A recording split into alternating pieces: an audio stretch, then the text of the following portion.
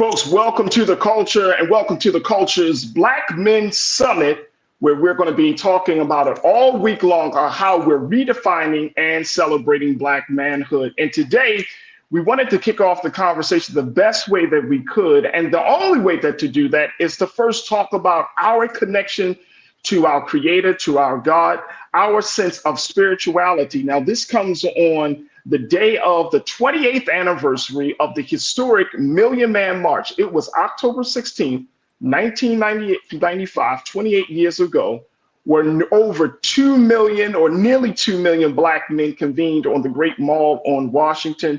That call was due to the Honorable Minister Louis Farrakhan, but he wasn't by himself.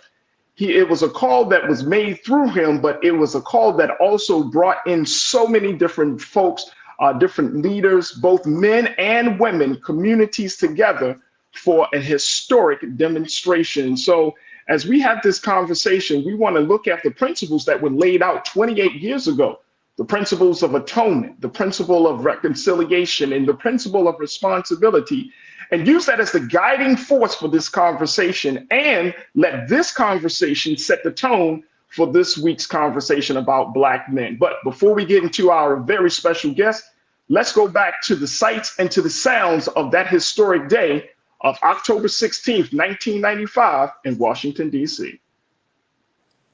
To affirm the positive among us.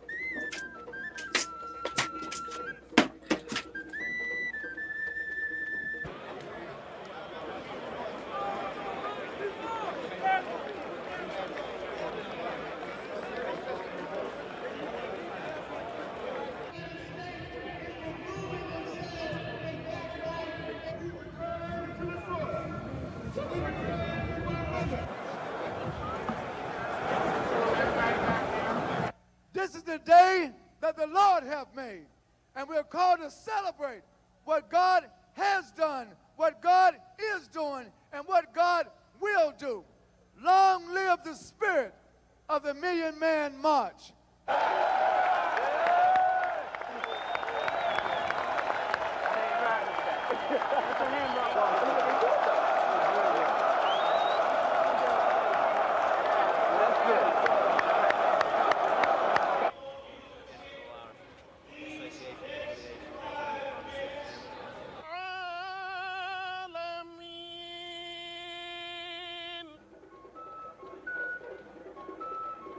And this isn't about Farrakhan. This is about respect, unity, and love for the brothers. And we're trying to get something out of life.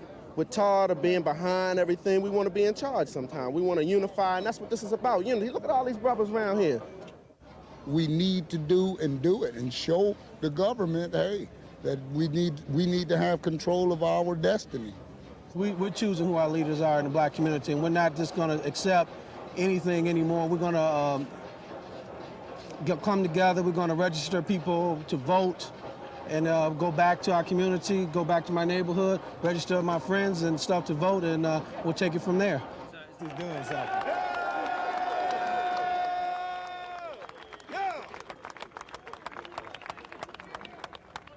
We are the problem solvers, that we love each other, and that nothing will ever turn us around. God bless you.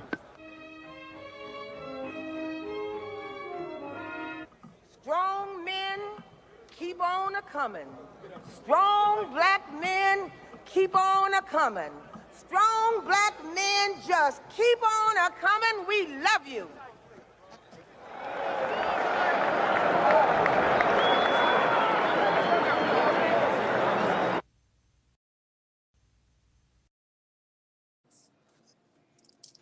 That was the historic day that changed America and all of us. So now let us bring in our very special guest for this conversation as we talk about Black men in faith and spirituality. I am joined by three dynamic brothers who are doing their work to change the culture and the conversation about us being in faith and spirituality. First and foremost, I have my big brother. He is a brother that's been on the ground for years. He has done so much for the community, and more importantly, he continues to be a light in the great city of Baltimore, We are so happy to have him joining us. He serves as the Baltimore representative for the Honorable Minister Louis Farrakhan, the student minister, and Imam, our big brother, Brother Imam Abdul Salaam is joining us. Brother Imam, assalamu alaikum, and thank you so much, dear brother, for joining us for this summit. Wa alaikum salam, and thank you for having me on this great platform. And as you know, all of us from Baltimore and really throughout the nation are very proud of you in your growth and development. And we thank Brother Roland for giving you such an opportunity to serve our people on such a great level. I'm happy to be here. Thank you. My other big brother is a brother who is certainly no stranger to the work that he's doing in terms of elevating Black men. This is my brother, man. Every time I see him, he shows me nothing but love. When he started his work in Baltimore, and then he transitioned to fill in the role of being the senior pastor of New Birth Missionary Baptist Church down there in Lithonia, Georgia. My big brother, Pastor Jamal Bryant. Pastor Bryant, good afternoon, dear brother. How are you, sir?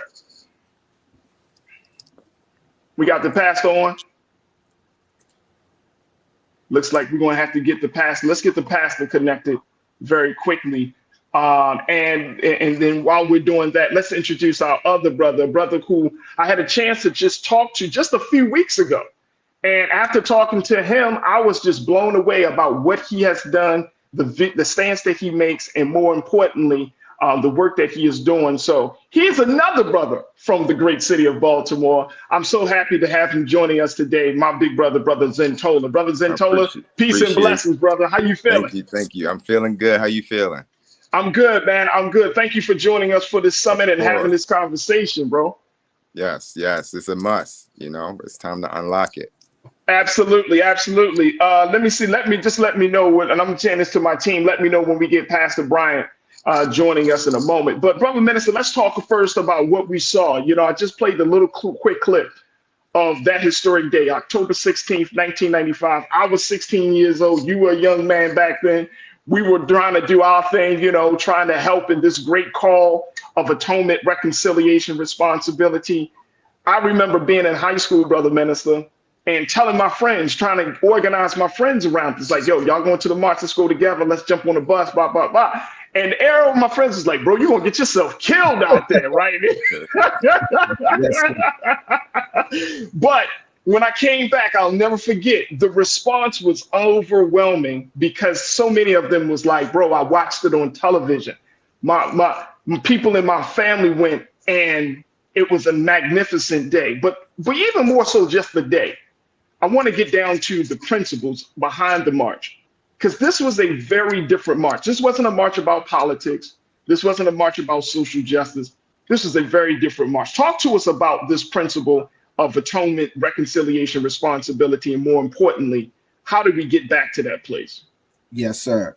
Well, of course, we can't start unless we talk about how God inspired the Honorable Minister Louis Farrakhan in a moment of inspiration where the words that he wanted to take 1 million Black men to Washington, D.C. went out of his mouth. And the Honorable Minister Farrakhan said that he wished he could have pulled it back, but God inspired it. And so on October the 16th, 1995, we saw nearly 2 million Black men show up on the mall in Washington, D.C. under the theme Atonement, Reconciliation, and Responsibility.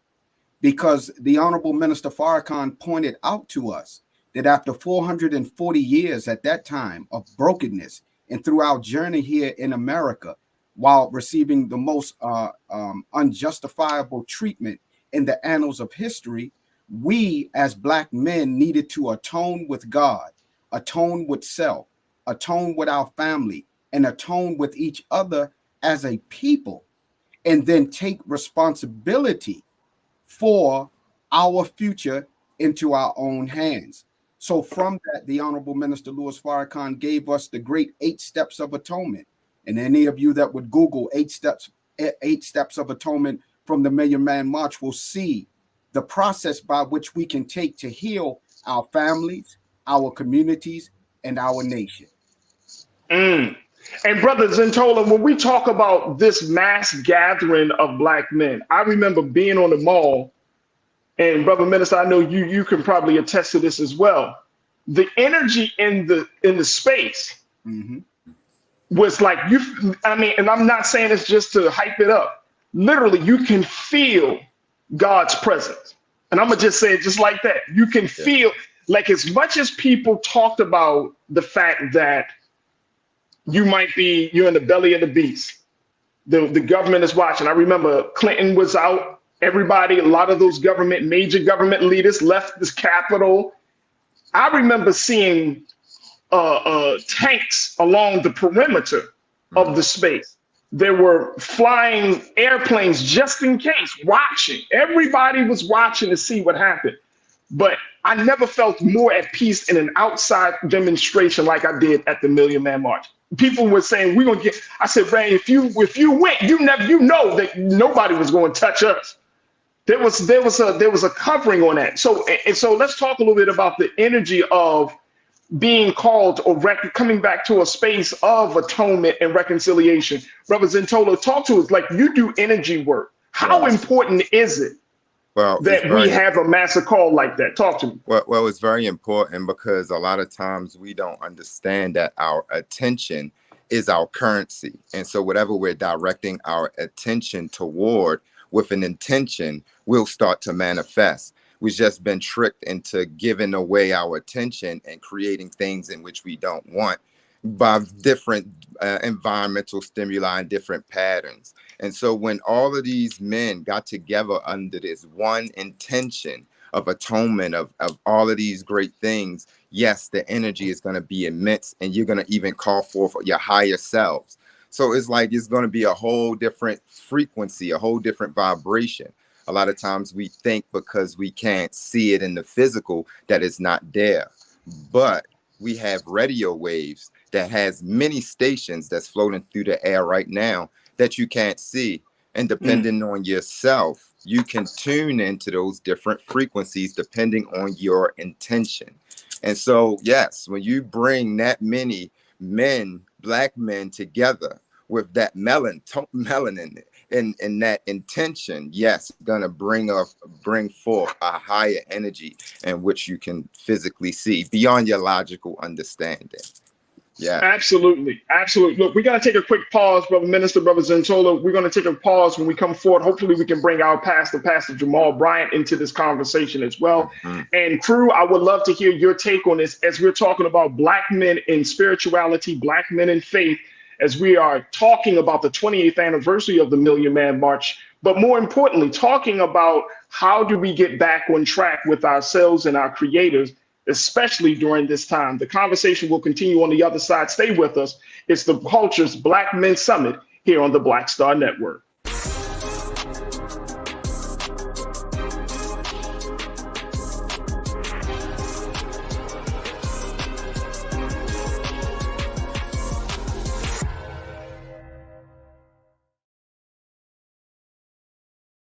When you talk about blackness and what happens in Black culture, we're about covering these things that matter to us, speaking to our issues and concerns. This is a genuine people-powered movement. There's a lot of stuff that we're not getting. You get it, and you spread the word. We wish to plead our own cause.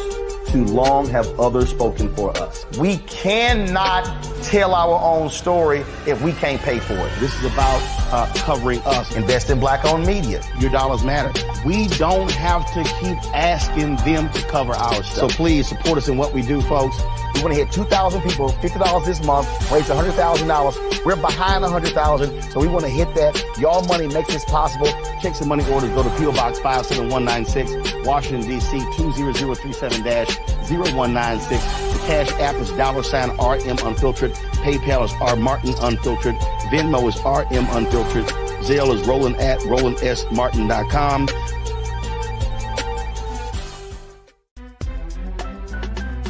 I'm Farajii Muhammad, live from LA, and this is The Culture. The Culture is a two-way conversation, you and me. We talk about the stories, politics, the good, the bad, and the downright ugly. So join our community every day at 3 p.m. Eastern and let your voice be heard. Hey, We're all in this together. So let's talk about it and see what kind of trouble we can get into. It's The Culture, weekdays at 3, only on the Black Star Network.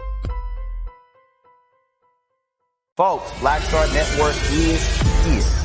Oh, no punches! I'm real revolutionary right now. Black power. Support this man, Black Media. He makes sure that our stories are told.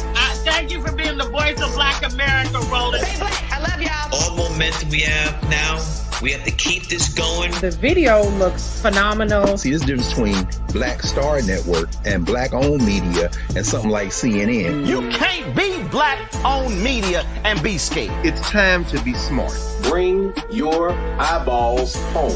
You dig?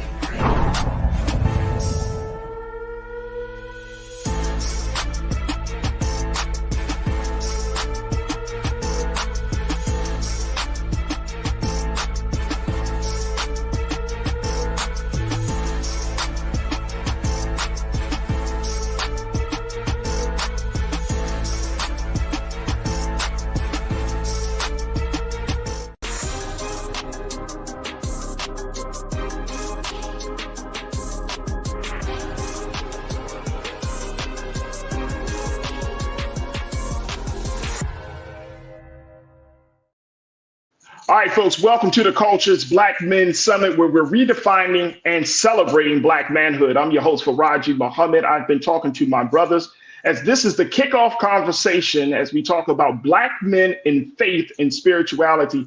There's no other conversation that can happen until we have this one. So this is why we've decided to have this first to set the tone for this week's set of conversations. And so I've been joined by brother student minister and Imam, brother Abdul Salaam, who serves as the Baltimore representative for the Honorable Minister Louis Farrakhan, and also joined by my brother who is a meditational spiritual healer and author, brother Zentola. And we're just having the start of a dynamic conversation. Brother Minister, I want to get your take on what brother Zentola was just pointing out, which he says, setting your intention. And I know that in the Muslim prayer service, before you even go through the steps, the first thing you do when you step on that rug is set your intention, is to say to the Almighty God what you plan to do and how you plan to do it. Are we looking at a situation in Black America, especially among Black men, that we don't know our intention because of all of these other issues that are happening? Like, how did we get to that place that we're going to set our intention? Because we saw it in 1995. Mm-hmm. We saw it in those, subsequent marches. We saw it at the 20th anniversary for the Justice of the Million Man March at the Justice of Else. Some people would say, oh, we need another march. Some people say we need a different leader. But how do we get the intention back to Black America, to Black men, so that way we don't have to wait for some outside force, that we can call from that force from within? Well, first and foremost, in order to state an intention, we have to be called to something. So in Islam, we are called to prayer by statements that are telling us that it's time to pray in that instance. So once we answer the call, then we go ahead and formally state the intention to perform what we have been called to. And this is because though we make good intentions a lot of times in our life journey, there are forces that can distract us.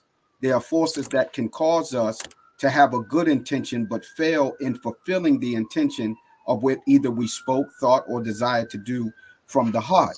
But this is the beauty of how God operates best through divine servants. The Honorable Minister Louis Farrakhan made a call, but it was the Spirit of God that moved from that call that Black men answered to. And therefore, by answering the call, by showing up or watching on that day, they were able to reestablish the intention for which they were called to, even if they didn't understand what was going to be said. But by the end of the Honorable Minister Farrakhan's message, he caused us to see that it was important for us because we desired to want to do something, to join a Black organization that was serving our people, to join a spiritual house, whether it is the church, whether it is Islam or some faith tradition that could feed our souls and feed our minds, and then get involved in some format of community struggle by joining on to those that were already working. So in 2023, going into 2024, There are a lot of distractions going on today, just as it was in 1995.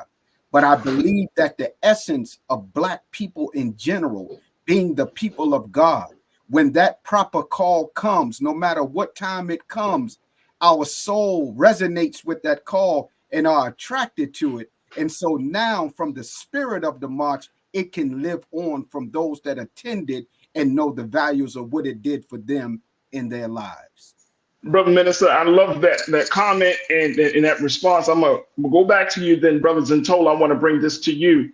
In order for you to get into that space, you have to have a heart. I remember the minister, and there's a clip of the Honorable Minister Louis Farrakhan saying this, Brother Minister and Brother Zentola.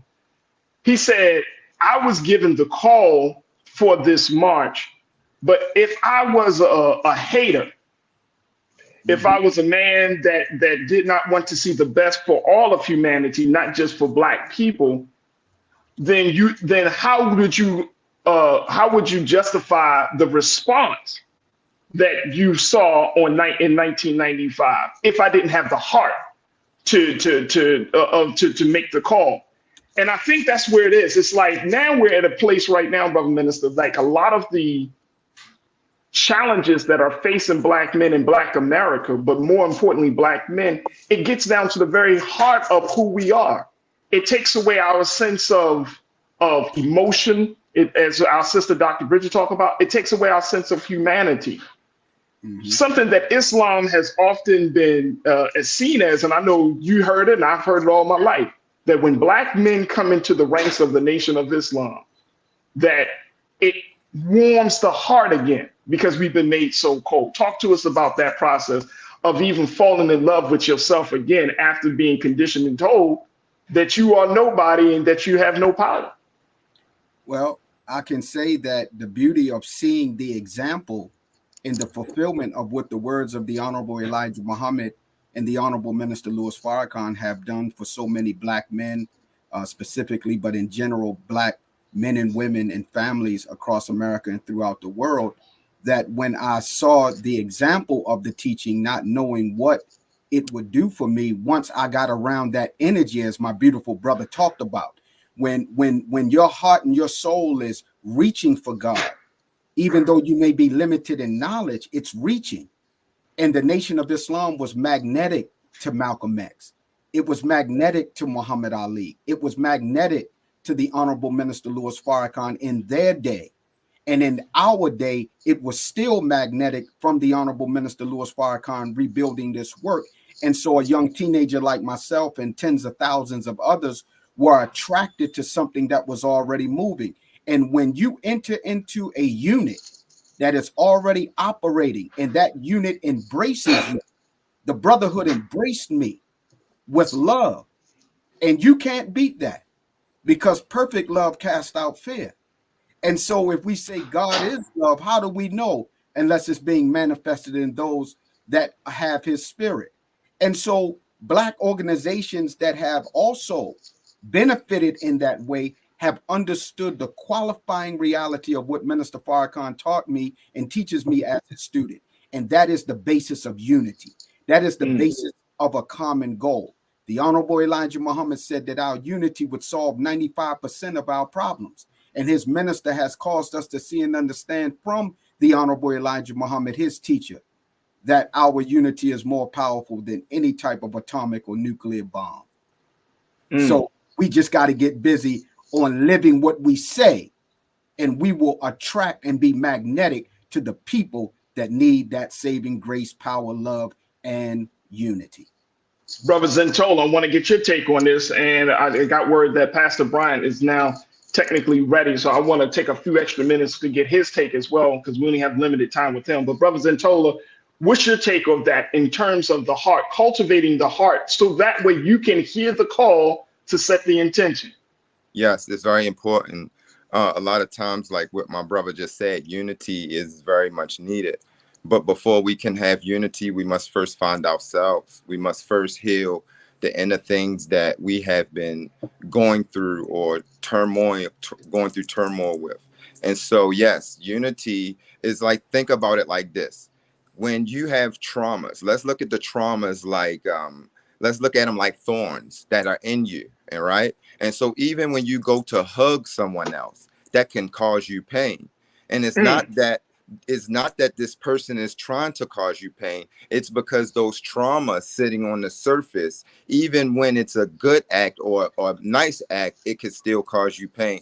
And so the other way I also explain traumas is think about hands that has been worn so much that they get callous. The callus is built up on the hands to protect the hands from keep getting abrasions. And so this is how not being healed, where you can't feel. See, once you start healing those callus will start going down, and then you can feel and find your sensation of way when you touch something, you can actually feel it.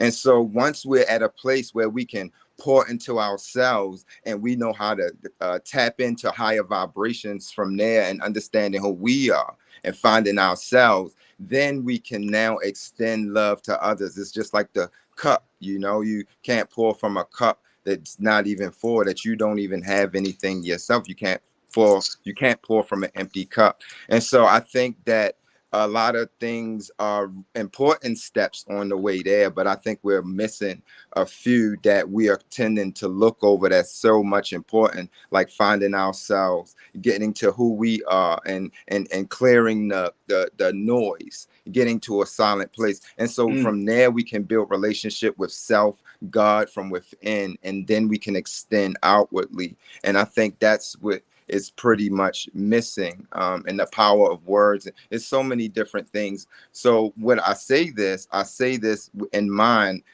bringing up, like, let's say, integrating into the kids, the seeds. If we want to get to the bottom of it, we have to, of course, find ourselves, but we have to integrate into the seeds. We have to teach them who they are earlier, because it's not that we aren't who we are, is that we have been tricked and conditioned into not knowing who we are. It's just like the lions in the zoo, and there's one man is controlling all of these lions. It's because they don't know that they're lions. They have been conditioned to think that they are kittens. And I think that's the same with us. We have been conditioned into not knowing our power, not knowing how to access our power, and putting everything outside of ourselves. And so now we put in this responsibility on our alignment and our spiritual alignment on everyone else, and we are lacking the relationship with the words, the vibration, and the thoughts that we need to align with that energy. And from there, it'll guide you. That's why I can never tell no one what to do. I only would say, let's get into a quiet space and let's get in an alignment where you will then know what to do. And so it's the tools. It's just like a cell phone, right? So if you notice how we have to have updates with our cell phone, what happens if you don't update your cell phone? It'll start glitching. This is what anxieties is happening. We're not upgrading to new understandings and practices of who we are as energy first, and then letting everything else align. And that's what's out of whack. We putting all of this outside of us, and we're not in alignment. That's what it is. I want to bring in our brother, Pastor Jamal Bryant, the senior pastor of New Birth Missionary Baptist Church down in Georgia. I know he had some sound issues, but he got a few moments just to be with us. Pastor Bryant, as you're hearing about this, as we're talking about Black men kind of coming back into ourselves spiritually and through our faith, what kind of guidance would you offer as a man that's been doing this work for well over 20 years and seeing all of the Black men going through all of the changes that we have gone through in this country? Farajii, let me first say thank you for having me on. And I'm yes, sir. I'm kind of glad the sound went out for a minute for me to get myself together. Let me say this has nothing to do with what you asking me, but this moment is great for me to see you and Brother Carlos together. I've not seen both of you in years, and my heart is doing somersaults. I'm serious. We came up through the ranks together and really grew as men and grew as leaders together. And while I was disconnected from the broadcast, I'm thinking about how life would have been different if I'm still in Baltimore. Right now, me and Carlos will be planning tonight's citywide town hall meeting about the Gaza Strip and what to do about Palestine. and inviting the Jews from Farrakhan to come be in the discussion. You know what I mean? I miss all of that. I don't hear that level of camaraderie to do that in Atlanta. But we will be broadcasting this live from Empowerment Temple right now if I was in Baltimore. But I just wanted to say, really, I don't even know what the question is, Farajii. Right, it's all good. I wanted to, seriously, I miss my brothers. I love y'all. I done left Atlanta and left Baltimore, and now Farajii is looking like Jesus. Something has happened. I don't know what has happened. What is your question, Farajii? I'm sorry. Oh man, look, Pastor, very quickly, because I know you got to hop off. You got another appointment, but I'm pushing I'm begging my producers to give me just the time. But I want to get your take on, cultivating the heart of Black men. Minister Carlos, Brother Abdul, Salaam, and Brother Zentola both talked about the fact that Black men, we have been hardened over the years. And as a man that's in this faith, that's doing this work to soften the heart of Black men, how do we get to that place, considering it has caused tremendous pain and damage to our community when we're continuing to work from this space of Black men have to be stoic, or Black men can't emote emotions, or Black men aren't spiritual men, that we cannot exhibit God in a very loving and nurturing way. So what's your take on that, Brother Pastor? Yeah, so I'm mindful that we're really coming from different perspectives. Student Minister Carlos and our dear brother dealing with the physiology and the psychology. I want to deal with from a different level, especially in light of what we're dealing with. The significance of a Muslim leader calling Christian pastors into accountability, for me, is what the Million Man March really resonated with. And it really set the tone, not just for the states, but for the diaspora, to show that there was a way that we could coexist, how it is that we can function. Is that a lot of people are dealing with the Muslims and the Jews in Gaza, and they forget the persecution of Palestinian Christians. And I think that how it is that we function, the Honorable Minister Farrakhan gave us the blueprint, is that we find what is our commonality even in our diversity. And so the strength of the beauty of who it is that we are is knowing that we are not a myopic people, but that there are so many different dimensions of who it is that we are, that we embrace the beauty and the splendor of our difference, in knowing that some of us are vegetarian and some of us eating bacon. Some of us are only listening to gospel, and some of us listening to trap music. But in the words of Malcolm X, when the police pull you over, they're not asking you, are you Dr. So-and-so? Are you Reverend so-and-so? They just see you as nigger so-and-so. And so when we find out that the real common denominator is so much stronger than anything that divides us, we understand the significance of this moment. And so while Black people are crying out about what's going on in Israel, as we should, we can't do that, Farajii, and not say nothing about the Congo. We can't raise that up and not say nothing about what's happening in Haiti. If $37 billion is getting ready to go to Israel and nothing is going for the infrastructure for the mother continent, then it is our responsibilities. Nobody is asking Jewish people to remember Israel. They're saying, lest we forget. And so I think that we've got that same responsibility as Black men to hold up what is our Ebenezer and what is our standard and what is significant for us. Roland Martin, the curator of this network, said that we got to be clear, what is the ask? We got to stop being honored just to be there without a demand. Power concedes nothing without a demand. And so I think that our Black men have got to come together and say, what are we clearly asking for? And at this point, we ain't asking for nothing.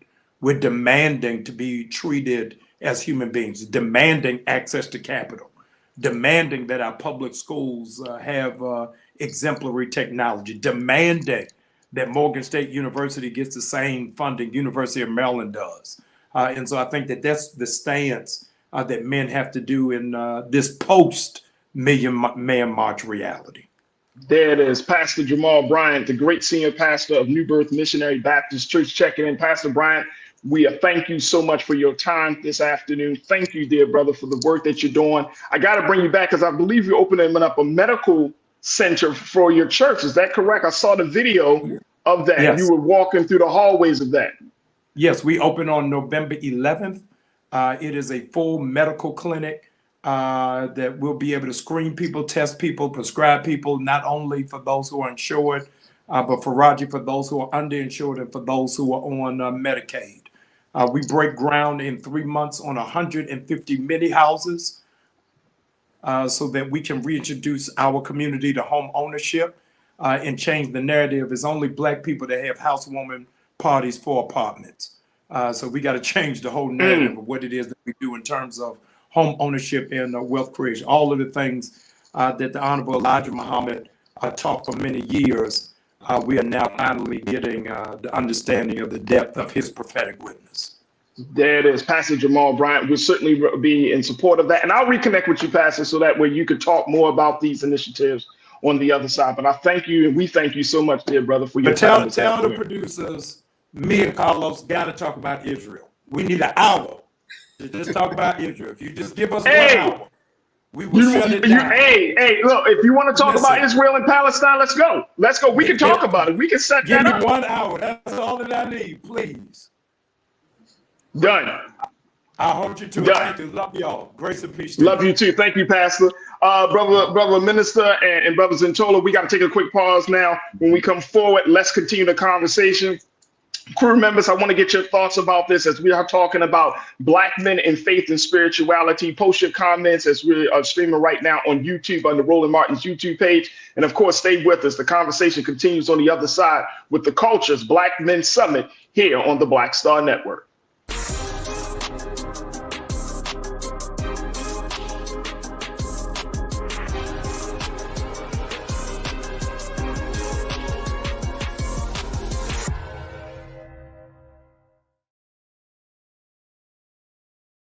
Pull up a chair, take your seat.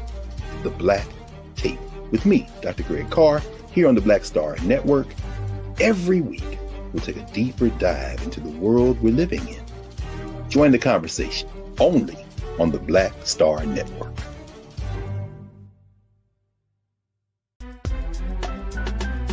I'm Farajii Muhammad, live from LA.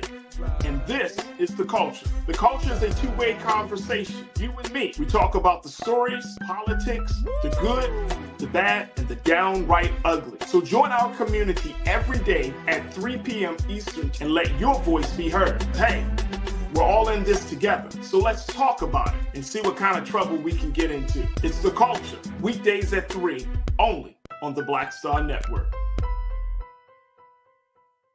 When you talk about blackness and what happens in Black culture, we're about covering these things that matter to us, speaking to our issues and concerns. This is a genuine people-powered movement. A lot of stuff that we're not getting. You get it, and you spread the word. We wish to plead our own cause. Too long have others spoken for us. We cannot tell our own story if we can't pay for it. This is about covering us. Invest in Black-owned media. Your dollars matter. We don't have to keep asking them to cover our stuff. So please support us in what we do, folks. We want to hit 2,000 people, $50 this month, raise $100,000. We're behind $100,000, so we want to hit that. Y'all money makes this possible. Checks and money orders go to PO Box 57196, Washington, D.C. 20037-0196. The Cash App is $RM Unfiltered. PayPal is R Martin Unfiltered. Venmo is RM Unfiltered. Zelle is Roland at RolandSMartin.com. Folks, Black Star Network is here. Oh, no punches! I'm real revolutionary right now.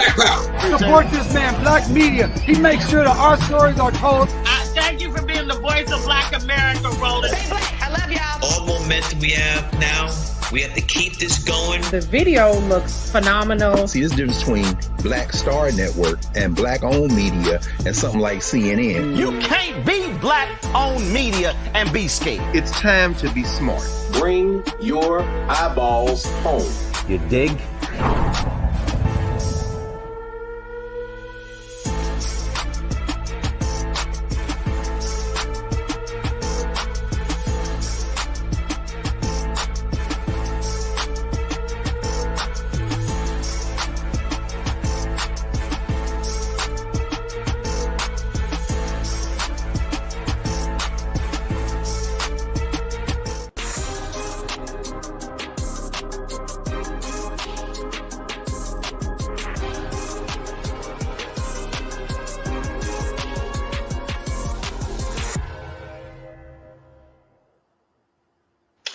Good afternoon and welcome back to the Culture's Black Men Summit. I'm your host, Farajii Muhammad. We've been having a fantastic first discussion as we're talking about redefining and celebrating Black manhood. We're kicking off today's series with around the conversation about Black men in faith and spirituality. We just heard some remarks from Pastor Jamal Bryant, the senior pastor of New Birth Missionary Baptist Church down in Georgia.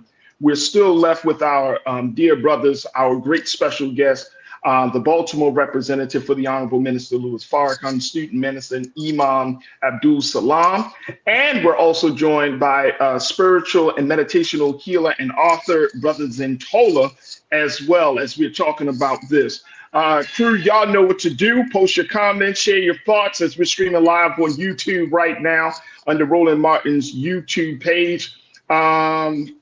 Folks are checking in. My brother Tony D said, I know that this will be one great show with both Imam Abdul Salaam and Reverend Dr. Jamal Bryant discussing the Israel and Hamas war. Brother Minister, looks like we're gonna have to bring you back, sir. You already know. We come back with guidance and instructions and permission from the Honorable Minister Louis Farrakhan. Absolutely. Let me check in with other folks because people are talking about this.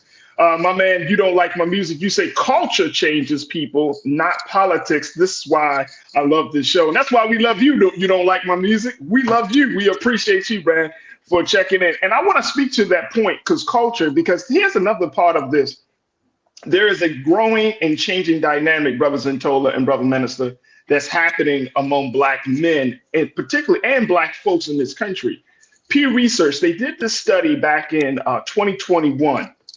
And one of the things that they found is that first, Black people in America are the most religious group of people demographically than any other people in this country. This is from 2 years ago, folks. We're the most, this speaks volumes about where we are with this. But then the other thing, here's this other part about it. And at least let's go to quote one on this one, where they're talking about in this Pew Research study. It shows that the findings show that Black Americans are more religious than the American public as a whole on a range of measures of religious commitment. For example, they are more likely to say that they believe in God or a higher power and to report that they attend religious services regularly. They also are more likely to say religion is very important in their lives and to be affiliated with a religion and to believe prayers to ancestors have protective power and that evil spirits can cause problems in a person's life. Now, here's that part. This is from Pew Research. But then on the other side, Brother Minister and Brother Zentola, take a look at this. Let's go to quote number 2, that a Pew Research study confirms Black Americans, who are demographically the most religious in the country, are turning away from organized religion in large numbers. In 1 decade, 11% fewer Black people considered themselves Christians, and 7% more claim to be unaffiliated with any religion, or in some people's category, they would say they are more spiritual. Brother Zentola, talk to us. What is happening here right now? And then, Brother Minister, I'd love to get your take on this. What is happening where now you have more people say, I'm spiritual, not religious, making this distinction? And how does this play on how a Black man sees himself in relationship to his relationship with God and with the Creator? Yes. So I believe that what's happening is, religion, it has you like in a certain group, where spirituality, it kind of gives you the room to understand who you are and the connection with your Creator without some place or someone outside of you dictating you. What I believe, religion is like, think of religion like turning on the water. You can get water from the spigot and it's controlled, right? Spirituality is like tapping into a spring. You can't turn a spring off. And so once you tapped into that spring, you no longer can just like go inside of a box of just using the spigot water when you know that the spring is there. And so I think what's happening is with us able to share our understandings and everything with, you know, what we've been through as Black people in church and things like that, we understand that church is much needed, or religion is very much needed, but we're finding ourselves at a place where we are expanding beyond, like, say, a certain dynamic. So let's think of that like a first grade. You needed to know the information, you needed to learn about certain things, but now we're at a place of convergence, of integration. And so if you know these things that you've learned in these different books and these religions, and you're not converting them, you're not integrating these things into your life, well, then you don't get the change or the transformation. And so I believe that what's happening is people are more so opening their minds and their understanding on, like, what are they connected to and what is actually in alignment with them. And so we're tapping into a higher spaces than normal. And I think that it's all needed. I think, like I said, it's like grades. You have first grade, second grade, third, and it's like it keeps going. We're here to grow. We're here to expand. And so now you're seeing a convergence of not people turning away from God, but people receiving God from different things like music and sound bowls and meditations. And it even says even in the Bible, it said meditate day and night. So it's certain things that we've looked over that is actually helping, that were actually our tools to help us to integrate. And as we're shifting into higher vibrations, the earth is now shifting into higher vibrations. Knowing is now is no longer enough, you know? And so I say that spirituality, or like these mindful practices, whatever you want to put them under, energy, these are all these are the keys, right? And so I use the keys as an example, because I can give you a car, and if you didn't know what a car did, you would just try to push this car up the street and down the street. And if I ask you, how do you like the car I gave you, you say, well, it's kind of heavy, I have to push it around, right? And then if I give you the keys to the car, now the same car that you thought you had to push around is now carrying you where you want to go and where you need to go. Now you'll have a totally different experience. I believe that's what's happening in life right now. We're going through life and we're thinking we're all having the same experience, but we're really not. Depending on if you have the keys or if you don't, your experience is going to be totally different. And so that's what we are realizing. We are tapping into ourselves and understanding the keys in which we can now manifest and attract things, opposed to being so physical about it. As a matter of fact, if you see something in the physical, this is the last stage to it manifesting. It started in the non-physical. Everything starts with energy, and we have the power to summon this energy into manifestations through our thoughts, words, and movements. And so if we are doing old thoughts, old words, and old movements, and we're seeing the same reality, this is why we haven't broken the pattern. And so I'm here to help people understand that we can break that pattern through mindful exercises and different spiritual practices that will bring us much closer. And then from there, you'll know what to do. That's where we are. Brother Minister, we're going to take a quick pause, but when we come forward, I would love to get your take on this, as you know, as a minister in an organized setting, in an organized structure, and then as an imam, as you all know about the metaphysical and the importance of that. So we'd love to hear your take on this. Folks, we got to take a final quick pause. Stay with us. It's the Culture's Black Men Summit here on the Black Star Network.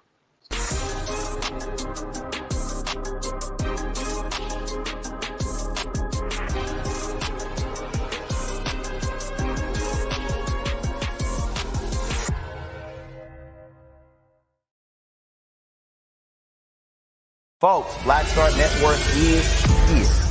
Oh, no punches! I'm real revolutionary right now. Support this man, Black Media. He makes sure that our stories are told.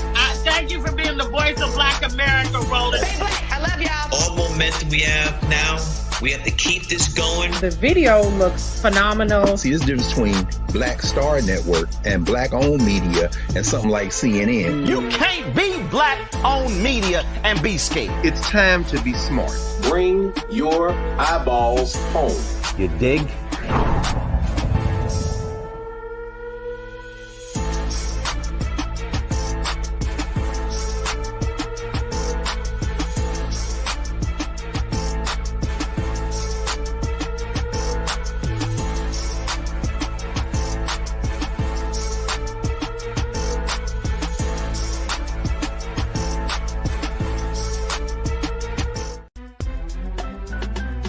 I'm Farajii Muhammad, live from LA.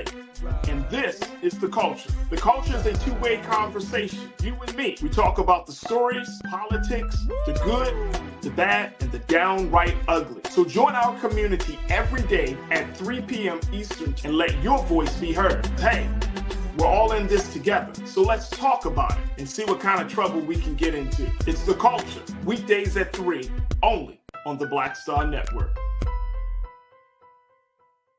When you talk about blackness and what happens in Black culture, we're about covering these things that matter to us, speaking to our issues and concerns. This is a genuine people-powered movement. A lot of stuff that we're not getting, you get it, and you spread the word. We wish to plead our own cause. Too long have others spoken for us. We cannot tell our own story if we can't pay for it. This is about covering us. Invest in Black-owned media. Your dollars matter. We don't have to keep asking them to cover our stuff. So please support us in what we do, folks. We want to hit 2,000 people, $50 this month, raise $100,000. We're behind 100,000, so we want to hit that. Y'all money makes this possible. Check some money orders. Go to P.O. Box 57196, Washington, D.C. 20037-0196. The Cash App is $RM Unfiltered. PayPal is R Martin Unfiltered. Venmo is RM Unfiltered. Zelle is Roland at RolandSMartin.com.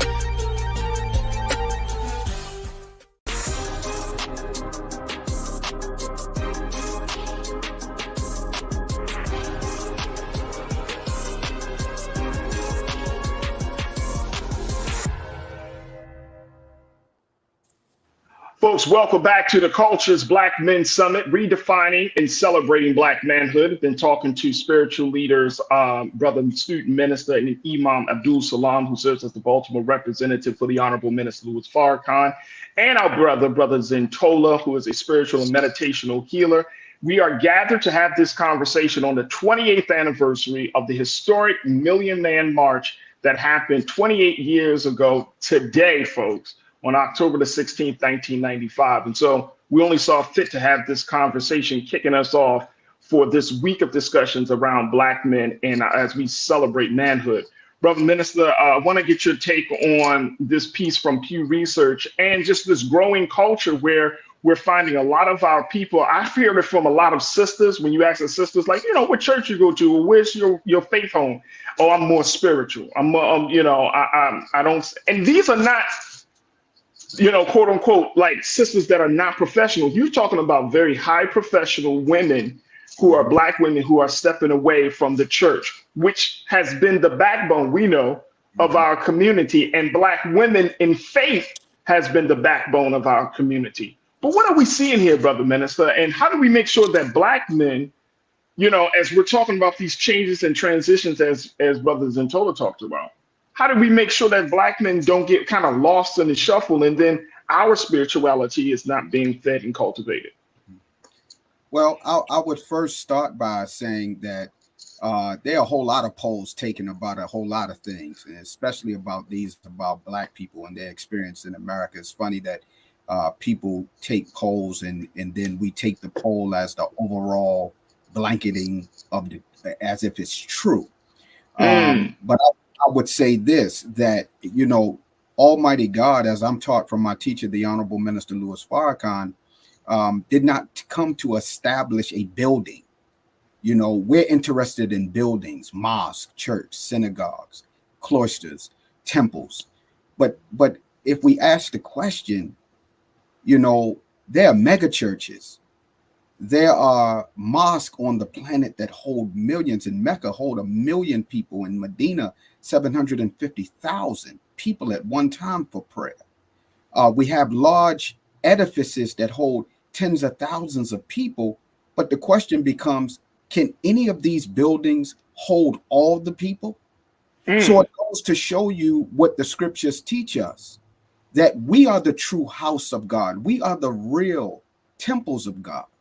And that's why the poll suggests that we are the most religious. I'm going to use spiritual because our spirituality comes from God himself.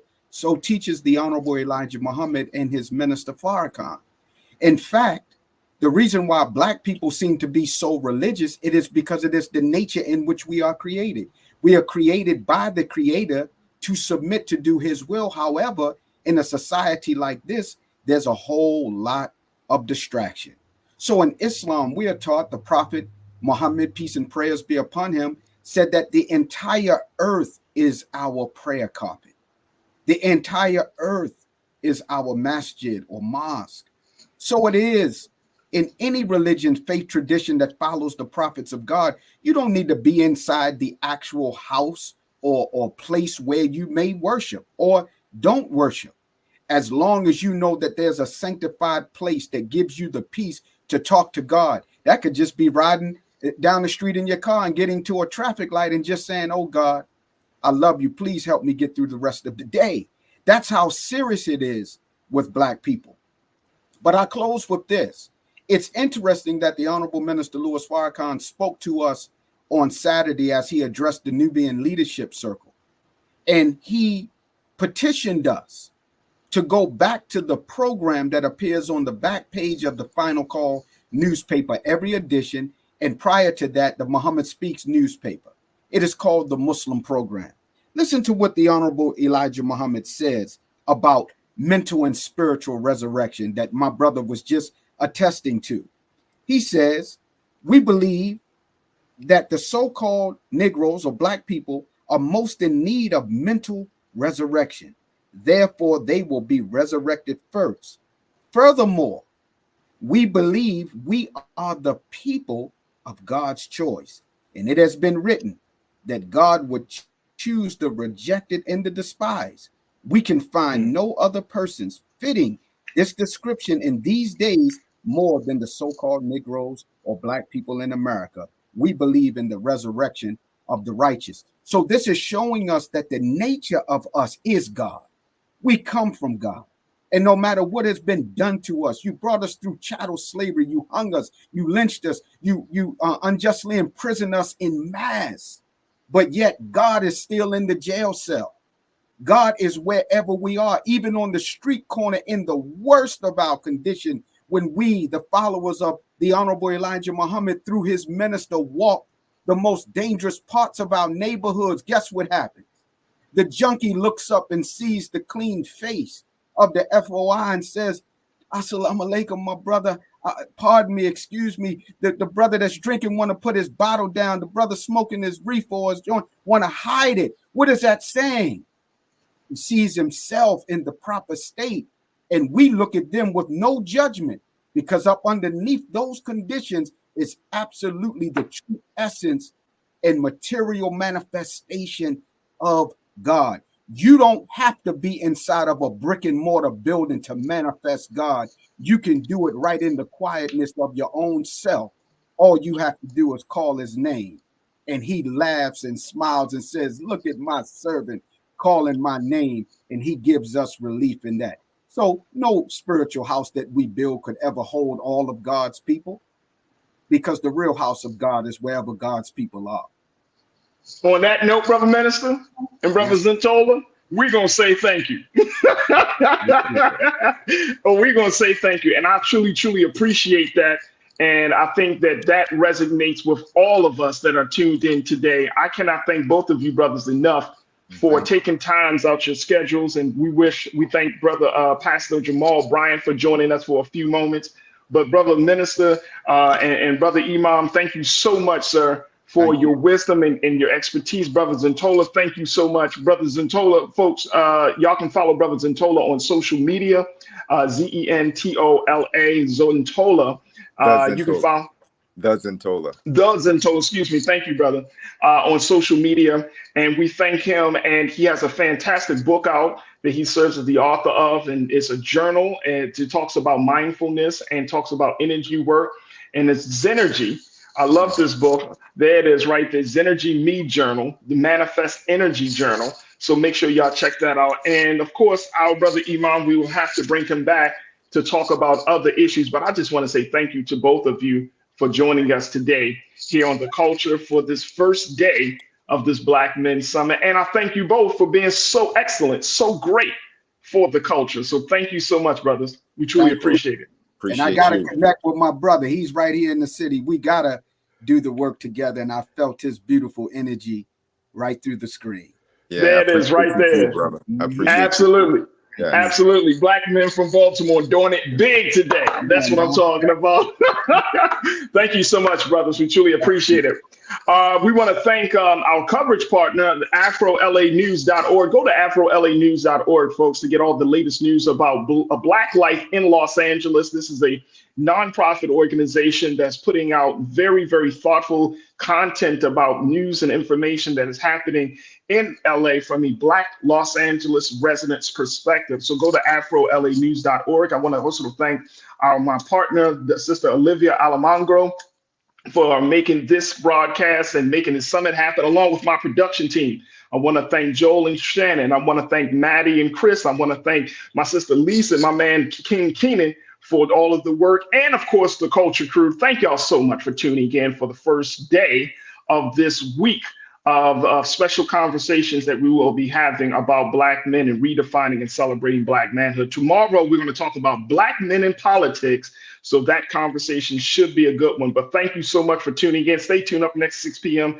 is Roland Martin with RMU. As always, go to blackstarnetwork.com, download the app, follow us on social media, and give. Help us to power this movement in this digital space. But we truly, truly appreciate all of your support. As always, never be afraid to challenge what's wrong, stand for what's right while being yourself in the process. God willing, we will talk tomorrow for another exciting edition of The Culture, right here, exclusively here on the Black Star Network. Peace.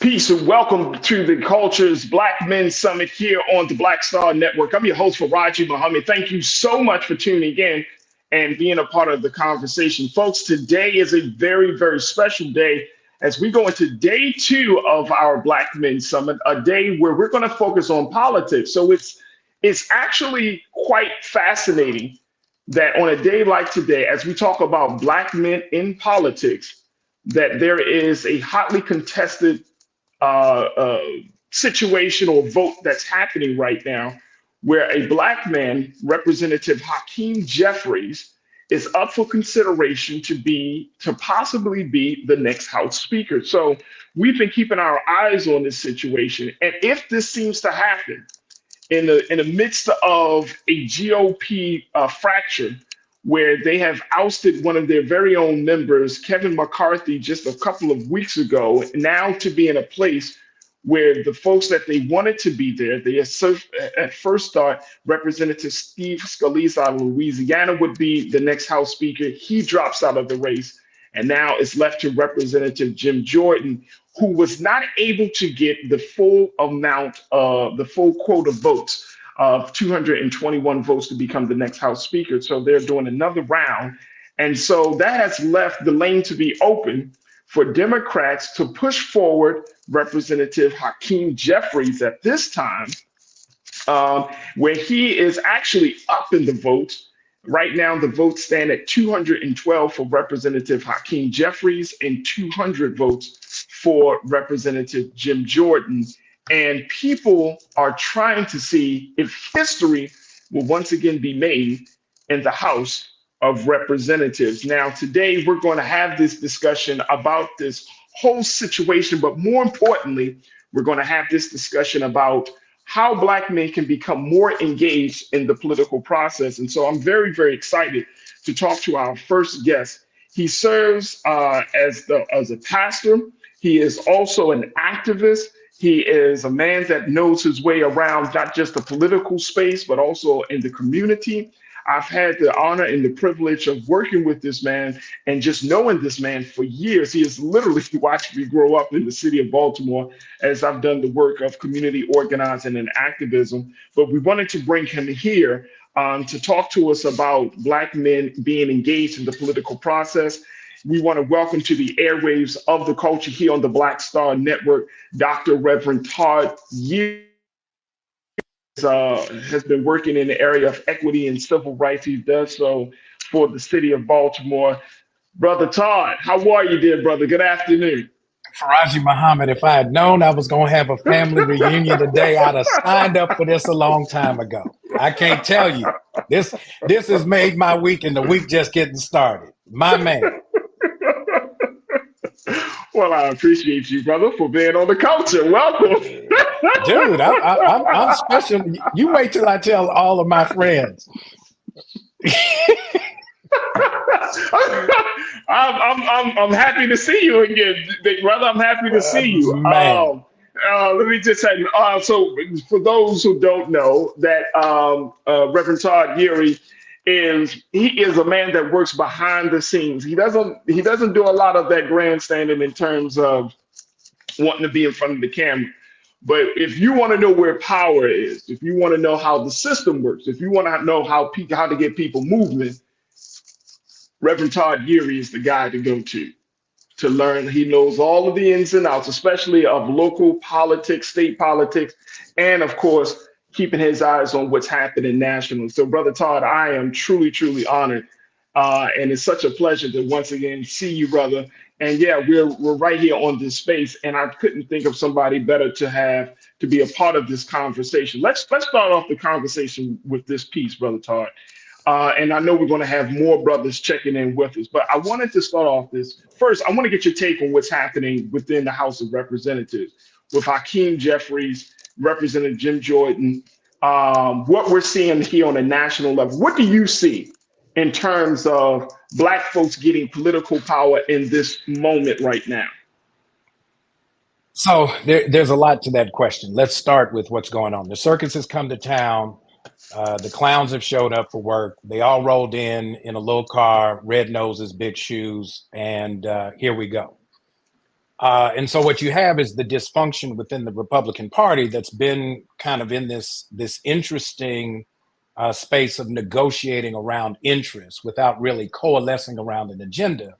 And it is playing itself out just as you see all of the other noise outside the room with the former president, his legal issues, and also trying to figure out how the Republican nomination is going to play out, even at the same time when you have a current incumbent of the White House of the Democratic Party with all of the first not really being able to get traction after all of the otherwise forward social program policies that he was able to get through in his first 2 years.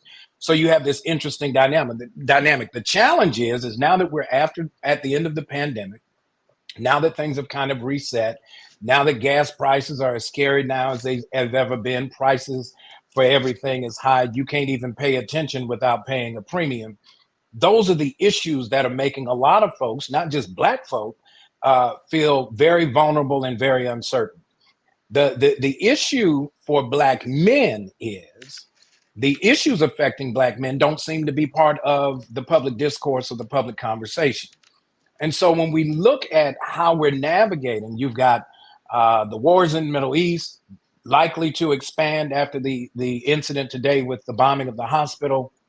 You've got other major world players deciding they're not going to sit out. China and Russia are now starting to have their conversation. The war between Russia and Ukraine is still demanding a lot of attention, and the pressure on NATO to try to further expand against this building coalition between North Korea, China, Russia, and other countries means then now there's a whole lot of noise at the top and a whole lot of pain at the bottom.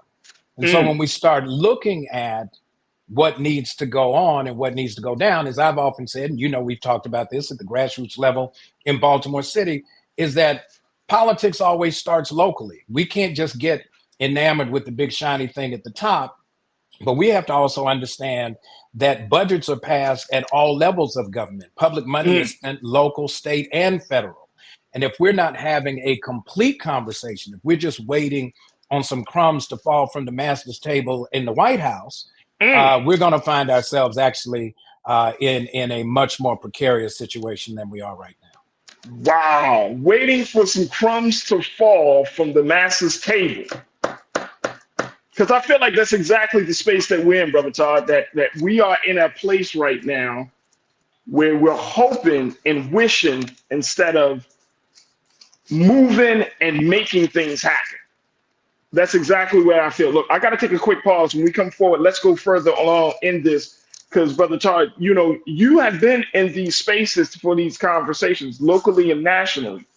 And I know you've done some work with the Obama administration around his initiative for Black men and boys. And so it's always interesting to see that these things are happening. We see some level of representation like we see with Hakeem Jeffries, but at the same time, there's still this lag. And when we come forward on the other side, I want us to talk about this lag, or this disconnect rather, that Black men have with not just with politicians by personality, but with political action. And I'm gonna share with you just some of the studies and the latest research around this. So we're just getting started. We got my brother Reverend Todd Yeary, Dr. Todd Yeary, joining us, and we want to hear from you folks. Join us in the conversation. We're streaming live right now on Roland Martin's YouTube page. You can join us in the chat and be a Culture Crew member for the day, as we have day 2. We're just getting started with day 2 of the Black Men Summit, redefining and celebrating Black manhood. We're talking Black men in politics today. Stay with us. The conversation continues on the other side here on The Culture on the Black Star Network.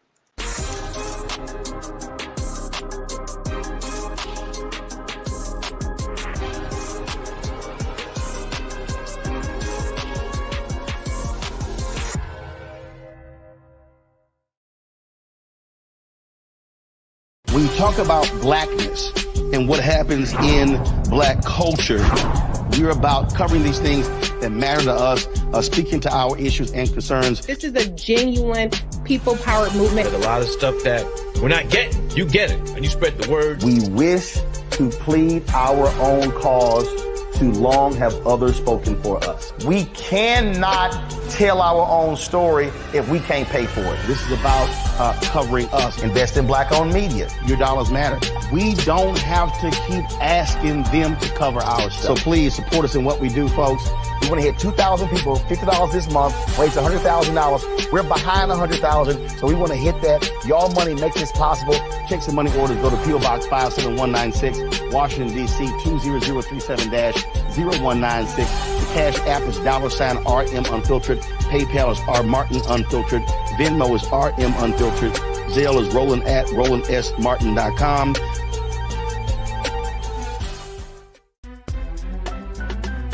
I'm Farajii Muhammad, live from LA. And this is The Culture. The Culture is a two-way conversation. You and me. We talk about the stories, politics, the good, the bad, and the downright ugly. So join our community every day at 3 p.m. Eastern and let your voice be heard. Hey, we're all in this together. So let's talk about it and see what kind of trouble we can get into. It's The Culture, weekdays at 3, only on the Black Star Network. Folks, Black Star Network is here. Oh, no punching! I'm real revolutionary right now. support this man, Black Media. He makes sure that our stories are told. Thank you for being the voice of Black America, Roland. Stay black. I love y'all. All momentum we have now, we have to keep this going. The video looks phenomenal. See, this difference between Black Star Network and Black-owned media and something like CNN. You can't be Black-owned media and be scared. It's time to be smart. Bring your eyeballs home. You dig?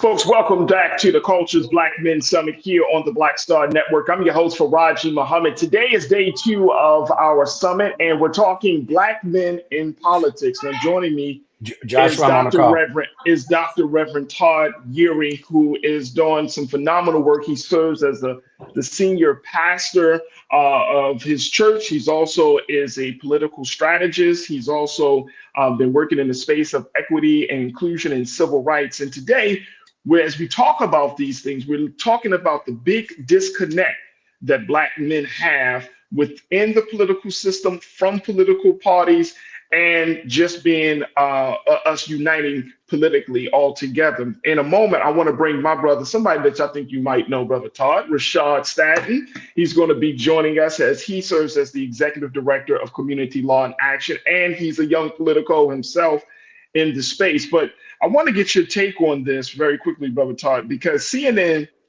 did a piece last year where they talked to a Black man down in Georgia. This was happening when the election of Raphael Warnock happened, when that campaign was going with him, between him and Herschel Walker.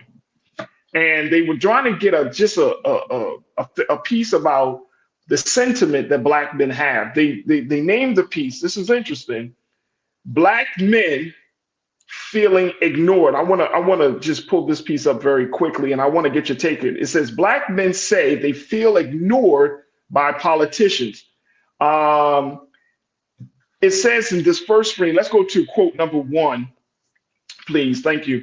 Aaron Bethea says that he has voted election after election for U.S. presidents, governors, and senators, and yet those lawmakers have done little to nothing to improve the life for him, his family, or his community. Bethea said he believes the issues he cares about, financial freedom and equal investment in predominantly Black schools, have largely been ignored. He said, quote, where we are from, nobody really cares about what Black men think. Now, he's an Atlanta father of 6 who owns a wholesale company that sells televisions. He said, they don't do anything for us. Now, Brother Todd, I want to kind of get your take on this. His thing that where we are from, no one really cares about what Black men think. And he speaks to a sentiment where Black men do not feel connected. Black men do not feel like they have a relationship with any political group. Democrats, one of the things they mentioned in this piece is that they said the messaging is wrong, so it doesn't appeal. Republicans, even though that some Black men, we are conservative in some areas of our life, and the idea of families and all of those things might be in alignment, the racism is still a problem. So we're not feeling connected. How do we start to bridge the gap in this situation, Brother Todd? So there are a couple of things that's telling in the quote. One is having voted in national elections, but trying to get national politics to address my local needs. We've had this disconnect around civics that everything works in the 4-year national presidential cycle.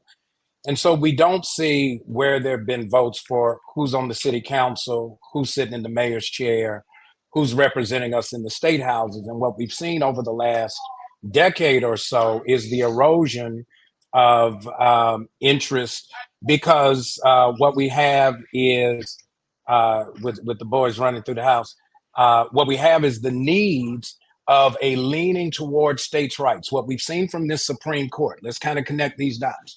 This Supreme Court has taken on more of a posture that individual states get to decide what happens within their borders.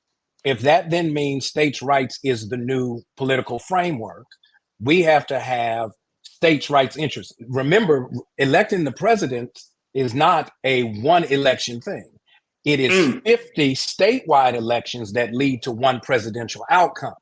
And so if we don't get more attuned to what's happening, not just in DC, but what's happening in Maryland, in Virginia, in North and South Carolina, in Georgia, if we don't have the ability to translate and speak to the needs within that context and connect the dots to how those needs lead us to a nationally organized collective action to determine who's going to sit in the House, who's going to sit in the Senate, who's going to sit in the White House, then those are going to be the issues that leave us behind and what we've seen. Let me take you back to the date when, in I think Bill Clinton's first midterm, Newt Gingrich was the Speaker of the House.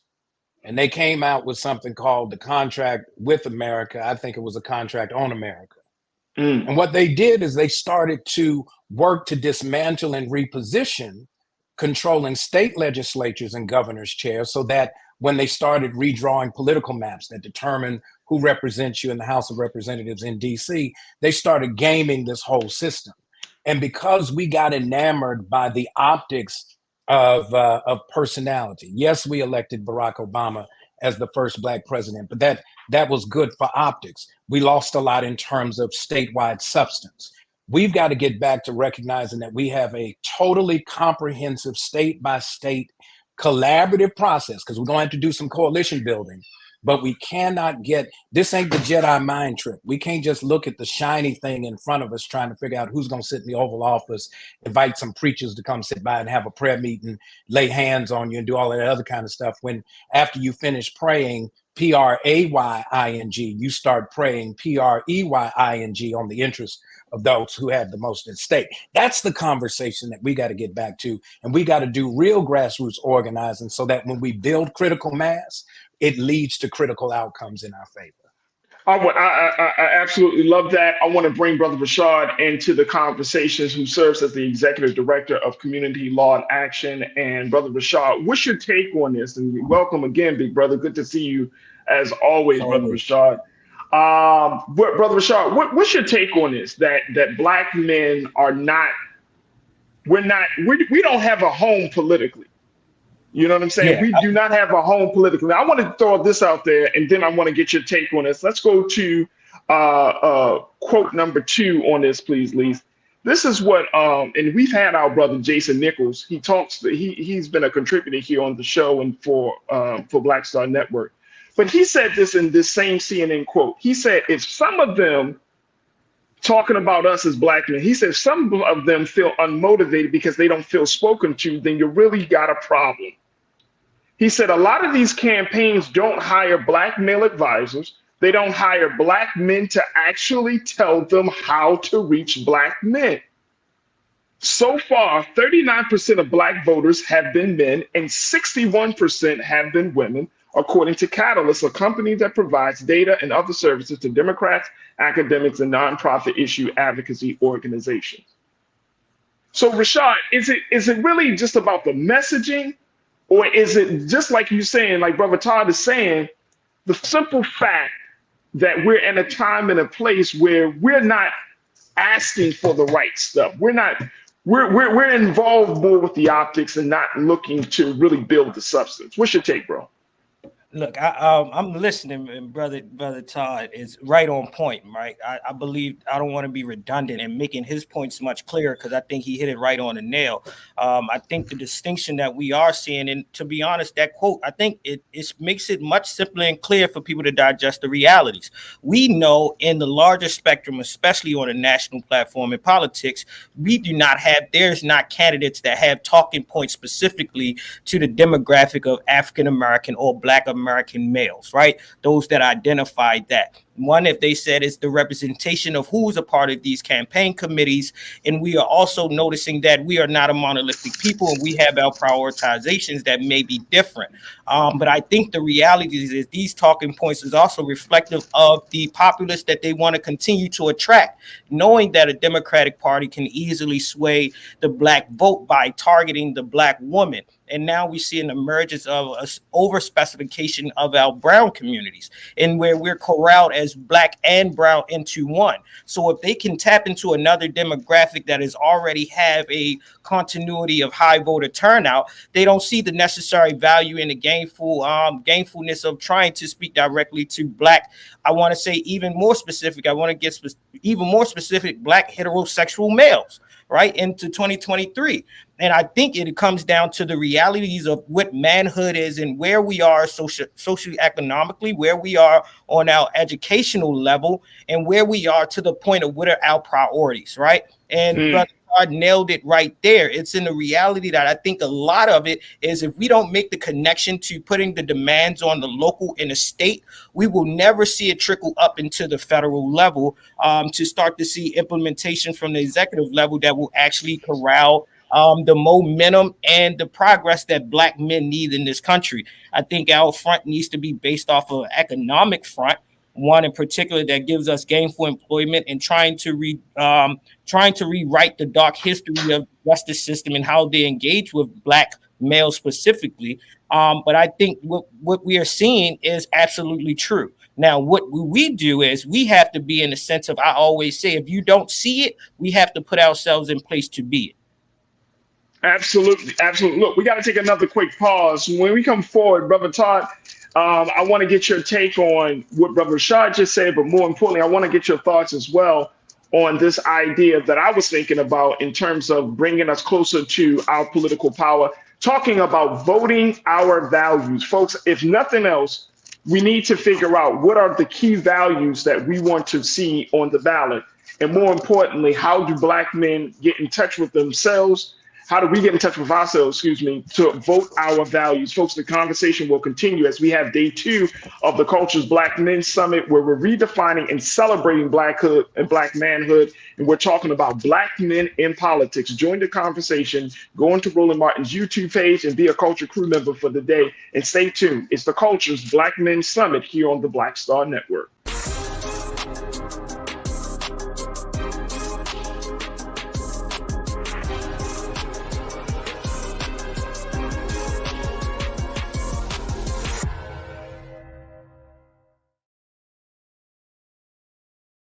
Pull up a chair, take your seat. The Black Tape with me, Dr. Greg Carr, here on the Black Star Network. Every week, we'll take a deeper dive into the world we're living in. Join the conversation only on the Black Star Network.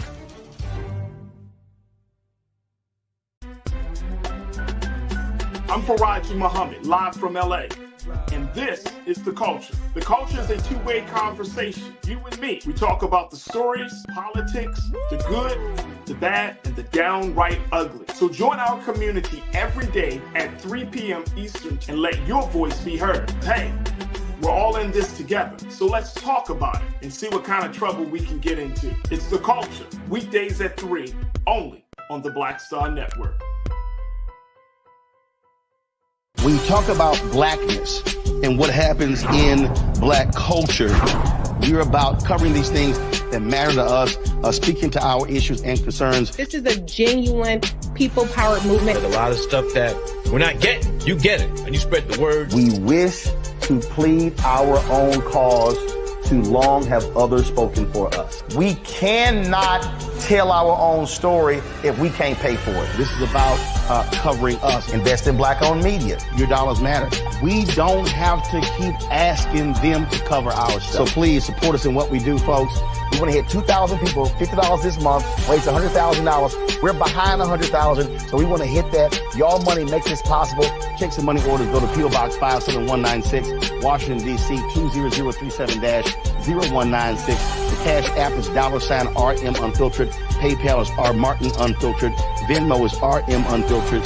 Zelle is Roland at RolandSMartin.com. Folks, Black Star Network is here. I'm real revolutionary right now. Support this man, Black Media. He makes sure that our stories are told. Thank you for being the voice of Black America, Roland. Stay black. I love y'all. All momentum we have now, we have to keep this going. The video looks phenomenal. See, there's a difference between Black Star Network and Black-owned media and something like CNN. You can't be Black-owned media and be scared. It's time to be smart. Bring your eyeballs home. You dig?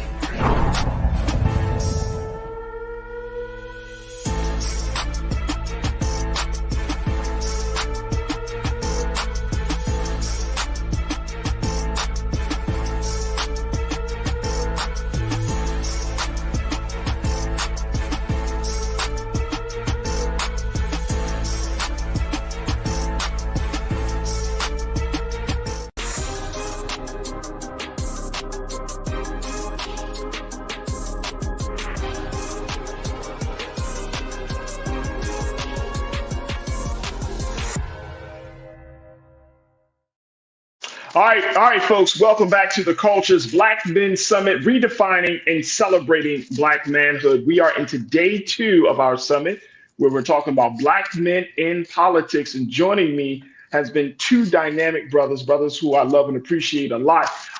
We have Dr. Reverend Todd Yeary that is joining us live from Baltimore. He's checking in to share his thoughts, as he's been a man in and around political spaces for many, many years, as well as doing social justice and community activism and grassroots work.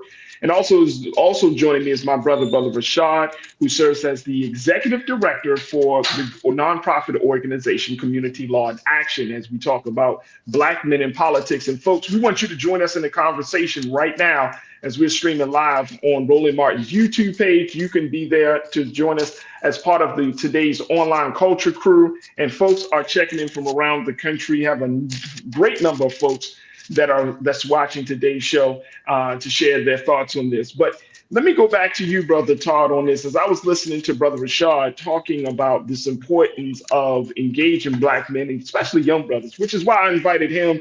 And I'm glad you were able to join us today, because I think there has to be, the disconnect first starts with the generations, right? And I think that the fact that you have older Black men connecting to younger Black men who want to do something to change the quality of life of their people and themselves and their families, that has to happen. That gap has to happen. But Brother Todd, I know you've heard this terminology. I believe Dr. King mentioned this, and I mean, other folks have talked about this, but there needs to be, in my opinion, a revolution of values in this country when it comes to Black men. A revolution of values that this time around, when we are preparing for this upcoming presidential election in 2024, we have to vote our values and not just talk about what we want politically. And I think those are 2 different things, Brother Todd. 2 different things. What you value and what you advocate for are politically maybe 2 different things. And I'm not saying that they should be. I think that one's personal politics comes out of one's values. So talk to us as to understanding why it is important for Black men to be connected to themselves to the point they know what they value. It's easy to say what you don't like, but now we're talking about what are the things that you believe in, that you're willing to stand up for. So, Farajii, there are a couple of things that come to mind there. Some come from the lessons at my mama's table. Mama always fixed dinner, and sometimes she fixed my favorite meal, but she was only going to cook one time. And so you had to make sure, growing up, I was the middle of three boys. You had to make sure that every meal at least had something on the plate that you wanted. You didn't always get the main course, but you got something on the menu. Our problem is we come to the restaurant not having an idea of what's going to satisfy our appetite. And so we allow then the chef to cook for everybody else and just allow us to sit down while everybody else eats. All right, Greg, hold on, Pastor. Hold on, Pastor. Hold on. Come on, hold on, brother. What you say? You say rewind. You gotta drop it again. Hold on. We're coming to the restaurant, allowing the chef to make whatever he wants, so she wants to prepare for us. For everybody, and we're not saying we're not ordering off the menu. We're at the table though. Hey, brother Todd, we're at the table, but we ain't ordering off the menu. We watching what everybody else eats because we're wondering why didn't we get something on the menu? And part of that is tied to just showing up. We have this argument, this issue that we often wrestle with is because they're not courting me, I'm not going to force them to deal with me. See, the issue of revolution is you can try to ignore me, but I'm going to stay in your face until you not only acknowledge me, you respect me. See, part of showing up is not trying to get somebody to come talk to me. I get it. That's important. We want them to speak to us. But elections are not about who comes to speak to us. Elections are about us speaking to those who say they need our vote. Let me tell you what's curious in this whole thing in DC right now today. Do we realize they're having an election to figure out who's going to be the second in line after the vice president to be president of the United States as part of what we would call the lower chamber? Now, Jim Jordan comes from a districts in the United States are roughly about 700,000 persons, not all of them of voting age. So somewhere you've got a subset of 700,000 people, not even the majority of the voting age folks vote, who then decide that he's going to be the representative to go to DC to put himself in a position now to possibly be the Speaker of the House who controls the agenda. All of your money bills start in the House. So how is it that we decide we're going to sit out of an entire process because somebody don't want to come talk to me? I don't need you. I'm coming to talk to you. I know where your office is. I know what I know your phone number. It's public. I know your address. It's public. And the beauty of it is, if anybody's ever read the Kerner Commission report, the Kerner Commission report is like confession on paper. The Kerner Commission said, here's the problem with America. It's white racism. That's a public document. Here was the other thing they said. They said something about Black power. And the definition of Black power in the Kerner Commission report is having the ability to swing the outcome of an election. When Black folks show up, we change the outcome. When Black men, it's like anything else. If you want to spook the political process, it's the same process that spooks them when you're walking through the department store. Just show up. When you show up and you vote, it makes them have to pay attention to your presence, and then they have to start listening to what it is that you're expecting of them, so that when they go in the back and they figure out what they're going to cook from the ingredients that are on the shelf, they may not have your main course. They're going to have something you want on that menu. I guarantee it. I want to offer some pushback on something you said. Monkey Confessions, one of our culture crew members in the chat, he said, Black men as a whole know what they want, or we know what we want as a whole. It's just, and this is not what he said, that he ended his moment. I'm going to just add to that. But it's just the fact that we're not seeing it. We're constantly being told to engage, but the level of engagement, and I understand what the sentiment of some people might say, hey, you know what? This political space, I voted, like we talked about the brother from Georgia, Anton Bethea. He said he voted in every election and he still doesn't feel seen. He still doesn't feel heard.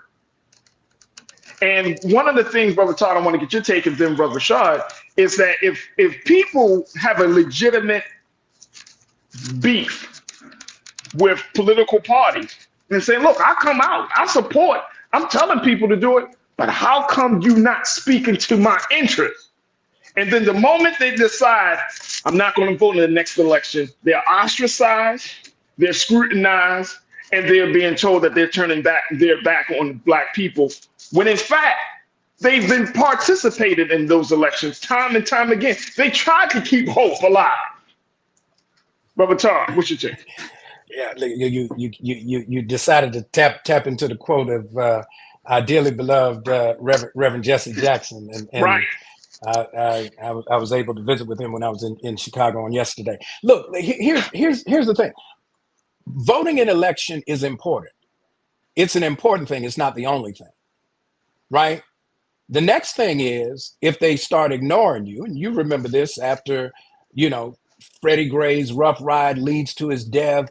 We end up having to deal with, the aftermath of trying to make sure that we don't go back to that same kind of dysfunctional system leading to consent decrees, trying to figure out how you change the structure. That required a whole lot of showing up that had nothing to do with an election. It had to do with the meeting. We were at council meetings. We were at budget meetings. We were at community meetings. We were at meetings on the corner just to be kind of checking in. At the end of the day, we got to have an entire process. And here's what I often use as the analogy, right? Monopoly has changed the look of the board many times since Parker Brothers came out. They've never changed the rules. And simply by changing the appearance, thinking we're going to get a change in the rules is not how it is. And so while we argue about who's going to be the cat, who's going to be the shoe, who's going to be the cannon, nobody wants to be the thimble because, unless you know sewing, you don't know what a thimble is. You don't know what it does. But the issue is you got to have a piece to be able to play, and you got to play, and you got to do more than play to survive, to get past go to collect $200 so you don't get stopped on Park Place or Boardwalk because you can't afford to pay the rent.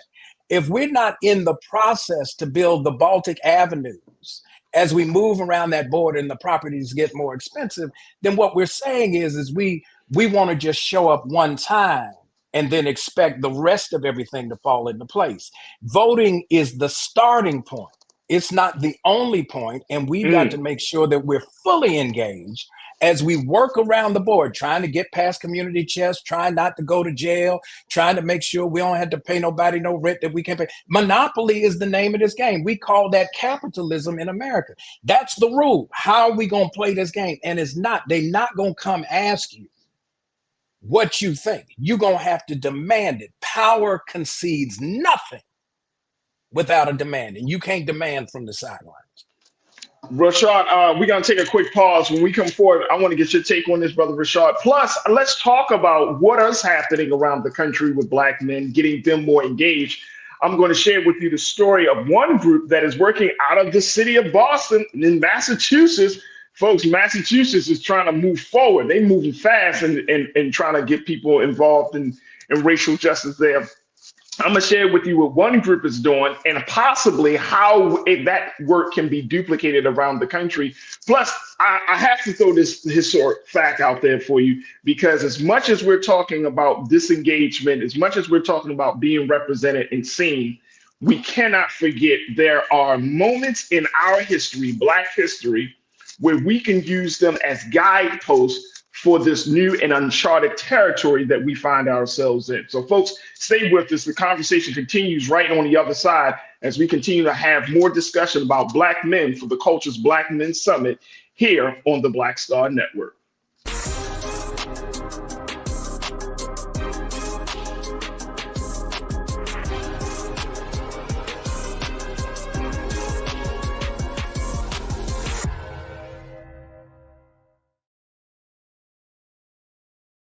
Folks, Black Star Network is here.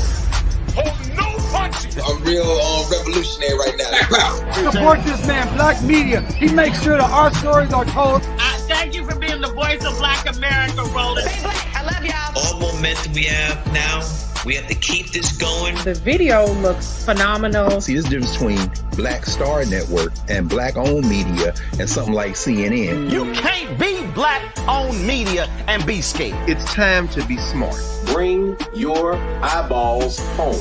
You dig?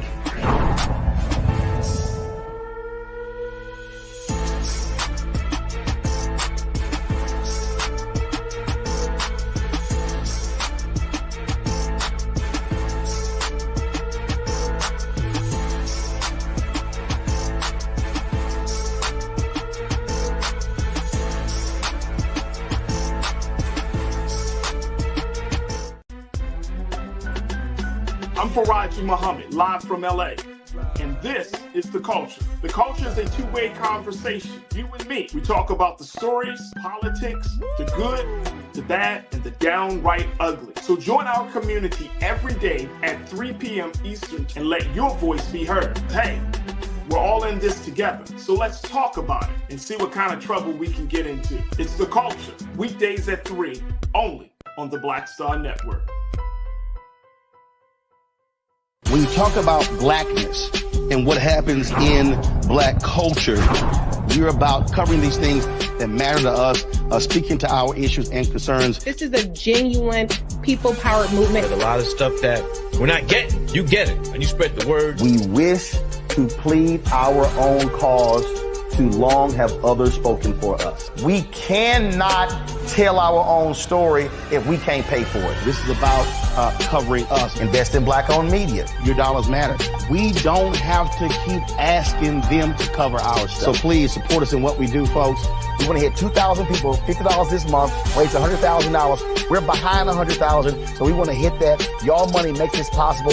Check some money orders. Go to P.O. Box 57196, Washington, D.C. 20037-0196. The Cash App is $RM Unfiltered. PayPal is R Martin Unfiltered. Venmo is RM Unfiltered. Zelle is roland@rolandsmartin.com.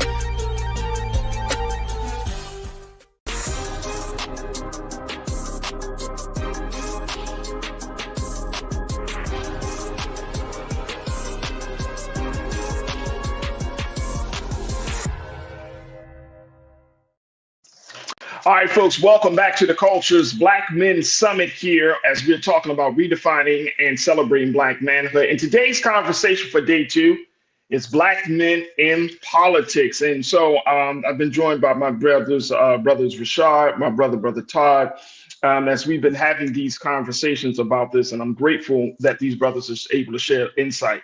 Brother Rashad, let's talk a little bit about what Brother Todd just kind of laid out. We have a few moments left in the show today, but talking about getting to that point where we understand and we not only know what our values are, but we understand our power, right? And I think that's the frustration that a lot of Black men, and you and I have had many conversations about, keep believing in a system that don't seem to recognize us, that don't seem to see us as the people that we are. And there's a group of Black men out of Boston that is looking to change the whole energy and culture of this whole situation. There's this group called the Black Men's Political Task Force, folks. And Lisa, if we can put the headline for this group, they were in the Bay State Banner. They were featured in the Bay State Banner. This is the Black Men's Political Task Force out of Boston, Massachusetts. Take a look, folks. This is a task force, according to their founder, who is a pastor, Brother Todd. The founder is Reverend Minyard Culpepper, and I'm going to try to get Reverend Culpepper to come on to the show. But Reverend Culpepper said, we formed the Black Men's Political Task Force to provide political training, voting rights training. He said, we want to lobby for the appointment of Black men to positions of leadership in government at all levels. The task force currently has over 40 members from around the Boston area who are passionate about the organization's purpose and message. Culpepper said the task force is looking to propose a quote-unquote New Deal, citing a Brookings Institution article by Camille Bousset advocating for specific policy and programs tailored to uplifting Black men and boys. In that same study from the Brookings Institute, let's go to quote 4, please. Thank you. Only 28% of Black men have a bachelor's degree or higher and also more likely to experience unemployment and lower pay compared to other demographics. Black men are 5 times more likely than white men to be incarcerated and are overrepresented in the prison population, according to Brookings.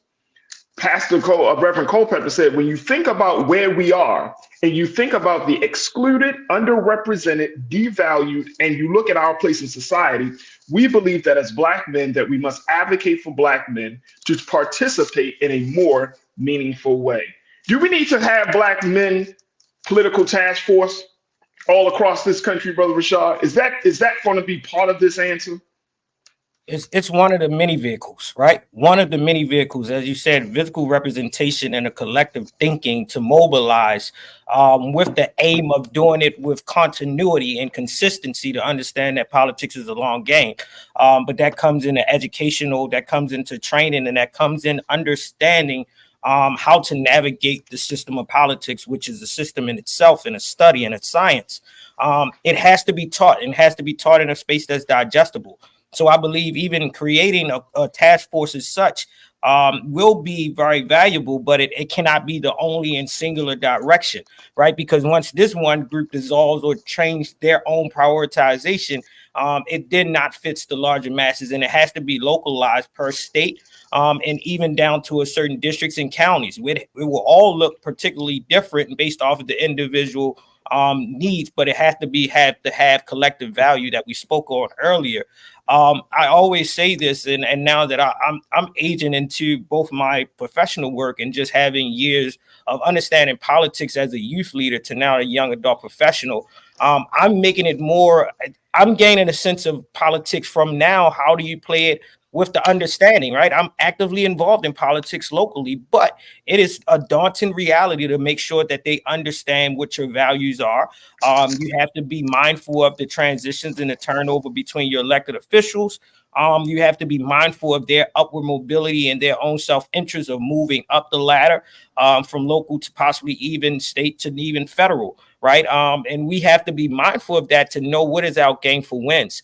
I'm always telling folks again, if you're understanding, and it talks about, yes, the social economics, the educational level will always tend to be one of the factors of how engaged we are civically. But the reality is, do we look at it from a lens that makes it make sense, right? Federal, when I'm thinking of federal laws and things of that sort, yes, we have these cycles and term limits, but the federal law is going to have a long-term impact. Because it's going to be protected in most have the continuity between the House and the state. But then your state level is going to talk about the immediate prioritizations of fundings and policies that's going to trickle down to your local. And your local is going to it's going to directly impact what is happening day by day. So that's how I engage with a Black man. I'm first asking them, what is your immediate needs? What is your immediate values, right? What has been your long-term frustration? And then we categorize that to make it to say, all right, you may want to turn your attention to this, but know that in between of you going for this long-term game, these players are changing. The system is not, not playing. The players are changing, but are you willing to be a lifelong dedicated fan of politics and your interests and your values as much as you're just a long-term fan of your favorite sports team, right? It's no reason to die a Dallas Cowboy fan and you don't understand all the way to young childhood to you go into your elderhood and you don't understand what have been your values from a young person to an older adult. I mean, it has to be interchangeable, and we have to shift our jersey, right? I went from playing athleticism to playing the game of politics, and I see it in the same nature. I might love this team, but I know I may have to switch out my quarterback, and that's how we our elected officials. I'm right there with you, Brother Todd, and we got a couple of moments left. And when I'm listening to Rashad, listening to you, when I think about the work that those brothers are doing down in Boston, the Black Men's Political Task Force, something comes to mind. Now, I had to pull this one out, but this is the book right here. It's called The Defeat of Black Power, Civil Rights in the National Black Political Convention of 1972. If you have not had a chance to do your history, look up the National Black Political Convention of 1972. And I think, Brother Todd, that when we talk about political power, that's why I said, see, some of us, we kind of come to the silly space of this ain't never, no. Black people history in this country, when you're talking about coming from a space of chattel slavery all the way up into this present moment, we have actually, I think, Brother Todd, we have touched potential ideas for our liberation through this sojourn, through our time here on the shores of America. But for part of the culture has been to forget the past and act as if nothing has happened, and then we're supposed to create a new future when there has been moments throughout our own Black history where we have seen glimpses of greatness. Yesterday, we celebrate the 28th anniversary of the historic Million Man March, because people was like, man, we ain't had no marches. What? Let's just look at what happened 28 years ago, right? That's not a long time in the big scheme of things. People say, well, Black folks never had political power. 1972, Gary, Indiana. Black folks came by the thousands, crowded a high school gym. This is right outside of Chicago, and started to map out for a 3-day period what the national Black political strategy will be. So Brother Todd, help me to understand as we wrap up this part of the discussion. How do we start to tap into our history to start looking at those moments in history as guiding posts? Because we are in a different space, granted. We have more challenges, granted. There's more technology and all of this thing, but we're still at the same place. Very quickly, I heard Reverend Jesse Jackson say this. 1995, his strategy when he was helping to organize the Million Man March, he said there were 8 million people, Black people, that were unregistered to vote. Our strategy is to get 4 million of those people registered to vote by the 1996 election. That was 28 years ago. That's the same strategy we're using today. Yep. Talk to me, brother. Talk to me. So a couple of things. You talking good there, as we say in church service. Look, one, you can't tap into a history that you do not know. So that's number one. And if we keep relying on the system of the oppressor to teach us how we actually arrived here, we then get disconnected from really the source of our strength and power. If we think about this whole notion of pushing back against the Black vote, particularly after the Civil War, that was pushed back against the Black male vote because women still did not have the right to vote. And so Black male political power is not foreign to us. It has always had to meet up against resistance that was trying to deny us the full representation of the interests of our community. That's number one. When you talk about Gary in 1972 and the recognition that we would push for an agenda, we've got to continue that. And the new fight has to be Black men reclaim your place in the political process. That's the only way we're going to make sure that we get what we need on the menu, and it's not our behinds on the menu in the process. Absolutely. Absolutely. Look, I got to stop it right there. Brother Pastor Dr. Todd Yeary, let me just tell you, brother, how grateful I am for you and for your work, and more importantly, your insight, because to give us an anchor on which to think about these things. My brother Rashad, always proud of you, and I'm so happy that you're able to join us to talk about these things. Folks, just follow these brothers on social media. They're doing dynamic work, but they are pushing the culture. Pastor, I know that you want to chat about some things after the fact, because we do have to get prepared for 2024. We do have to be prepared. But look, let me just say, I think we can have a lot of pots cooking on the stove here, Brother Todd. We can talk about voter empowerment, but I want to talk about how do we cultivate the next generation of Black political leaders in this system of things, right? We could talk about making sure that we have proper representation. But I want to really seriously talk about how do we take away the stigma of the big ideas from everything from Black folks and democracy, Black folks and socialism. We could talk about coalition building, but I really want us to come up with a pathway to connect with other marginalized communities that have been oppressed because of white supremacy. Come on, can we think a little bit deeper? I know we can, because you've been doing it. Brother Rashad, you've been doing it, so I know we can do it. I know we can do it. Look, let's give our, again, Brother Rashad, Brother Todd, thank you so much. I'm so grateful for the both of you. Thank you for being so good for the culture. Hey, thank you, man. Always for the culture. And I'm paying you a visit, Reverend Doctor. I'm paying you a visit. I'm coming up for you, brother. We're gonna have a meetup. The numbers in the chat. We got to talk. And remember, Farajii, Mama had 4 eyes on the stove. Rice was on the back eye. You had vegetables over in the corner. You had the meat on the front, whatever that meat was. And then for those of us from the South, mama always had to have a little fat back to give it a little flavor. So at the end of the day, we got to have more than one pot cooking.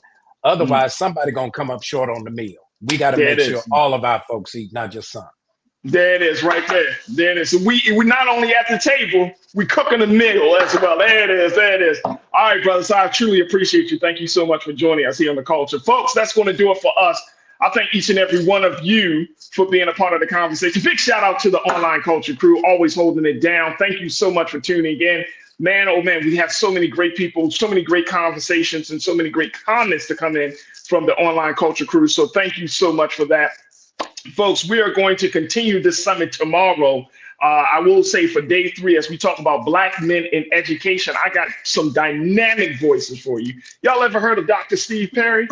Yeah, he's going to be joining us tomorrow. Also, my brother, Dr. David Miller, as well as an educator by the name of Anthony Peña will be joining us tomorrow. So we're going to have that discussion about Black men in education. So make sure y'all just get ready to tune back in tomorrow here on The Culture for another fantastic hour of the Black Men Summit, where we're redefining and celebrating Black manhood. All right, folks. Also, we have yesterday's conversation. I mean, just a fascinating discussion talking about Black men in faith and spirituality with Imam Abdul Salaam. We also talked to Pastor Jamal Bryant and my brother Zentola. Make sure y'all check us out there. We are streaming that as a separate conversation right now on YouTube. So make sure y'all stream it, pass it out, let folks know that we had day 1. Now we got day 2 in the bucket, in the bag. We want to make sure that we get the word out about this, and let's continue to support this process and, of course, this platform. So go to our website today at blackstarnetwork.com. Download the app for free. Follow us on social media, and your financial support will mean everything to us to power this digital movement. Again, you can find us at blackstarnetwork.com. Also, make sure y'all follow me on social media at The Real Farajii on Instagram, Farajii on Twitter, and Farajii of The Real Farajii on Threads, and I'm on Facebook at Farajii Muhammad. But I would love to connect with y'all on my Instagram page. I'm building the network back up on that space, so make sure y'all follow me at The Real Farajii. And again, we'd love to build with you. That's going to do it for us. Big shout out to my production team, Joel, Shannon. We want to thank Chris, thank Maddie, we thank my sister Lise and my man King Keenan for making sure the show is awesome and phenomenal. Stay tuned. Up next at 6 p.m. Eastern Standard Time is Rolling Martin Unfiltered. As always, never be afraid to challenge what's wrong. Stand for what's right while being yourself in the process. God willing, we will talk tomorrow for another exciting edition and the 3rd day of the Culture's Black Men Summit, redefining and celebrating Black manhood right here, only here, exclusively here on the Black Star Network. Peace.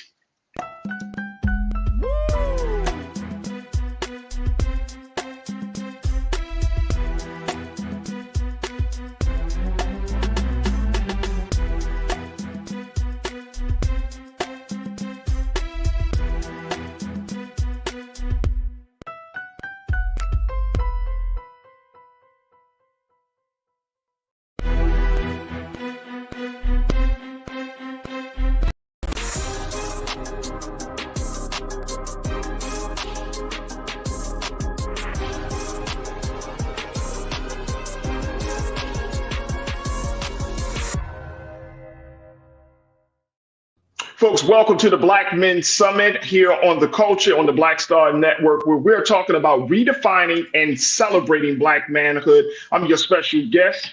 When I say special guest, I'm your host, Farajii Muhammad. Thank you so much for tuning in. Folks, we are going to have, this is day 3 of our fantastic summit. Over the past 2 days, we've been talking to Black men from across the country to give us some insight and analysis and some hope and solutions as well about some of the areas that Black men are struggling in right now. And today will be no different from that.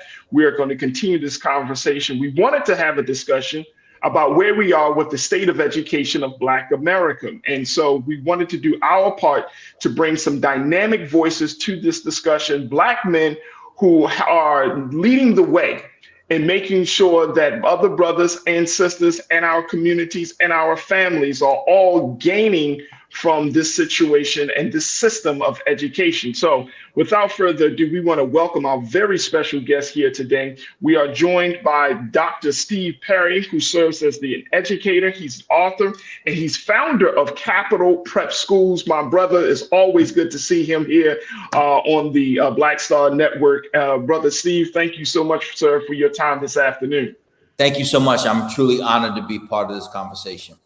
Absolutely. Also joining us is Anthony Peña, who is an educator and activist. He has been working with young people and Black boys in particular in underserved communities for the past almost a decade now that he's been doing that incredible work. Brother Anthony, thank you so much for joining us as well. Thank you, Brother Farajii. It's good to be here. Absolutely. And then in a few moments, we should be joined by, if I'm not mistaken, Brother David Miller. He's going to be coming and joining us. We're going to be checking in with him as he serves as an educator and author and founder of the Dare to Be King curriculum. Dr. Perry, let's start with you, big brother. When we talk about this issue of Black men in education, there are a lot of ways we can handle this conversation. So I'm going to start here. When do you think that it happened when we started to see a decline, and in some cases, a removal of Black men from the school system? Some people would go as far as to say that it was during that landmark decision of Brown versus the Board of Education that once schools started to become more integrated, that we started to see something change within the culture of education of Black children, but more importantly, we started to see something different in the administration of education from for Black teachers. What's your take on that, big brother? Again, thank you so much for having the conversation, because it's so important. But it's a bigger conversation than even the Brown versus Board of Education. Black men were never intended to be full participants in what we refer to as formal education. In fact, it was never supposed to be something that we were supposed to have had access to. From the time of slavery, the expectation was that if you taught the men in the community to read, those men would rise up and recognize that they, in fact, were human.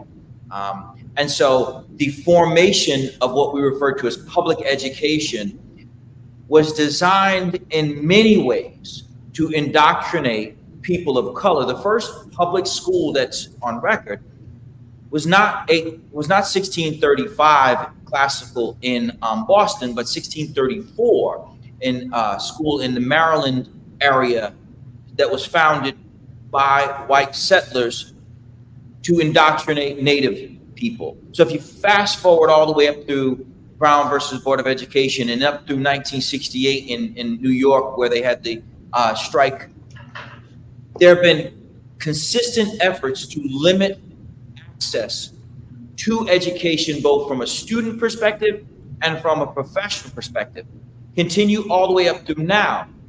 Those of us like myself who seek to start our own schools are constantly met with the aggression of the white establishment, whose singular goal is to make sure that we don't get ourselves in a position to do well in school or to run our own schools within which we can do well. I'll take it one step further. If you imagine this, that in 2021, only 5% of all Black students who took the ACT passed all 4 sections and would otherwise be deemed as college ready. That means that the intentions of the system to make sure that Black people do not succeed in it have been met. Wow. I want to get your take on that, Brother Anthony, kind of following what Dr. Perry is putting out there. Then I'm going to share something in that, because I think, Dr. Perry, you definitely are touching something. Brother Anthony, what's your take on it, bro? And Dr. Perry's a pastor right here. He hit it right in the mark. We're not meant to be in the classroom. That's why we saw Black men, Black students place special education on purpose, right, on track to get them back because of the behaviors, quote unquote, where they're not culturally competent in their areas, or they feel like the institution of learning feels like Black students, and males in particular, are different, and therefore we got to treat them differently. And so there's never been an aspiration for me personally, My first black male teacher was in college when I went to Georgetown University. So for me, I didn't know that was a possibility to be education, because all I saw were female teachers, or black female teachers in particular, or white males. So for me, it was never an aspiration until somebody else sat me down and was able to mentor me, and then I saw myself coming to education. So we see the battle here continuously. We look at suspension data, we look at learning disabilities. It's targeted against black male students continuously, and we see that in the spectrum a lot. And so it's a correlation between they don't want us in the classroom, and they definitely don't want us to teach true education. The reason a lot of people do not like education, quote unquote, is because they don't feel seen or heard in the classroom. So when there's a differing opinion on a viewpoint, they told that young man to be quiet, or there's some things that we might think differently and it's shunned upon. So a lot of times we become disvalued from the system because we feel like nobody understands what we believe in, and therefore we're almost criticized for believing something differently than what the, as Ruby Payne talks about, middle class norms. Learning is really based on and rooted in middle class norms, particularly white education. And if you remember, education foundation of this country was founded on white male landowners, and so only if you're a white male privileged, you went to school. So there's never been for other people that said white males, and then in particular definitely not black students, because they're in slavery, we're not allowed to read or write. So therefore this has been long-standing culture in America, where black men do not belong in education because it was designed for white men.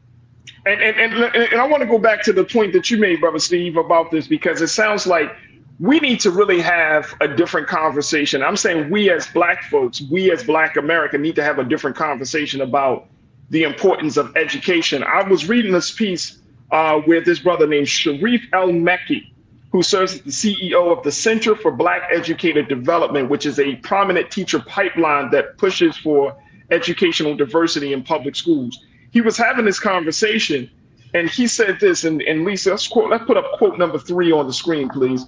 This is what he said. He said, there's this naive notion that school is a safe space for Black youth, and it's not.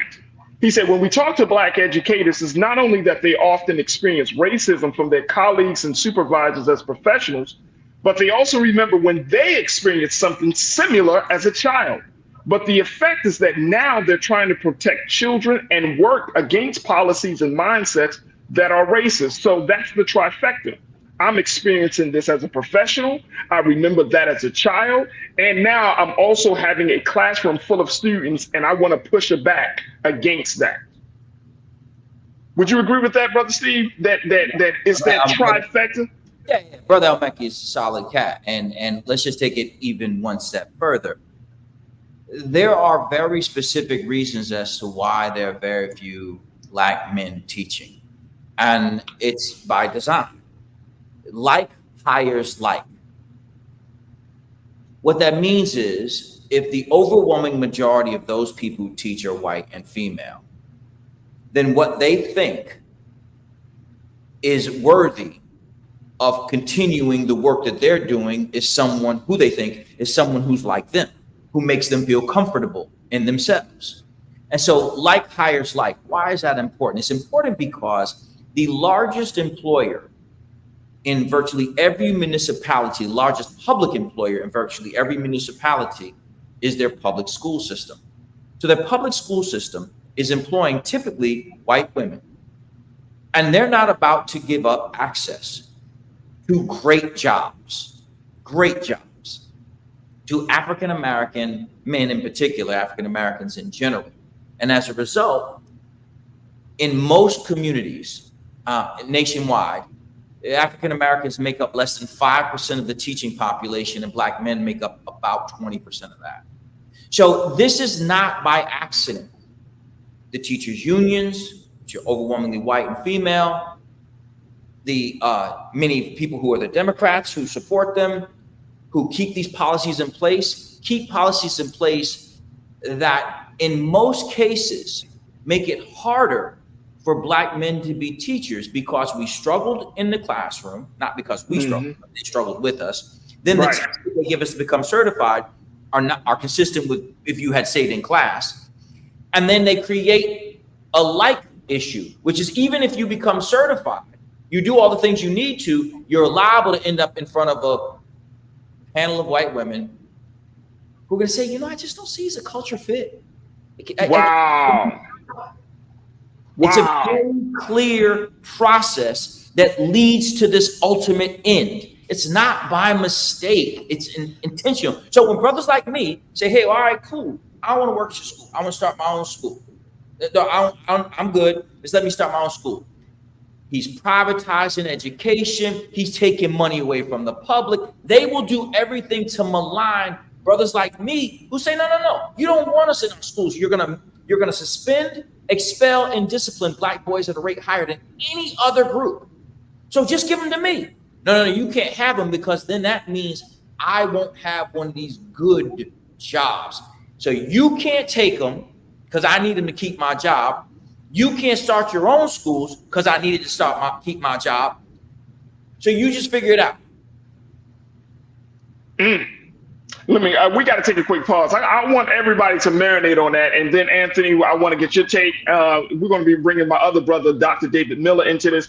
Folks, join us in the conversation. You hearing what we're up against here in terms of the educational space. And I would love to hear from you, crew, as to what do you think we should do and how we should move forward in making sure we get more black men into the classrooms and into educational leadership roles. Join us in the conversation. We're streaming right now live on YouTube on the Roland Martin's YouTube page. Join the chat, be a Culture Crew member for the day. And of course, stay tuned. We still got a lot more to chat about with Dr. Steve Perry, Anthony Peña, and Dr. David Miller right here on the Culture's Black Men Summit, where we're redefining and celebrating Black manhood right here on the Black Star Network. We'll be right back.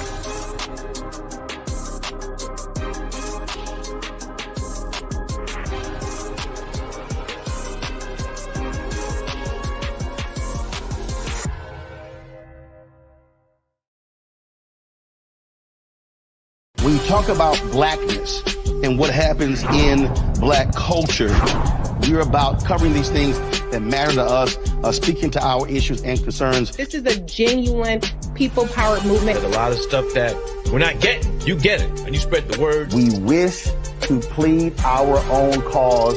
Too long have others spoken for us. We cannot tell our own story if we can't pay for it. This is about covering us. Invest in black-owned media. Your dollars matter.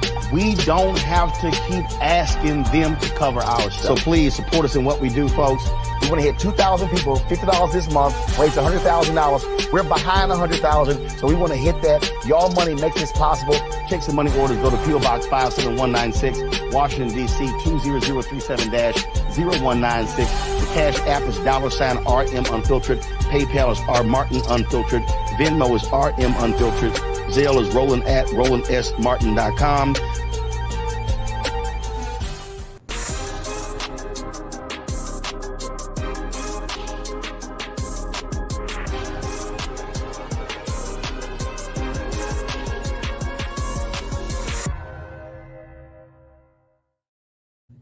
All right, folks, welcome back to the Culture's Black Men Summit. We're talking about black men in education, and joining me has been Dr. Steve Perry, who is an educator, author, and founder of the Capital Prep Schools. We thank Dr. Perry for joining us this afternoon. We're also joined by my brother Anthony Peña, who is an educator. He's an administrator. He served as assistant principal at a number of schools in Baltimore, and he is on his way to getting his doctorate as well as he's moving forward in his journey. And I want to make sure we got my other brother, Dr. David Miller, who is joining us. He's an educator, he's an author as well, and he has founded the Dare to Be King curriculum, which is teaching black boys how to think higher of themselves.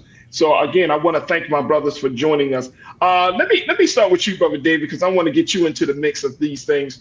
When we talk about education, and as much as we do talk about, I know all three of y'all have heard the talk. I want to know for real, from all y'all brothers, do you think black people really care about education in 2023? Or is the role of the teacher just one of a babysitter? I mean, do we have a vested interest? Do we see education the same way that, say, our grandparents see education, or even some of our parents have seen education? Brother David, I'm gonna start with that question with you. What's your take, brother? So unequivocally, I think Black parents and the Black community is vested in figuring out ways to ensure that our children get a world-class education. I think the challenge becomes you bump into systems, and as Dr. Perry and Brother Anthony were talking about, oftentimes parents become overwhelmed with trying to navigate a system that doesn't always demonstrate its love, particularly for Black and brown children. And so a lot of times you do see some apathy at the community level and at the part of parents, because you're bumping into a system, whether you have a child who has special needs or whether you have a child that's being bullied in school. When it comes to parents trying to come up to the school, trying to intervene, you often see a clash. And so it's not that the Black community is not vested in school or vested in ensuring our babies get a great education. The challenge is some people will argue that the system is broken. Others will argue that the system is designed to perpetuate itself and to create a permanent underclass.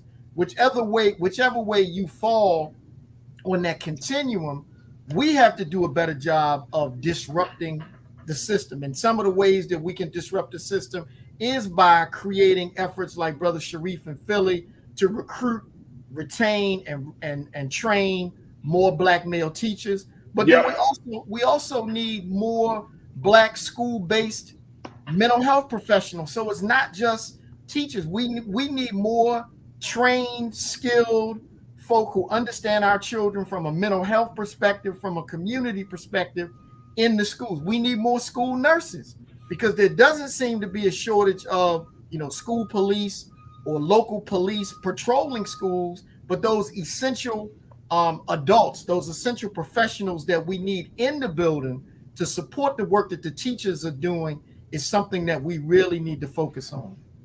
And that's a different approach, Brother Anthony, when we're talking about not just getting teachers, but you need a support staff. You need an infrastructure of support for Black boys, and particularly for Black boys and girls. I know personally that as an educator and as one who's have served in that capacity of not just teaching in the classroom, but also serving as a guidance counselor in a lot of ways. And you have experienced great loss, because some of the students that you have mentored, some of the students that you have watched grow up, their lives are taken by the street life. So talk to us about that experience, and more importantly, why and how we can create a structure of care and support for our students. Absolutely, Farajii. And as Dr. Miller said, young people now are facing more odds than we ever faced before. The reality is we're fighting social media. We're fighting the ideas in the community that are anti-Black at times, but also we're fighting among ourselves. There's a clash between what we need, what we deserve, and our young people are suffering. They're suffering greatly. In the last 3 years, I have lost 37 students that I know personally that I've mentored to gun violence here in Baltimore. And it's to the point that I stopped going to funerals, and just when I get the call at midnight at 12:03 or 1:30 in the morning, I already know what it is. It's not a positive thing. And unfortunately, 8 hours a day out of 168 hours in a week, 40 hours a week at best, maybe 47 hours in some schools, maybe 50. That's not enough time to help our young people out. And our young, and particularly the last couple of years, the most increased number of suicide has been among Black males. Yeah. And so we have this pandemic of COVID, but we never talk about pandemic of mental health. Our young boys in particular are in pain, and hurt people. So when we want to criticize young people picking up a gun, we don't talk about what caused a young man to pick up a gun or knife to harm somebody else. There's pain in there a lot of times. And so we have to really look at how, as Dr. Miller said, how can we get school counselors who are not just there to service kids academically, but guide them in the right way. And we have to have the right people, the right that do not put them in situations worse. Go ahead, Farajii. Yeah. No, I'm sorry, brother. I definitely agree with you. And Dr. Perry, by us creating that infrastructure or putting that type of investment, do we, quote unquote, cripple Black men? Because, I think that we're also, and I'm gonna just use the term from traditional feminism, where, You know, we're the patriarchal system that we are all a part of encourages us to stay stoic, to remove any type of emotions, to not feel pain. But now we're trying to turn the tide and shift the culture so where people do care. If Brother Anthony has lost 37 students to gun violence, and each day students got to go to school, student life goes on, but there hasn't been a grief process, there hasn't been a processing period. It seems like it's asking a lot for a black male teacher to come into a system and to carry that great burden. You know, I want to start with the first part of the question I heard you ask. I heard you ask if Black parents still care about education. Absolutely. Yeah. Absolutely. Now, there's some wild acting parents who come up and lose their whole damn mind. Yeah. But that's not because they're Black. It's because they're wild. But do they care? Parents who are Black are the ones taking a risk on a school that was opened in a strip mall.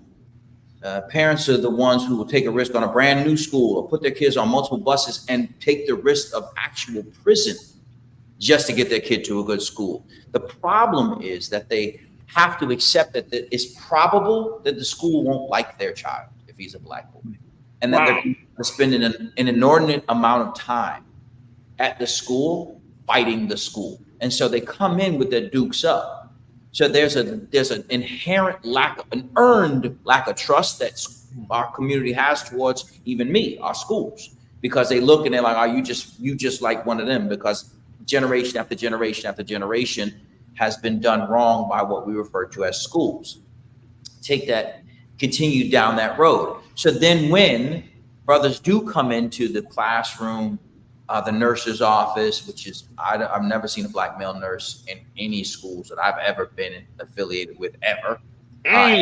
Social workers, and on and on and on. We don't get to just do the job that we're hired to do. If you're a Black man who's teaching English, you don't get to just be the Black man teaching English. And I don't care if you're at a college, if you're an African-American man on an educational campus, you have to be, in many cases, more than you could even truly be.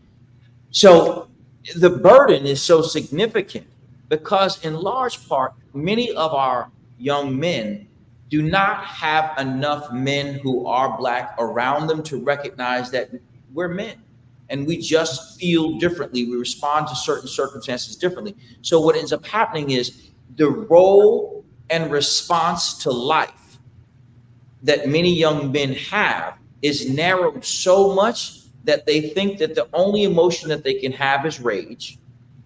And the only way that they can show that is to be violent. And so because there are so few Black men in the ecosystem that our young boys can connect to, and because our parents come in not trusting us, and rightly so, even those of us who are in the system do so as usually the one who's fighting the distrust of mom and the limiting of the emotional language of the boy. And very quickly, Dr. Perry, how do you break that down? If you see parents coming into your school and they have their dukes up, they got their blinders on, they got their walls up, how do you start to break that down? It depends, to be completely frank with you. Sometimes they're in too hot, so that's not easy. But when they do come, beginning to say, sis, I hear you, mom, I get it. Try to show humility, try to show respect, hear them out, let them say what it is that they need to say, let them be heard. Once they start to repeat themselves, once they start to use cuss words and threats, then you got to stop the conversation. Right. But until they get to that point, let them, as the phrase goes, punch themselves out. Let them say what it is they need to say, because they're afraid. If you are the mother of a son, if you are the father of a son, if you're the father of a Black son, a mother of a Black son, and you're not afraid, something's wrong with you. You need to be afraid, like for real. You should have genuine fear of how badly this can go, because it typically does. Yeah. So we got to try and find ways to work with them, hear them out. But another thing that we do is, I mean, the majority of our faculty are African American and Latin, period. And the majority of them are male. We work hard to make sure that when they come into the building, they're not going to just see one brother who is a security officer. No disrespect to the brother who's a security officer at whatever school it is, but that's not all we do. We have other stuff that we do too. So we have enough men who are Black in particular, but Black and Latin in general, who can honestly sometimes play good guy, bad guy, where it's like, all right, Mom, I understand you mad at him, but can I just holler at you for a second? Like, can we just talk this through? Mm-hmm. There it is. Look, we got to take a quick pause. When we come forward, more conversation with my distinguished panel as we talk about Black men in education. Stay with us. This is day 3 of the Culture's Black Men Summit, where we're redefining and celebrating Black manhood right here on the Black Star Network. Your comments coming up next. Stay with us.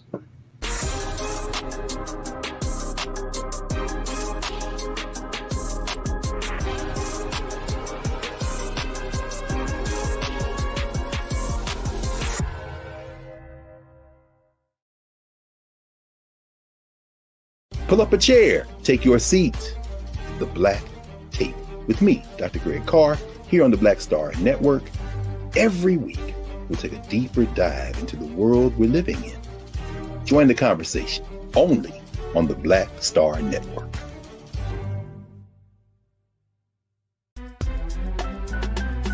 I'm Farajii Muhammad, live from LA. And this is The Culture. The Culture is a two-way conversation. You and me. We talk about the stories, politics, the good, the bad, and the downright ugly. So join our community every day at 3 p.m. Eastern and let your voice be heard. Hey, we're all in this together. So let's talk about it and see what kind of trouble we can get into. It's The Culture, weekdays at 3, only on the Black Star Network.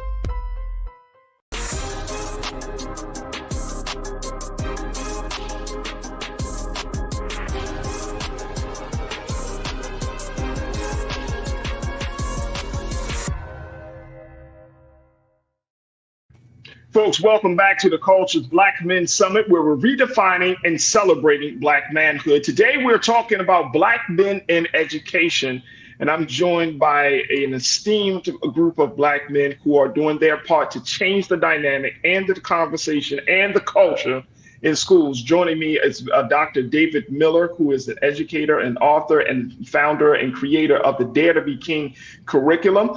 He's joining us today. Also joining us is Dr. Steve Perry, who is another educator and author and founder of the Capital Prep Schools. And also joining us is my brother Anthony Peña, who is an educator, administrator, as well as an advocate for Black students. The jewels that you dropped earlier, Dr. Perry, is something that I want us to kind of hold on to, right? Just the simple fact of understanding the cultural dynamics. And Brother David, it made me think of, we're going through so much as it is on other fronts. And I'm saying as Black folks, as Black America, we shouldn't have to fight to just get a simple education, man. This is getting ridiculous. I'm thinking about the story. We've talked about it here on the show. The little brother down in Texas who got suspended because of his hair, and he's 18 years old. They suspended his little brother because of, quote unquote, his conduct, his violation of the hair policy. They not only suspended him for 30 days, but they also have decided to put him into an alternative school for a few weeks as another punishment. And I mean, I'm thinking to myself, Brother David, this is 2023. His mother has filed a lawsuit against the state of Texas. Mm-hmm. But it's like, at 18 years old, you're going through all of this drama because of your hair. I mean, he got the locks and, beautiful hairstyle.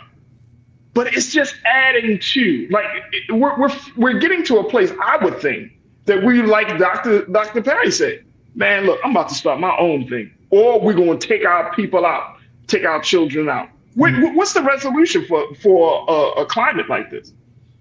I mean, I think, and that's just the incident that you referenced is just one of so many. It would take an entire show to talk about all of the cultural collisions that occur in classrooms and in schools, particularly with Black males, teachers, and administrators. But Farajii, and for those that are listening, we're in the fight of our lives, man, when it comes down to how we educate and socialize our children, particularly Black males. And it's going to take courageous efforts like Dr. Perry's and some of the work that other Black men and women have done who have courageously created their own schools. My son who just graduated with his MBA from FAMU, Florida A&M University, he was educated in independent African-centered schools, first in Baltimore and in DC. So we need to ramp all of that up. We need to operationalize community-based rites of passage programs in communities. I just think that the system is not going to change.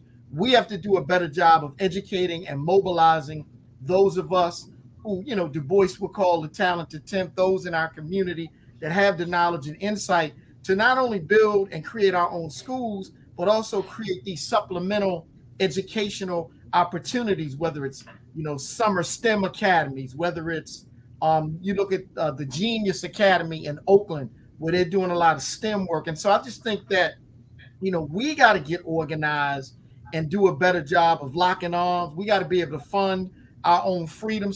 A lot of this, we're going to end up having to pay for out of our own pocket, because the very systems that public dollars are going to educate, particularly Black boys, are failing. So again, we're in the fight of our lives, man. And if we're going to win, it's really going to take a more systematic and organized approach to identify what are the blind spots, what are the areas that we need to work on. And some of it is, how do we mobilize grassroots organizations to do some of this heavy lifting? You look at freedom schools, have a strong history across the country.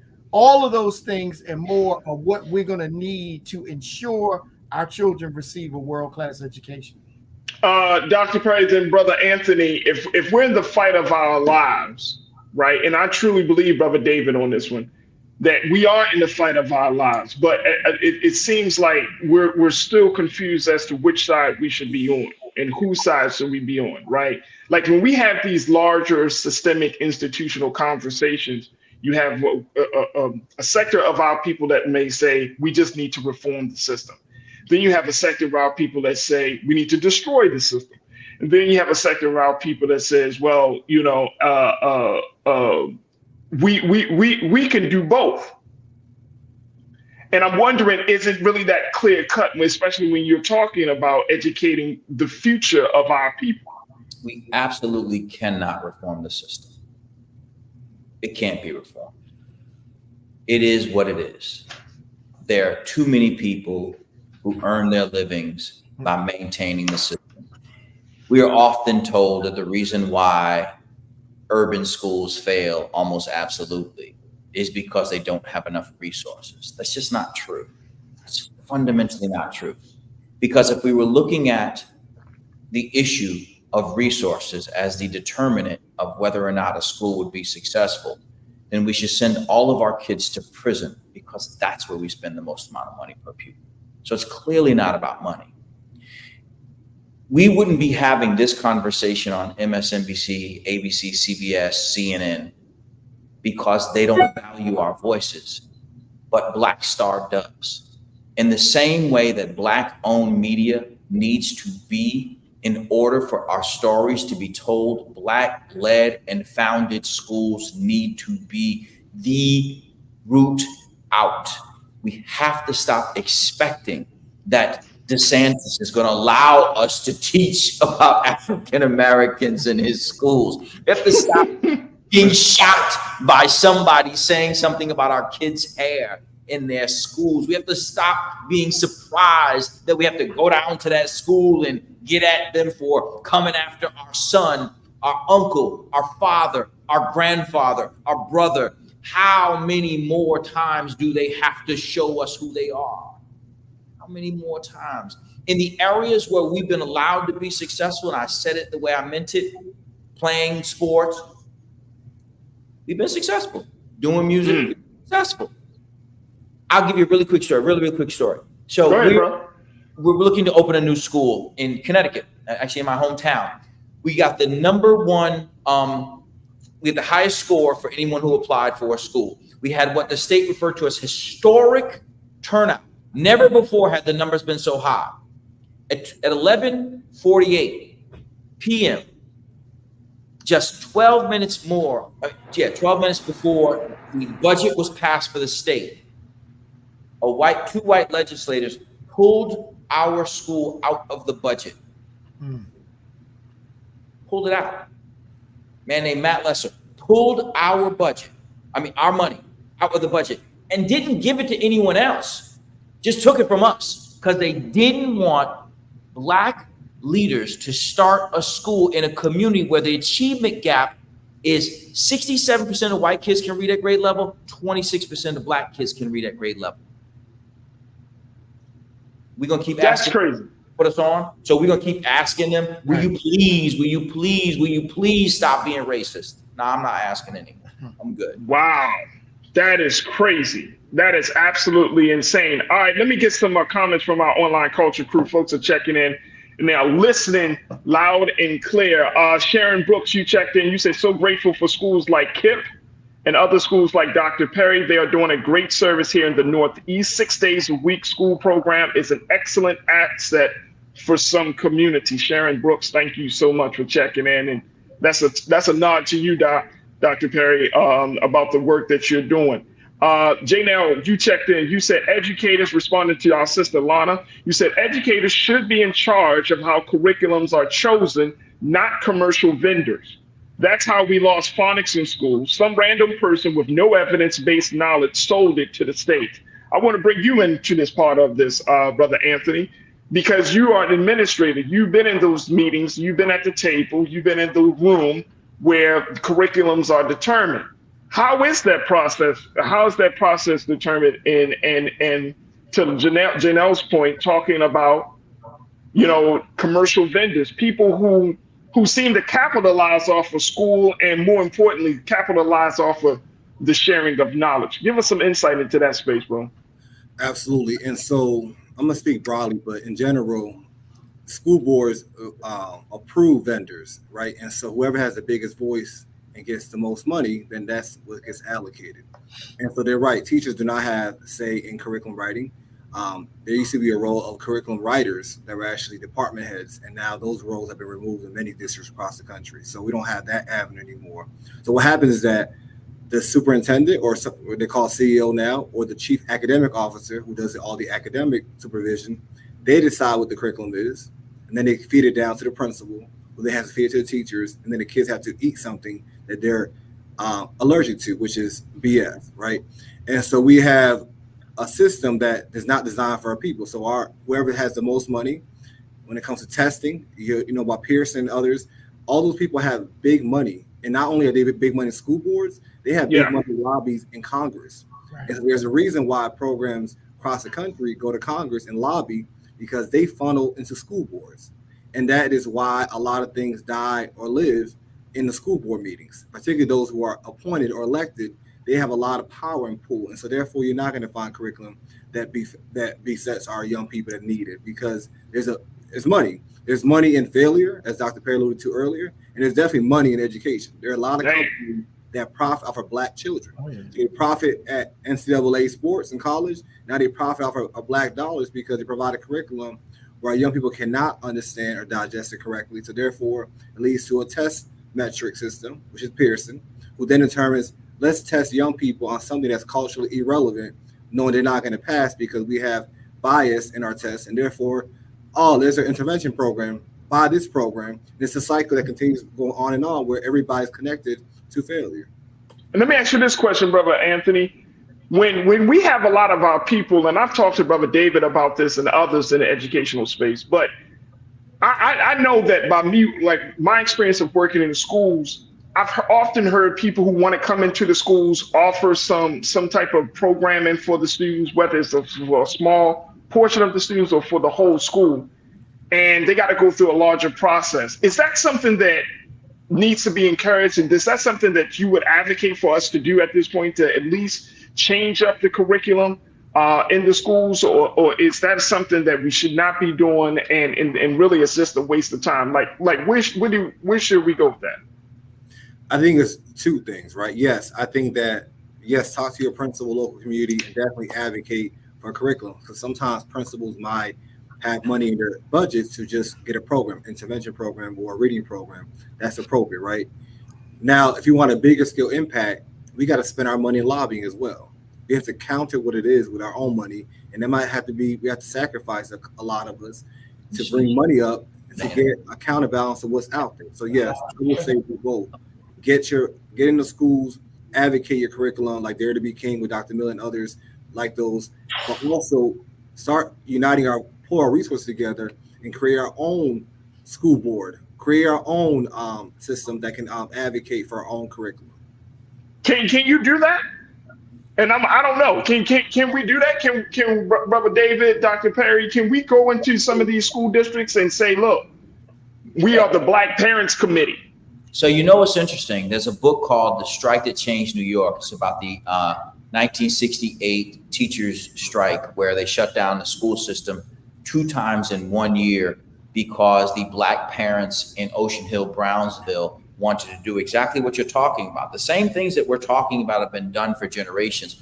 We've been lurching, trying to get our kids out of the system. And when we couldn't get them out of the system, we tried to create our own exit routes. And then they locked the doors and wouldn't let us out. So can we? Yes, you could run for your local board of education, and you could create that in your local board of education. The public is you, it's us. But here's something to consider. One of the problems that we have right now is that we have too many people who don't realize that you can get the best curriculum in the world, but you got to have the people teach it. So let's use Connecticut, for instance, as a state. 4% of the teachers in the state of Connecticut are African American. 4% of the teachers are in the state of African American. Yet the state passed a law that says you have to teach African American history. Who the hell's going to teach it? Right. Come on. So who's going to teach it?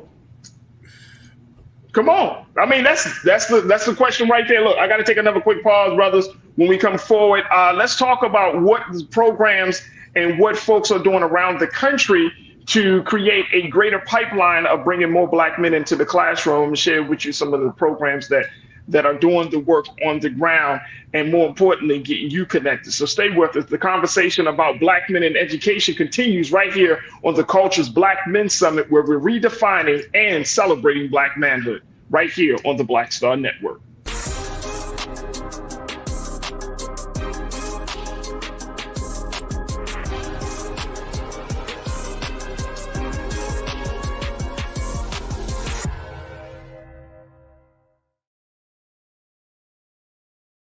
When you talk about Blackness and what happens in Black culture, we're about covering these things that matter to us, speaking to our issues and concerns. This is a genuine people-powered movement. There's a lot of stuff that we're not getting. You get it, and you spread the word. We wish to plead our own cause. Too long have others spoken for us. We cannot tell our own story if we can't pay for it. This is about covering us. Invest in Black-owned media. Your dollars matter. We don't have to keep asking them to cover our stuff. So please support us in what we do, folks. We want to hit 2,000 people, $50 this month, raise $100,000. We're behind 100,000, so we want to hit that. Your money makes this possible. Check some money orders. Go to P.O. Box 57196, Washington, D.C. 20037-0196. The Cash App is $RM Unfiltered. PayPal is R Martin Unfiltered. Venmo is RM Unfiltered. Zelle is Roland at RolandSMartin.com.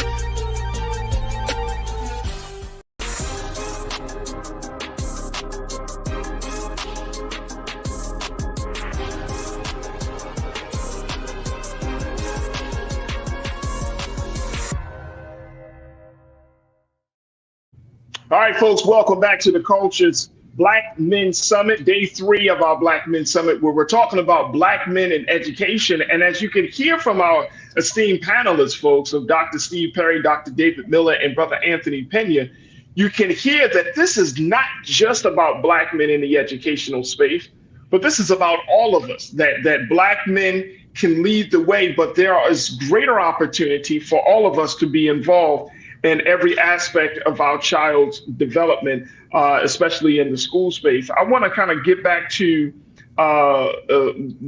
some of the questions here, because folks are checking in, and my sister Suzette brought this piece up, and I want to get your take on this from all of you brothers around this idea of school choice, the school choice movement. First, Brother David, what's your take on the school choice movement? She said, for my sister Suzette speaks, she said, for majority of the Black community who want to see positive student achievement, should we support the school choice movement and focus on creating our own charter, private schools, hold public schools accountable? What's your take on that, Brother David?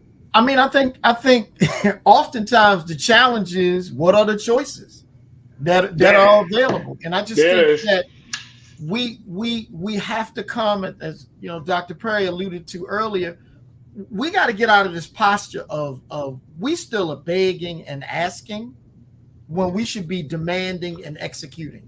And there are a host of schools and efforts like some of the freedom schools.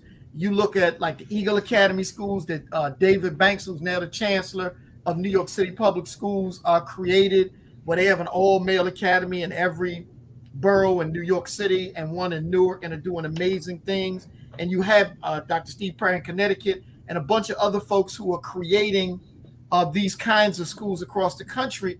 So, you know, for me, the issue is, I mean, we can keep trying to do this song and dance, but the system is not going to change. The system is not going to radically start hiring more Black male teachers. And as someone alluded to earlier, I used to be a Black male teacher in the Baltimore City Public Schools. I was a social studies teacher, but they not only was I teaching social studies, sometimes they would be asking me to move boxes or go out walk some teachers to the parking lot, or stand at the front door. And so I was security guard, a pastor. They had me doing everything because I was one of only a few Black male teachers in the building. I just think as a community, we got to come to the realization that we're trying to fit a square in a circle. It's not working, and it's not going to work. We have to fight for school choice. It is the only way. Without school choice, you and I are not having this conversation. I'm at our school in Harlem. 5 blocks down to the right is Jeff Canada's school. There's no him and me if we don't get to create our own schools. There are not 400 kids in this building if we don't get to create our own schools. If we don't do this, this is our right. This is our right to make the determination as to how it is that our children are educated. I just don't think that our community fully has had the opportunity to get what it is that we have coming. Our kids are as smart as anybody else's, and are smarter than a few.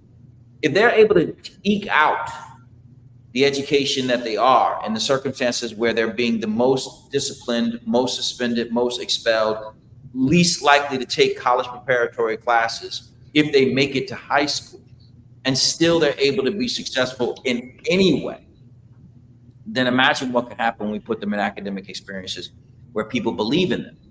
So we have to fight for our own schools. We have to. What else is there? It's like when you go to a banquet and you go and it's a particular establishment and it's like, the food is terrible here. What did y'all think was going to happen?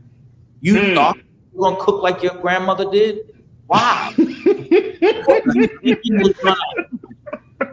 knew the chicken was going to be dry. You knew you were going to have your girl take the hot. Like, you knew that's what was going to happen here.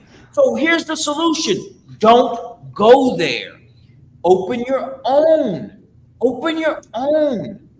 Why do we always have to beg people? We look silly. It looks old. I mean, it's old to me.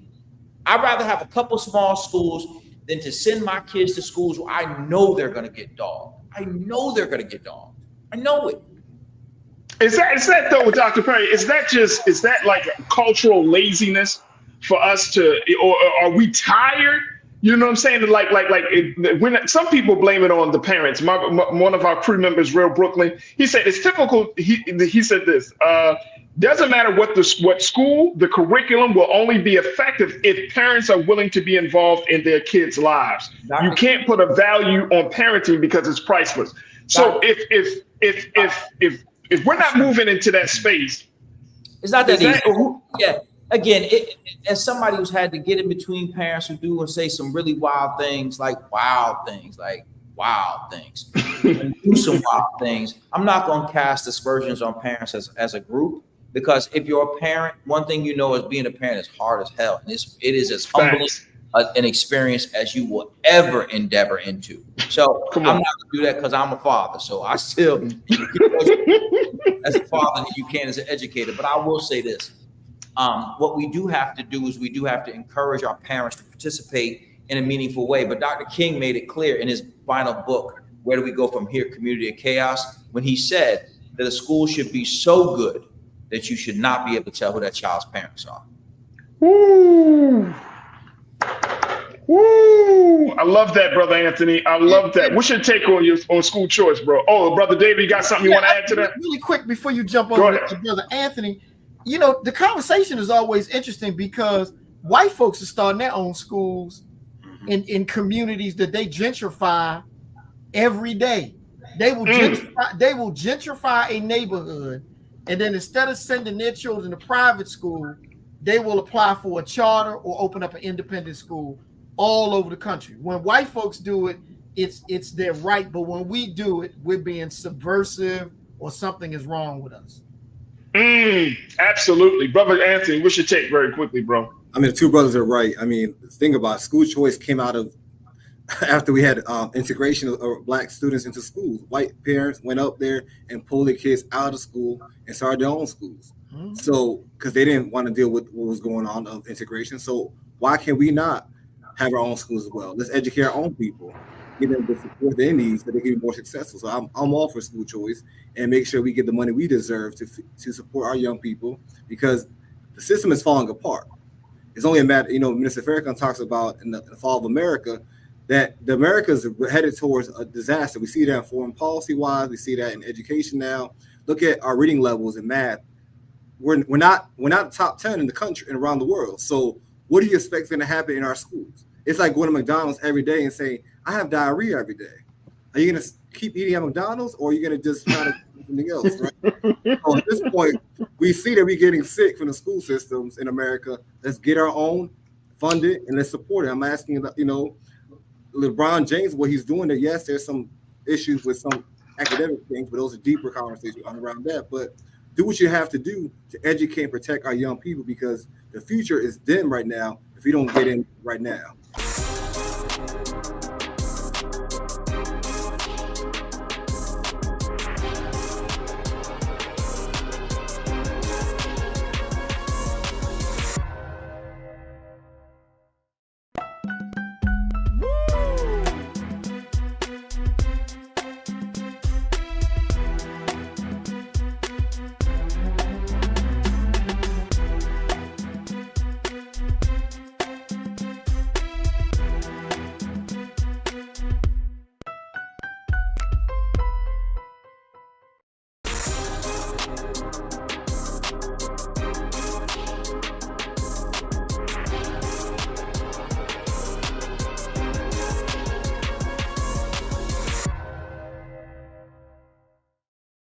Folks, welcome to the Culture's Black Men Summit here on the Black Star Network, where we're talking about redefining and celebrating Black manhood. I'm your host, Farajii Muhammad. Thank you so much for tuning in for day 4 of our critical and important conversation. Today, we're going to talk about Black men in mass media. As we know that there has been a number of conversations about representation, presentation, and the impact of mass media when it is distorted or biased. And so we wanted to kind of get more into this because we're seeing now more than ever that there is a major bias in the reporting of our stories. There's a bias in the telling of our stories. There's a bias when Black men come into the picture. And so we want to challenge that and start to uproot that. And more importantly, start to figure out ways that we can change the culture, and most importantly, tell the stories the way we want to tell in a way that is going to work for us instead of against us. So I'm very, very excited to have this conversation. We're going to be joined by some dynamic Black men who are going to talk to us about this. But first, let me start with my friend and brother, who is a man that has been doing this type of work for many years, even though he's a young man. He's doing this work for many years, working in a number of spaces. He's worked here on this show on the Roland Martin Unfiltered on this network. He has done work at the at WEAA in Baltimore at Morgan State University. He has his own podcast. He is a media advocate and he's an executive producer. So I want to welcome to the airways of the culture and to Black Star Network, my brother and friend, Brother Alex Blanc. Alex, good afternoon, sir. How are you? Brother, I mean, that right there, I need to update my bio.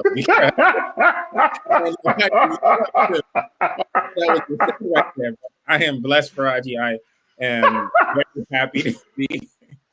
I'm very happy to be here. I couldn't ask for a better program to be on to talk about this topic, man. Hey, man, I appreciate you, man. And for those who don't know, Alex is, when I tell you this brother is sharp, he is sharp, y'all. He is absolutely sharp, and he understands the dynamics. He's worked in media for many years, but more importantly, he's a man that actually cares about how our story is told. And so, Alex, I want to kind of get the start on from you when we look at this situation of Black men in mass media. As a young Black man, you've been in a lot of different spaces. Mm-hmm. You've worked with everyone from Oprah Winfrey. You worked all the way up to presidents of HBCUs and colleges. You worked with hip hop artists in all of your spaces. Of course, you've done fantastic work with us here on Black Star Network, and we're working with Brother Roland Martin himself. So you've been around a lot of different people, but I do want to know, do you truly believe that there is an agenda to misrepresent Black men in the media? Oh, absolutely. It's I wouldn't necessarily, it is an agenda, but then also it's a mechanism that has been used to oppress us for a long time.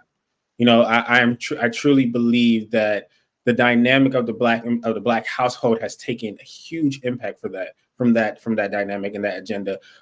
Being in the media, of course, I worked in, as you mentioned, all of the spaces, and I've just seen how it can influence all of us. You have these stories, and it's just ironic that you ran that piece from Roland, Uncle Roro. Honestly, we didn't even have to have this segment because he said it all right there in 30 seconds. Going back to the Freedom Journal, where we wish to plead our own cause. Why is this something that was said so many years ago, but yet we still find ourselves having this conversation because misrepresentation has been at such a large rate? And then also we see how it translates when we are misinformed and how misinformation can spew hate, can spew a culture, can get somebody into the office that didn't deserve to be there. But when we look at our culture overall, there is a huge byproduct of this agenda that is still going down and trickling down into our communities every single day. Absolutely. And I'm glad that you brought that up, bro, because I feel like we need to really take a look at the impact of that, because I don't know if people truly know how much that goes into the psyche of Black men, right? And I remember growing up, Alex, seeing certain images, you know what I mean? Back in the 80s and 90s, and for all the brothers in the chat, y'all remember this, right? Like, as much as we had, quote unquote, gangster rap, right? The emergence of street rap in that gangster, quote unquote, gangster culture. There was also Bill Cosby. There was also Carl Winslow on Family Matters, right? There was also, you had shows like Living Single, where you saw Black men, those Black men characters. You had shows like Martin. You had a lot of there was an array of expression of Black men, right? Growing up in the 80s and the 90s, and there was this thing. And the level of quote unquote consciousness, people would say that was like the Renaissance conscious age, right? Back in the 90s, where we were super pro-Black. I mean, we wearing X's on our shirt to represent Malcolm X. We rocking dashikis and Afrocentric patterns, and you know what I'm saying? And we were in that space. The Million Man March happened in 1995. That took things to another level. But then I saw after the Million Man March, that there was even more intensified effort to remove the positive, the empowering imagery of Black men, because all of that time, even though, like I said, you had gangster rap, I wouldn't put, even though Boys in the Hood was a very popular film in the early 90s, it wasn't a film to glorify street life. It was a film about how to get through street life, right? Like how to, you can still win. And so I think that after the Million Man March and maybe a year or so after that, we started to see this greater intensity to remove Black men, to start to diminish the imagery of Black men. So what should you say? Are we slowly getting back into that place right now?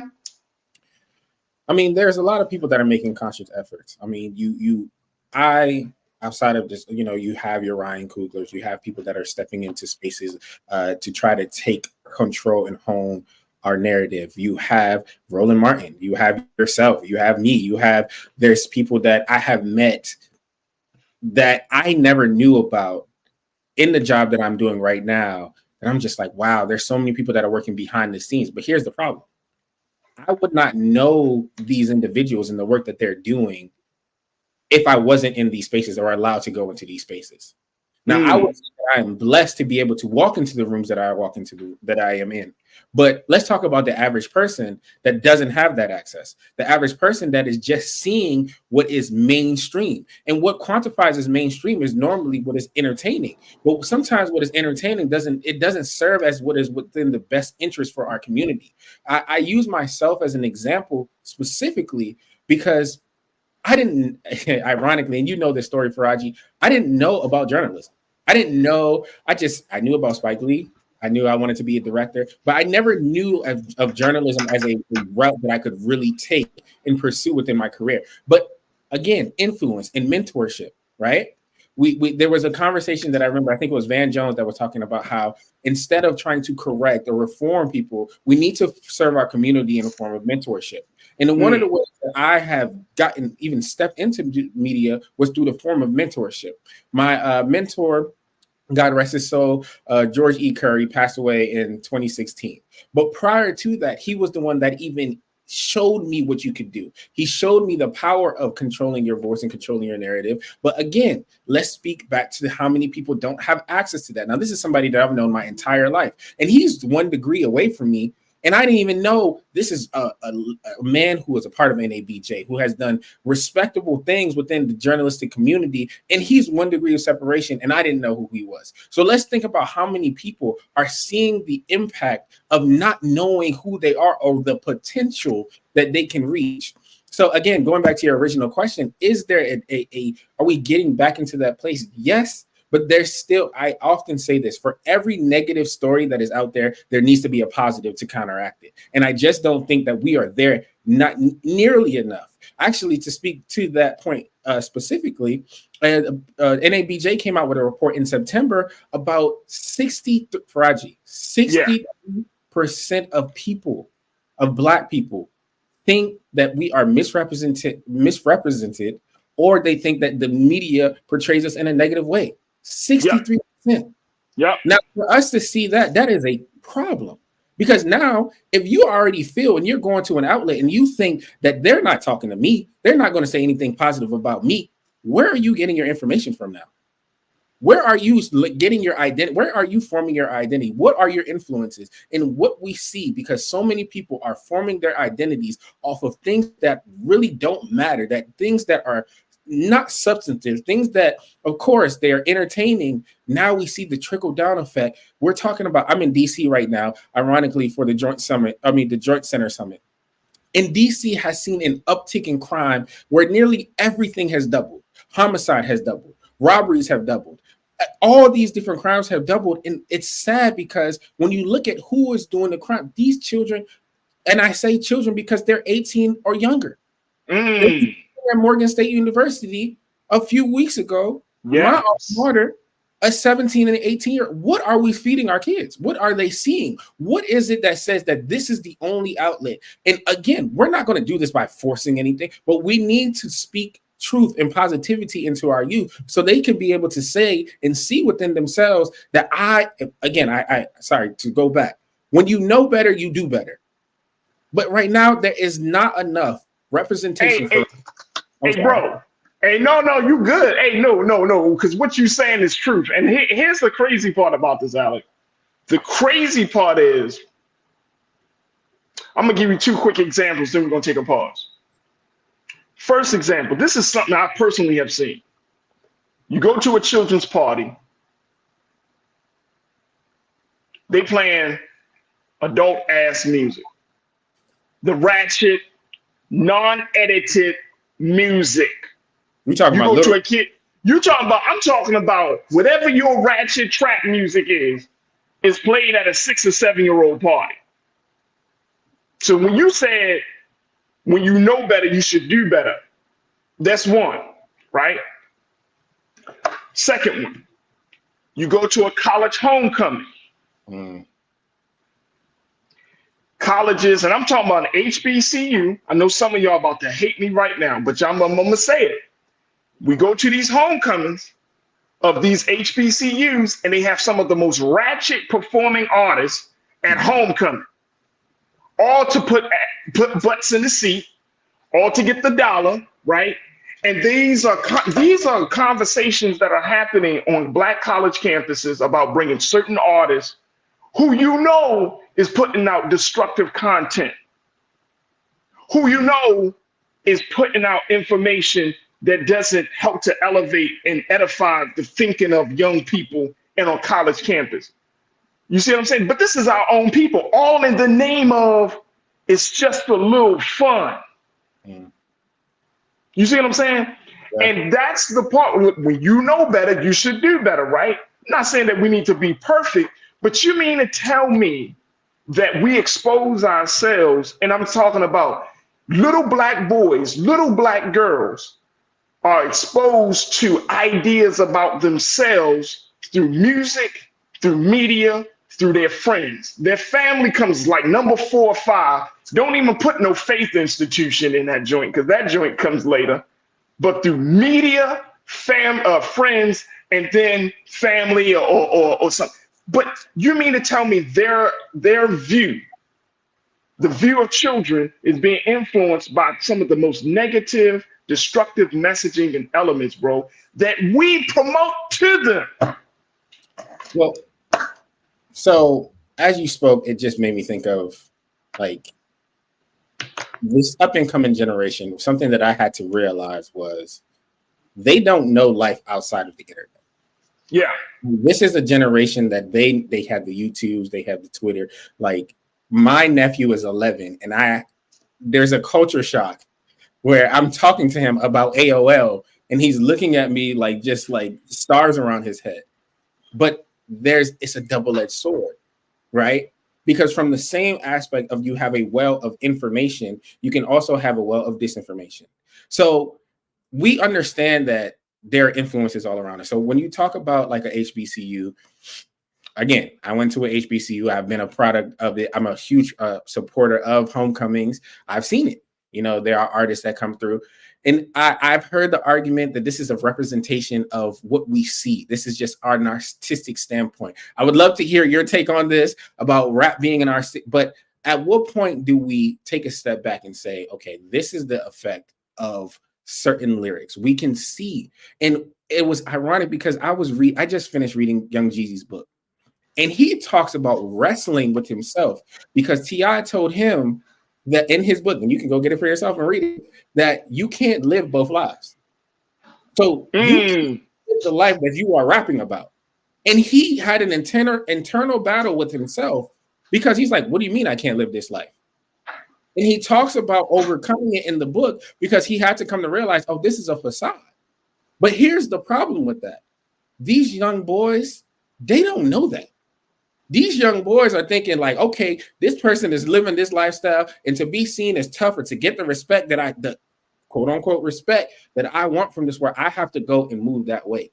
That's scary because now you have people, again, who are 18, 17, 16, as young as 12, getting killed, shot, and there are consequences because of this. So it is sad. It is a sad reality because I enjoy rap music. I'm not going to sit here like I don't listen to gangster rap. No, I get it.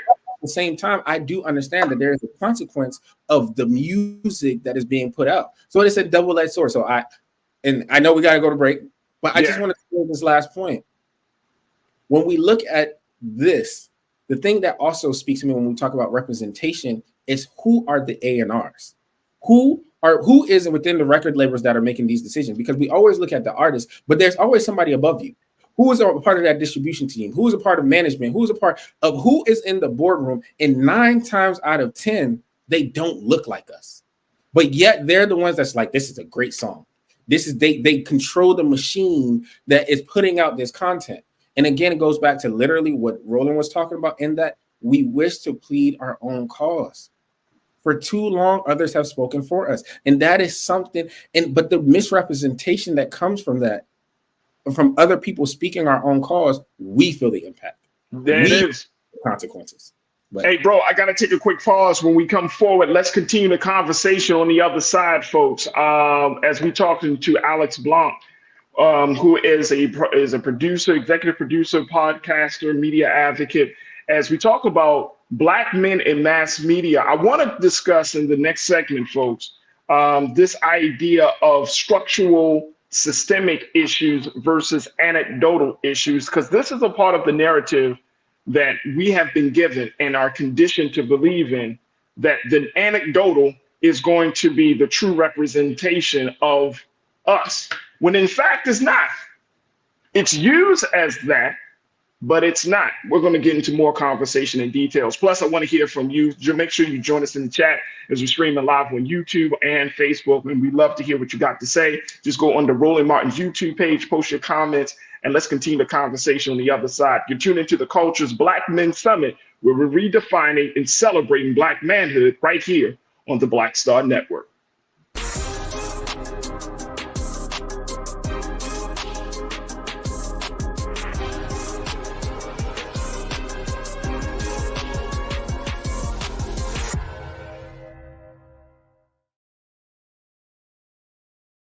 When you talk about blackness and what happens in Black culture, we're about covering these things that matter to us, speaking to our issues and concerns. This is a genuine people-powered movement. There's a lot of stuff that we're not getting. You get it, and you spread the word. We wish to plead our own cause.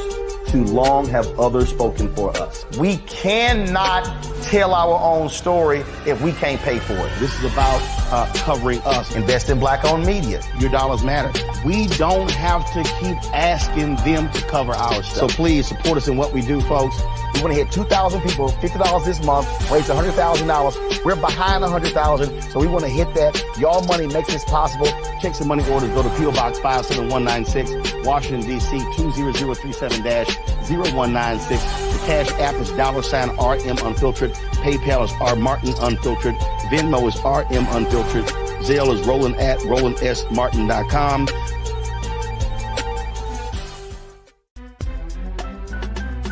I'm Farajii Muhammad, live from LA, and this is The Culture. The Culture is a two-way conversation, you and me. We talk about the stories, politics, the good, the bad, and the downright ugly. So join our community every day at 3 p.m. Eastern and let your voice be heard. Hey, we're all in this together, so let's talk about it and see what kind of trouble we can get into. It's The Culture, weekdays at 3, only on the Black Star Network.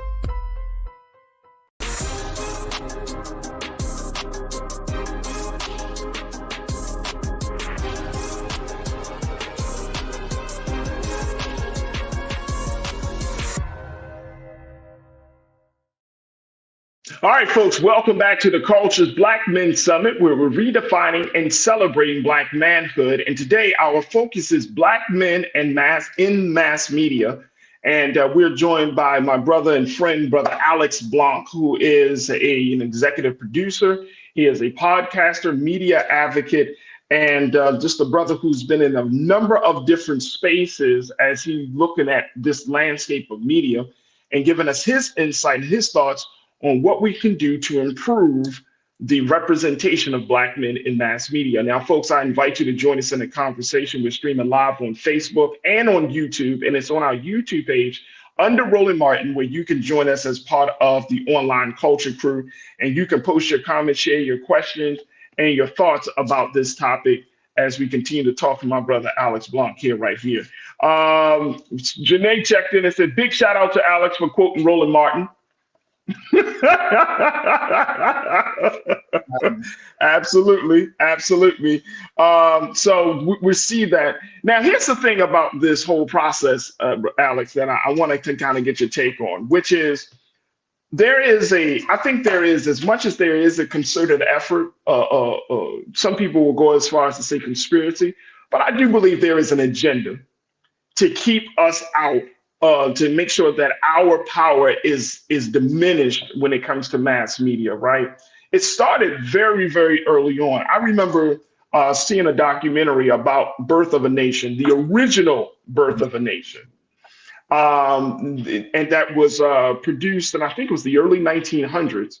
And they were talking about in this documentary how it was that film where Black men in particular were seen as the villain. It was a film that is hailed to be one of the greatest films of the 20th century, but it was a racist film because it showed, and this was more silent at that time, but it was a film about the KKK being seen as a positive light to protect the honor of white women from Black men. And it was really about, it was like a KKK propaganda film. But the point is that it started from that we started to see how Black men from that very first film, and they didn't even have Black men in the film, it was actually white males in blackface in that film, but how the depiction started and that continued all the way up into today. So you're talking about at least over 100 years that films have been in existence, that mass media has been in existence.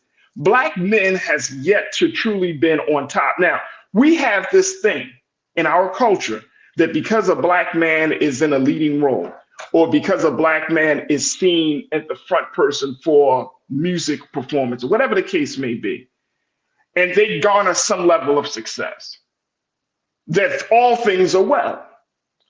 And I want to push back on that, and I want to get your take on that, because there's an organization called the Opportunity Agenda. This is y'all should check it out, the Opportunity Agenda, opportunityagenda.org. And they are an organization that is all about shifting narratives and talking about communications and culture have the power to move hearts and minds in ways that facts and advocacy often cannot. So we have to take in consideration that there is great power in the visual representation of Black men, beyond what a professor or a scholar can ever have power in speaking, but there's great power in the visual.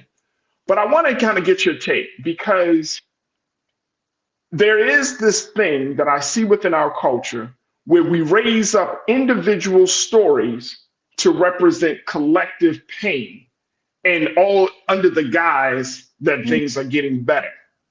So if we were to say, for example, oh, how can there be a wealth disparity? Look at Jay-Z and Oprah.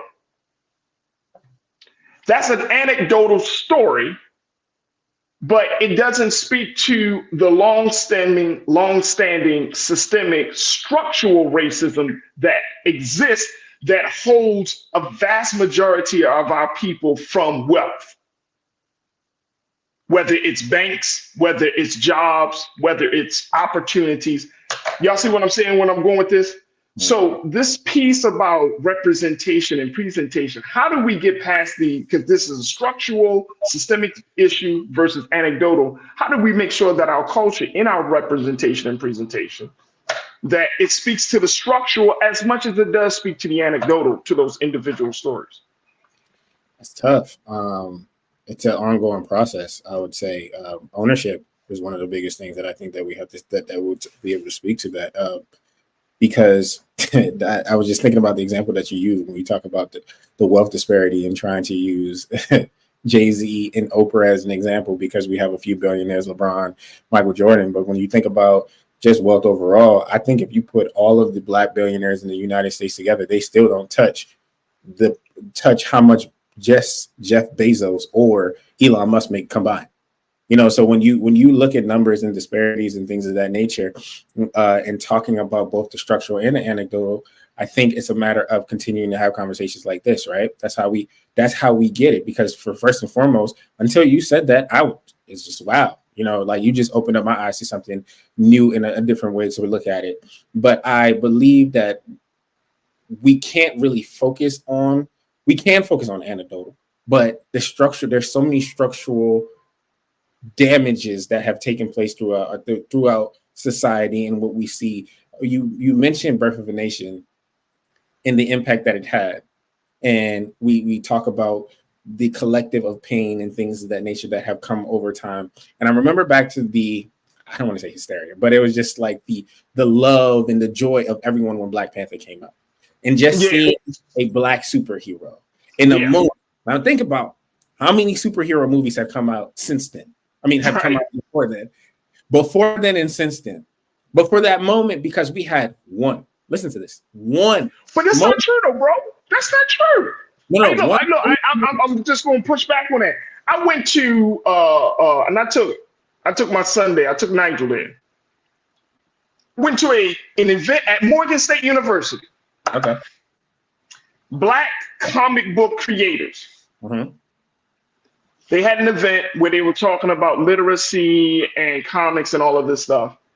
And if y'all saw how many Black superheroes there are in the comic book space. Oh, no, let me clarify. I get it. Okay. I know there's more. Yeah. Oh, man, please.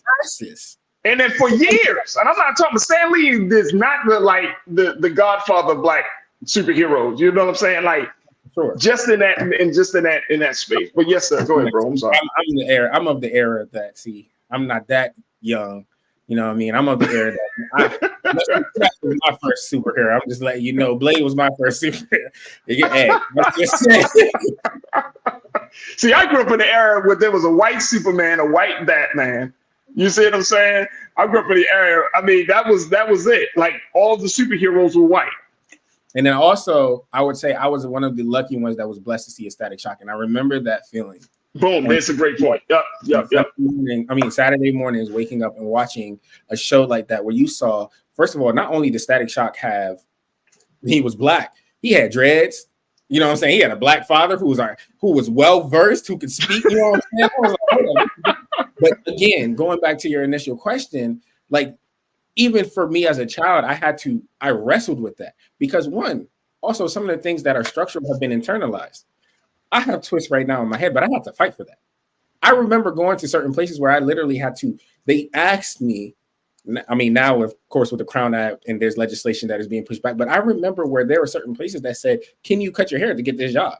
Can you do this to cross over? So literally, I have to give pieces of myself to be able to step into this role, to step into these places, to step into these rooms, because as I am, present as I am, I cannot be accepted. So when we talk about that, those in my mind are more so structural than anecdotal. And I think that as we continue to have this conversation, it's just more of a reminder to us that although we have come this far, there's still so much more for us to do. There's still Absolutely. Brother Damon, you said Farajii, you missed his point. He was saying Black Panther is like the Jay-Z of your example in that space. No, I get it. That's true. I'm not discounting my brother's point. And you're right, Brother Damon. I didn't miss that. That didn't go over me. I just took that as an opportunity to also let us know that as much as there was all of this stuff. Now, remember, Alex, you and I were working. Of course, we were at WEAA when all of this was going down, right? And everybody was doing this all day, right? And and one of the things that I kept thinking to myself was like, but bro, like, are we putting too much on that situation? You see what I'm saying? Because here's the other part about this part of the conversation, that our culture will become corporatized and capitalized off of. So if you set the right tone, if you make the right character, if the right visual imagery of a Black man or a Black woman is just right, then that means that's going to equal money being spent, on that product or whatever that project is, right? There's going to be talk of, oh, yes, we are moving forward in our cultural representation, but it doesn't really push the needle in terms of changing the structural, systemic stuff behind the scenes, right? And let's not talk about the fact that back in the day it was, and this is certainly changing, that you can have a black superhero movie, black superhero show. My son Nigel, he loves watching the show Raising Dion on Netflix, right?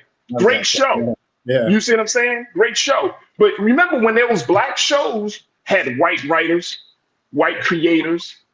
You see what I'm saying? There's still that ongoing problem of making sure that our stories are told in different spaces. And so, you know, it didn't go past me with the point that you were making, and I think you were right. But it got a little bit on my nerves personally, because I was like, yo, we're pumping it up. And you know, black folks are like, oh man, I want to live in Wakanda. And you're like, bro, you know that's not even a real place. Or bro, do you know some of the real places that look like that in Africa? I want to give you an example, because you just brought up a point. My family, well, the audience may not know, but you know, my family's from Haiti. And I was first generation. I was born I'm the only one, I'm the youngest that was born in America. And this was my first year going back home. And I remember the coat, like it was a complete shock to me when I stepped foot on Haitian soil. Now we know that's going on. We see people that are trying to escape all the time. There is poverty in Haiti. But when I tell you there are some people in Haiti that are living better than us, and I was shocked to see this, because for as long as I have lived, all I knew about Haiti was that it was this, it was that, it was negative. People were getting kidnapped, you know. So again, the perception, and this is why I say it's not so much about how other people perceive us. It is more so about how the things that we are taking and how we perceive ourselves. How do you see yourself? What it reminded me of is like, wow, this is 1804, Farajii, the only country to win we fought and won our independence. And as a consequence, for winning, we had to pay we had to pay back to France. So this crippled our economy. But I am living on this earth, in this side of the hemisphere, in this country, and I'm being told all of these negative things. So I had done research here or there, but when I stepped foot and I was able to see some of the places and go and see the richness, you talk about Wakanda, there is definitely places. There's places in South Africa, there's places in Ghana, there's places in so many different places, but we have not been able to go there. And then on top of that, again, we don't own. Going back to these structural issues. You just had a conversation where you're talking about Israel and the Hamas situation.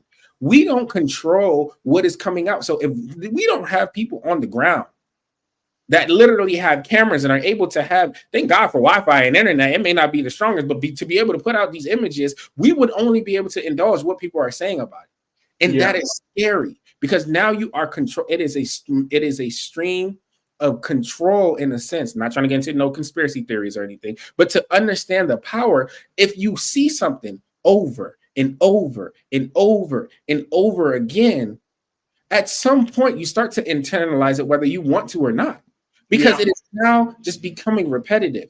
And that is essentially what when you saw it with Black Panther, I fell into the hype just because I saw it. Look, at this point, it's like everybody's hyped over it. I gotta see it, because now I feel like you're missing up. I'm left. But guess what? It was in a positive sense, because at that moment, I felt proud about who I was. I felt empowered. But let's think about how many other times did that was taken away from me, because I'm seeing other people that look just like me being killed, gunned down. These are the stories, mugshots, all of these different things that are being portrayed in the media, cops killing the kids. And man, all of these things are happening time and time again. I'm sorry I'm getting a little passionate about it, but these are the things on the latter side. So for that one moment, and there's have been others, but for these moments where we have moments to stand and be enjoyable about the things like a Black Panther, we have to hold on to that, but then create more. It should be an initiative within ourselves to be the next Ryan Coogler. It should be an initiative within that, because you see one to continue. But then more importantly, this is why the platform that you have is so important. What you're doing right now is so important. Some people, this will be the only time that they will ever hear my voice. God willing, I have more opportunities after this, but this is the only time I ever hear my voice. And this is because people like you, people like Roland, create this platform so that other people can be highlighted. I did not go a traditional route. I did not know that I could be a journalist. And I know that we are talking about mass media and Black men overall, but this is not a message that's just for Black men. This is for Black women. This is for Black boys, for Black girls. This is for the Black community overall. Because we need more of this. We need more summits like this. We need more conversations to be able to shape the narrative, and we can move forward with an authority. We're not asking for permission no more, bro. We need to move with an authority that, no, we are conquering this story. But again, it comes, look, the bottom line, it takes support. So y'all listening to my voice, support Farajii, support Roland. We need to use our dollars. We talk about the importance of the Black dollars and how the 2 hours, they say. I remember the TED Talk, it said the Black dollar stays within our community for 2 hours before it's sent somewhere else into another community and spent. But that's systematic because we don't own nothing. We don't have banks. We do have banks, correct? We don't have a lot of structural things that will be able to create that economy. So when we do like something like this, it is important for us to feed this fire. Don't ever let this fire go out, because this fire will be a torch that can be passed on to light other fires. And it already has. Sorry, hey, bro, I got to take a note. It's just all, man, you ain't got to read, bro. Please, passion is what drives the show. So come on, man, stop playing. Look, we got to take another quick pause. When we come forward, let's have more conversation about this, folks. As I'm talking to my brother, Alex Blanc. We're talking about Black men in mass media. Join the discussion. Share your thoughts on this topic as we are streaming live on Roland Martin's YouTube page and, of course, on social media. So make sure that you join us in the conversation. When we come forward, I've got some more stuff I want to share with you as we have this conversation, because we also got to look at how do Black men from various communities, from marginalized communities within the Black community, how do they see themselves? How do they find a voice? If you're part of the LGBTQ community, if you're part of the community of brothers and sisters who come from the islands like my brother Alex does, but they don't see themselves as part of, as being welcomed by American Black men. Let's talk a little bit about that. Plus, later on, can we get some solutions on the table? Can we have some conversations about what should we do moving forward? How can we change the culture? How can we change the narrative? Folks, we still got a lot of work to do, and certainly a lot of conversation. So stay with us. It's the Culture's Black Men Summit, where we're redefining and celebrating Black manhood right here on the Black Star Network.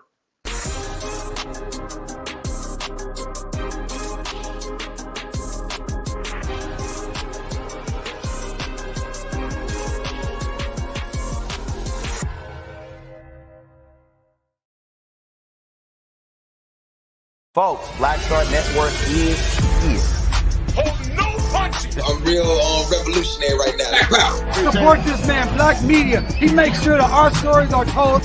Thank you for being the voice of Black America, Roland. I love y'all. All momentum we have now, we have to keep this going. The video looks phenomenal. See, this difference between Black Star Network and Black-owned media and something like CNN. You can't be Black-owned media and be scared. It's time to be smart. Bring your eyeballs home. You dig?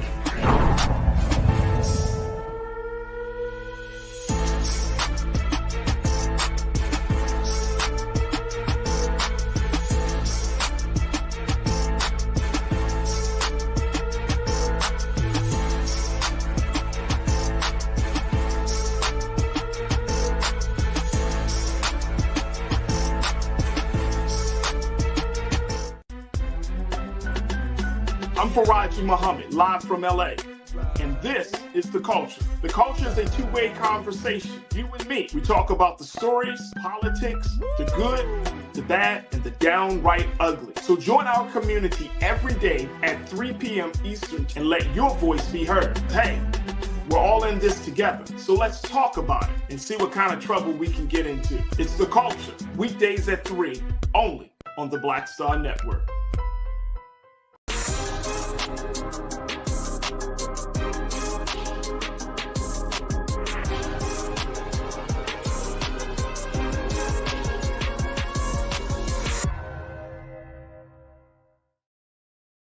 All right, folks, welcome back to the Culture's Black Men Summit, redefining and celebrating Black manhood. And this is day 4 of our summit as we talk about Black men in mass media, having a very rich and robust conversation with my brother, Alex Blanc, who is an executive producer, podcaster, and a brother who advocates for the media. So I appreciate Brother Alex on this situation. And then, of course, I want to... let me just turn that down. Then I also want to, in a few moments, we're going to be bringing in another voice. This is a brother who who is an award-winning journalist. He's out of the LGBTQ community, and I'm certainly happy that he's able to join us for the final few minutes of the show today to talk to us about the work he's doing. We're going to have Brother Ernest Owens joining us as well. So let me get to a couple of the comments from our culture crew, Alex and Brother Ernest, as we've had this conversation about Black men in mass media, because I think it's important for us to continue to highlight certain areas of this. Corinna, my sister, Corinna, you checked in and said, you said a number of things, Corinna. So let me make sure I'm pulling your things up, because you're talking some good stuff here, Corinna. You said, this is why reading and studying texts of scholars are important. It provides a foundation to sift through the misleading images and narratives displayed in mainstream media. So Alex, what's your take on that? Having this situation, what's your take on that in terms of having people, having that basis, that foundation of knowledge? Yeah, I mean, I think there's a scripture that says, like, my people perish because of lack of knowledge. And I think there's a saying that my mom used to tell me, but I've heard it before and heard it regurgitated. So she got it from somebody else. But if you can't stand for something, you'll fall for anything, And when we do this, the importance of that research is there's so much, again, misinformation that is being put out there now. It is imperative that you do your research. It's an imperative that you study and start to make your own better judgment, get aware and get involved with the materials or anything that is of interest to you. But then more importantly, what is affecting you. So I stand there with you. I mean, I thank you so much for that comment, because if you know me, Farajii, we talk about most recently bell hooks, the will to change. And yeah, bro. About femininity and malehood and things of that nature and love. That's it. There's so much insightful information that is out there. So I'm a true advocate for studying the game and just being a byproduct of it. Absolutely. Let me bring my brother Ernest Owens into this conversation. Ernest, thank you so again for your time and joining us today. As we're talking about this situation, I mean, I hate identity politics, Brother Ernest, so I'm not trying to just put you out there like, he represents the LGBT. But I think for the sake of this conversation, making sure that people understand that Black men are in a lot of different places, right? But what I do find to be interesting is the simple fact, Brother Ernest, that there are men who are part of, whether you're part of LGBT community, the Latin American community, the community from the Caribbean islands, like, from Haiti. How can those brothers see themselves? And what's the stance that Black men can take to start to push, you say, look, okay, we as Black men, we are a diverse group here, and we all need to be seen and recognized. Well, thank you for that. I think for starters, what we have to stop doing is creating those divisions within our own spaces. I think a lot of times we create those divisions before they exist. Largely, when I came to the industry, I just wanted to share various stories of my life. Not just my sexual orientation, that was one aspect of my story, but the story of the fact I'm an entrepreneur, somebody who, grew up working class, went to the Ivy League to get my degree, created my own, company as a professional freelance journalist, run various organizations that mentor, and I'm not cherry picking which Black person I'm working with, whether they're straight, whether they come from money, whether they come from a working class background, whether they go to HBCU. I'm a professor of HBCU right now at Cheney University. I don't see all of those various factors. I allow to just recruit various people that got the talent, come to the table, let's tell our unique stories and build from there. That's what I strive to do. And I think we can fix that when we don't try to compartmentalize everyone or background. I think that has been something I've noticed a lot in the industry, is that we limit people's abilities when we pigeonhole them based on one aspect around the other. They'll be like, oh, this is a Muslim Black journalist. And it's like, yeah, they're Muslim, but they also various other things in Islam. And we right. And and in some ways it's important to know the diversity of the group, but we also can't assume that person, like us as Black people, are only going to want to speak on one issue all the time. So it's all about that's a great point, brother Ernest. Diversifying the talent. Yeah. That's a fantastic point. And I get that as all the time. People be looking at my name and they be like, oh, okay, so you want to speak on Islam and right. Muslim Islam, and you're like, I've been doing this for, what I'm saying, Alex, and people see you, Alex, and I know you and I've had conversations. People try to limit us as Black men. And I think that we're starting to see some pushback on that, right? Mm-hmm. But it's still not as strong. And let me just share this with you. This is coming from and I'm gonna go back to the Opportunity Agenda. Again, folks, check them out, opportunityagenda.org, as they looked at this issue of representation. But they said that from the perspective of most scholars who focus on the topic of Black males in mass media, there is a clear causal story that links media representation of Black men and boys to real world outcomes. They said that in turn, for various reasons, media of all types collectively offer a distorted representation of the lives and reality of Black men across the board. In turn, media consumption negatively affects the public's understanding and attitudes related to Black men. And finally, these distorted understandings and attitudes toward Black males lead to negative real-world consequences for them.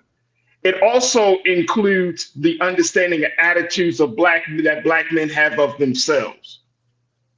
So when we talk about, and this is something that I see as often, that some of us as Black men, we find it to be hard to recognize and truly see other Black men that is not like us because of the mass media indoctrination that happens, right? So I can't accept that you are part of this group or part of that group, or I can't look past the fact that you are part of one group and I can't see nothing else. You could be the greatest writer, director, you could be the greatest producer, you could be the greatest host, but you are part of that one group I can't accept. So therefore, your value in my eyes is small and diminished. Brother Ernest, what's your take on that? Yeah, I think, one of the things we got to do is, one, recognize the difference between corporate media, white-owned media, and how they do that compared to how Black-owned media do.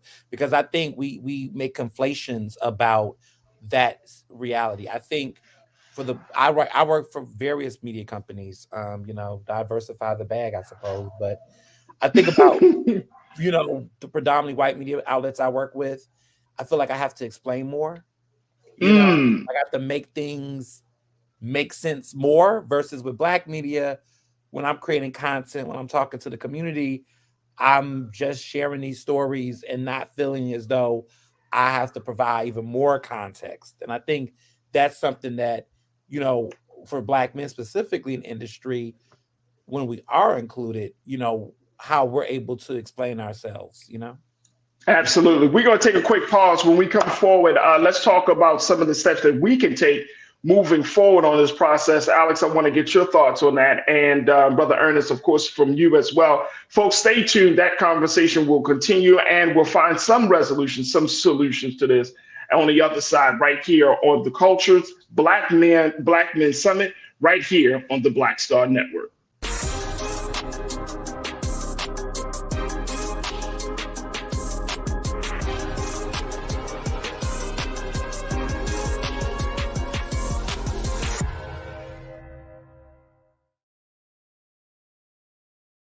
When you talk about blackness and what happens in black culture, we're about covering these things that matter to us, speaking to our issues and concerns. This is a genuine people-powered movement. There's a lot of stuff that we're not getting. You get it, and you spread the word. We wish to plead our own cause. Too long have others spoken for us. We cannot tell our own story if we can't pay for it. This is about covering us. Invest in black-owned media. Your dollars matter. We don't have to keep asking them to cover our stuff. So please support us in what we do, folks. We want to hit 2,000 people, $50 this month, raise $100,000. We're behind 100,000, so we want to hit that. Y'all money makes this possible.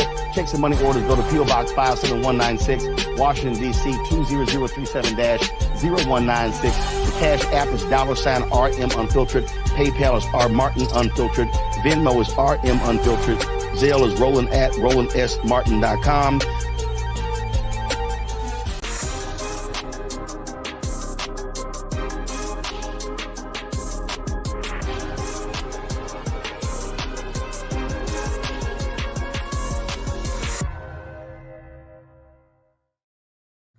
Folks, welcome back to the Culture's Black Men Summit as we are in day 4, just about to wrap up day 4 of the conversation as we talk about black men in mass media. Joining me has been Alex Blanc, who is the executive producer, podcaster, and media advocate.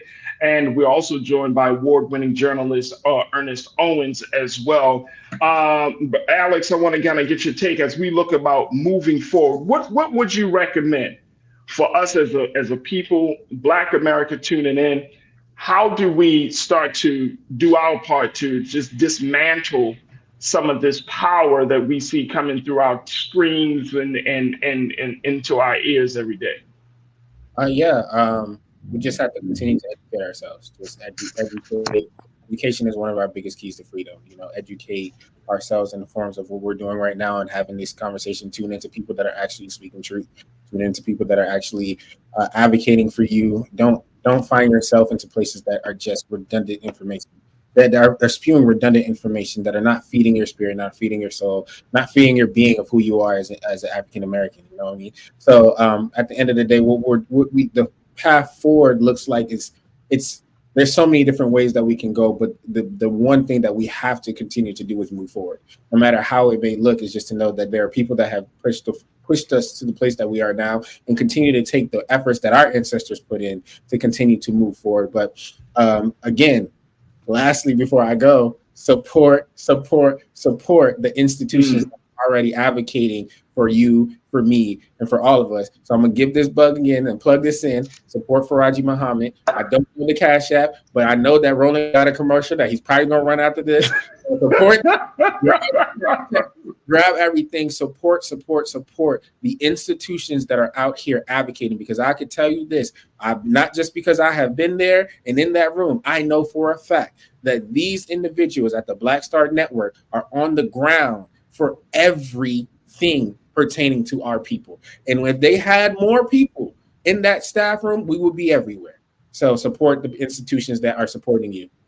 Absolutely. I love it. Brother Ernest, what will be your recommendations? We're talking about moving forward here. What can Black America do to start that process or to continue that process? I think the biggest thing we should do is make it a point to amplify and embolden Black journalism organizations across this country.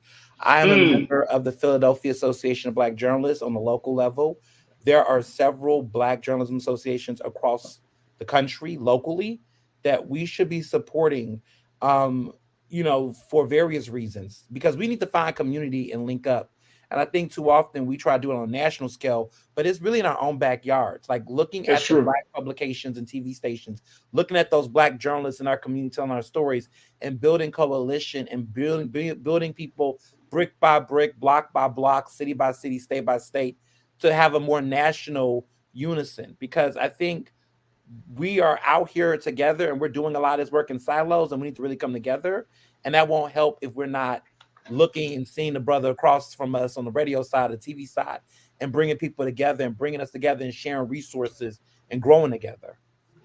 Absolutely. Absolutely. I love that, big brother Ernest. And I appreciate you for pointing that out as well.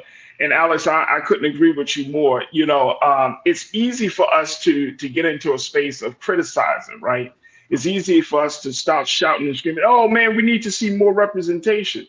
But I'm going back to the point you just made, brother Ernest. Start locally, start at home. We're probably in a space where there are more spaces for Black people and Black men to tell their stories than there ever been. And you know this, Alex, because of podcasting. There are more podcasters now than, probably more podcasters now than radio shows and TV shows. You see what I'm saying? Like, there's always a space for Black men to be heard and seen and felt and understood. But it just requires us to be knowledgeable about those spaces, and more important, like you say, being supportive of it. The other thing is, this is something that came from the opportunity agenda they pointed out, and I agree with this, that Black men need to be a part of the production and content creation process every single step of the way.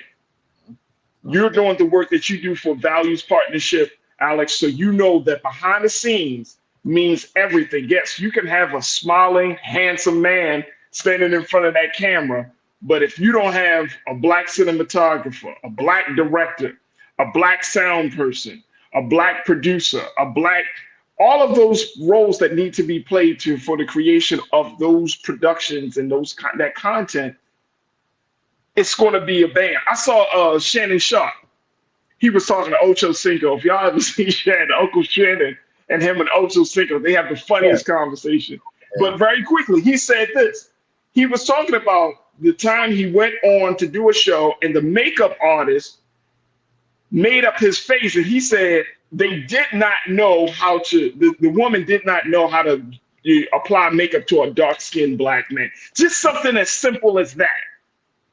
And how he felt embarrassed and was not happy with the end result of her makeup style of Black men. There's a space for everybody in the process. Brother Alex, what's your take on that? I know you got something to say on that, bro. I mean, you just said it. Like, there is a place for everybody across the process. And it's important because just want to think back to in 2020 when you have all of these corporations that made commitments. Everybody was making a commitment to DEI efforts and everything. And you think about how the process has fallen off. How many of these corporations are still falling in line with the promises that they made then? So this is why it is important for us to be in these rooms every step of the process, because you'll have that individual that's like, wait. No, you said that you were going to do this. Like, this is what we said. How do we get from the beginning of the process to the execution? And you lay that out the entire way. So absolutely, this is very important. And you need, and again, what you just said is very important, because I need everybody to hear what you just said. Everybody has a place in this process. Do not feel like you are not worthy. You play a valuable role in this process. Absolutely. Absolutely. I got to let you both go. But Brother Ernest, Brother Alex, thank you so much for doing the work that you're doing. But most importantly, we thank you, brothers, for being so good for the culture. Brother Ernest, we got to have you back on to have a much longer conversation about some of the work that you're doing, brother. So I'd love to have you on that. And Alex, we're going to bring you back on. We're going to certainly bring you back on. So I thank you, brothers, for the great work that y'all doing. Thank y'all. Thank you. You're welcome. You're welcome. All right, folks, that's going to do it for us. I certainly want to thank my production team. First, my very special partner in this whole process of making this summit happen, my sister Olivia Almagro, who has been working with us to make sure that these conversations happen. My production team. Folks, also check out my coverage partner here at afrolanews.org. Just go to afrolanews.org if you want to get the latest news and information about what's going on in Black Los Angeles. And Lisa, if we could pull up that website very quickly, make sure y'all can do so. And check out afrolanews.org, where they have in-depth reporting, culturally relevant information, all with an interest in keeping Black Angelenos in mind. So make sure you go to afrolanews.org. blackmensummit.org to get that latest information. And there it is right there. And that's the website for Afro LA News and the work that they're doing and the work that we're doing together with them. All right, folks, that's going to do it for us. I thank each and every one of you for joining us for this very special day, for day 4 of the Black Men Summit, Black Men in Mass Media. Make sure you let your friends and family know that over these past few days, we've been having these conversations. And so we want to make sure that we spread them out. We share the links as much as possible and just keep us informed about all of these things. Tomorrow, we're going to have our final day of the summit, and we're going to talk about Black men in the family and community. We're going to be checking in with Dr. Ray Winbush, my man Elijah Miles, and another brother and others who are going to give us some insight on how we can hold up our end of the bargain, brothers, of being family men, leading the community. So that is going to be tomorrow's conversation. All right, as always, never be afraid to challenge what's wrong, stand for what's right while being yourself in the process. God willing, we will talk tomorrow for another exciting edition of The Culture right here, only here, exclusively here on the Black Star Network. Follow us on social media and stay tuned. Up next at 6 p.m. is Roland Martin Unfiltered. Have a great evening. Peace.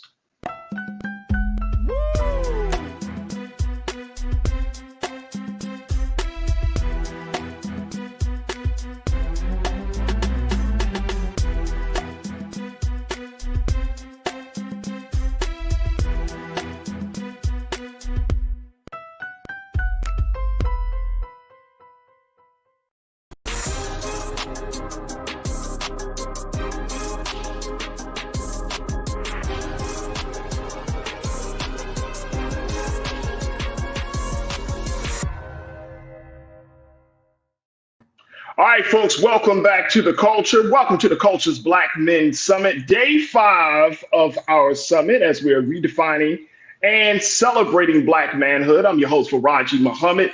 Man, oh man, first, it has been a phenomenal week here on The Culture as we've been having these conversations. Now, we started this conversation talking about the Black man as an individual, right? We talked about the 28th anniversary of the historic Million Man March. That was a call to action for Black men to atone, reconcile, and take responsibility. That was an individual effort. Well, we wanted to end the conversation about Black men focusing on themselves, not on themselves, but on their families and their communities. That's the progression of the week, folks. That's the thinking behind these conversations, that a Black man as an individual grows into his understanding of the role that he plays as himself, but more importantly, the role that he plays within given family unit, a community unit, a given structure. It's important that Black men see the evolution in the progression of their role. So we wanted to have that final conversation. That's why I'm wearing my shirt, y'all. Dope Black Dad. Look, there is no future for Farajii Muhammad if I'm not in the best mind state for my children. My son Nigel, my daughter Nyana. I could be all I want to be by myself, but it is for them that I have to lay the foundation so that way their future is even brighter than mine. So that's the process of this. Now, as we have this conversation, of course, we want to invite you to join us as we're streaming live right now on Roland Martin's YouTube page, and you can join us in the chat as a Culture crew member for today. And we would love to hear from you. Now, my first guest in this conversation is a brother who I have a great amount of love and respect for. He's never talking about madness or foolishness. When you follow him on social media, you're going to learn something from this brother. And so I am so happy and honored and privileged to once again talk to my brother about this. He is the author of the book, The Warrior Method, How to Raise Black Boys, a book that I have tapped into when I had my first child, my son. And let me just tell y'all, I tell this story all the time, but it was Dr. Winbush that gave me the insight on what it means to be a great father, the great wisdom that he imparted to me. When I told him, I said, Doc, I'm having a son.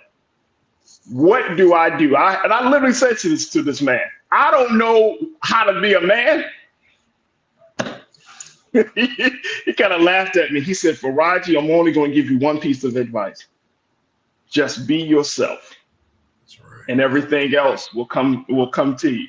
And I never, ever, ever forgot that. As my son is 10 years old, my daughter is 4. Never forgot that. Be yourself. So I want to welcome, he's an author of the book, he's a professor, he's a researcher, and we are so happy to have him back on the show, Dr. Ray Winbush. Dr. Winbush. Hey, man, how you doing? I'm trying to be dope. You're my spirit son, because, you know, my son name is Farajii too. He has one eye in his name, but I have 2 eyes. Isn't that crazy, y'all? Look at that. All by design. All by design. Dr. Winbush, once again, we are always a blessing to have you. Let's talk a little bit about this role of Black men in the family. I want to start it off here because there has often been, we had a conversation yesterday about Black men in our presentation and representation in mass media. And I think that a lot of times the conversation about the role of Black men is predicated upon the narrative that is put out through mass media. But I want to go deeper than that, Doc, because I feel like when we talk about mass media, that's still the enemy of our rise, still control that, right? And that's outside of us. I want to talk about when you have Black men who choose to show up in their children's lives, right? Who choose, regardless of the circumstances of their relationship, the distance, the physical distance, or even legal challenges, that they made a decision to show up. That's the different type of Black man, and that's the brothers I want to just kind of highlight today, because I think it's important that it's not just say, oh, if we had more media representation, we would see an increase in Black male engagement in their family. Now, let me just debunk this myth. Black men are the most engaged men in the country with their children. There have been actual reports about this, and I know Doc can speak on that. But I want to let y'all know, if you did not know, Black men are the most engaged men. They did a study that said that Black men will play, dress up, do makeup, and have tea more than any other groups of fathers in the country. Well, you're absolutely correct. And I think what happens is that too often Black folk believe the hype about us in general, but particularly about Black men. And as you said, the study you quoted is from the Pew Foundation. And they did an empirical study, said that Black men, even if they're divorced, even if they're separated, they have far more contact with their children than do white men. But see, the image is that somehow Black men are absentee fathers, or they're just not being good to their children or around their children and so forth. I always tell people the first absentee fathers in this country were white men who raped Black women during enslavement and did not raise their children. Damn. And you have to say, Adlai Stevens, she says that she's a great educator, and she says that Black men are the only men that raised the children of their wife's rapists, because we knew that some of those children were not ours. We knew, but we still raised them. So we have always been good fathers. And I know people will say something like this: well, the one I got ain't good, or the one that I know growing up, I never knew him. You're one person, but as a whole, Black men are probably the best fathers in this country. Wow. We're going to take a quick pause on that. And then when we come forward, I'm going to continue this conversation. We're going to bring in our brother, Elijah Miles, who founded an organization called the Tendia Family. We're going to have him to explain that work and the work that he's doing to advocate and encourage more Black men to not just get involved in their family, but in community life. So we got a lot to talk about on today's edition of the Black Men's Summit here on The Culture. Stay with us. The conversation will continue on the other side.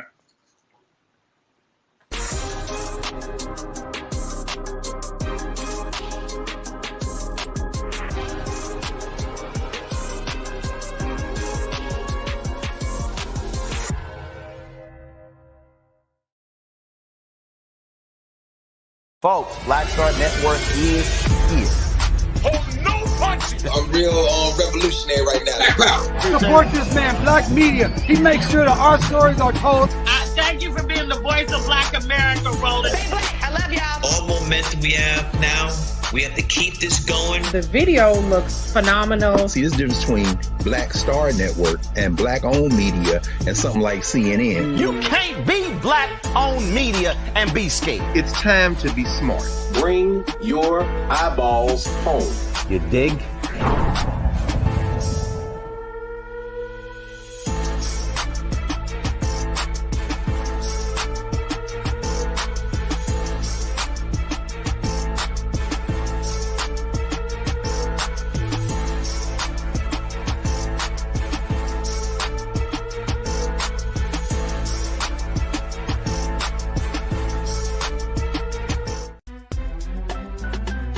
I'm Farajii Muhammad, live from LA. And this is The Culture. The Culture is a two-way conversation, you and me. We talk about the stories, politics, the good, the bad, and the downright ugly. So join our community every day at 3 p.m. Eastern and let your voice be heard. Hey, we're all in this together. So let's talk about it and see what kind of trouble we can get into. It's The Culture, weekdays at 3, only on the Black Star Network. When you talk about blackness and what happens in Black culture, we're about covering these things that matter to us, speaking to our issues and concerns. This is a genuine people-powered movement. There's a lot of stuff that we're not getting. You get it, and you spread the word. We wish to plead our own cause. Too long have others spoken for us. We cannot tell our own story if we can't pay for it. This is about covering us. Invest in Black-owned media. Your dollars matter. We don't have to keep asking them to cover our stuff. So please support us in what we do, folks. We want to hit 2,000 people, $50 this month, raise $100,000. We're behind 100,000, so we want to hit that. Y'all money make this possible. Check some money orders. Go to P.O. Box 57196, Washington, D.C. 20037-0196. The Cash App is $RM Unfiltered. PayPal is R Martin Unfiltered. Venmo is RM Unfiltered. Zelle is roland@rolandsmartin.com.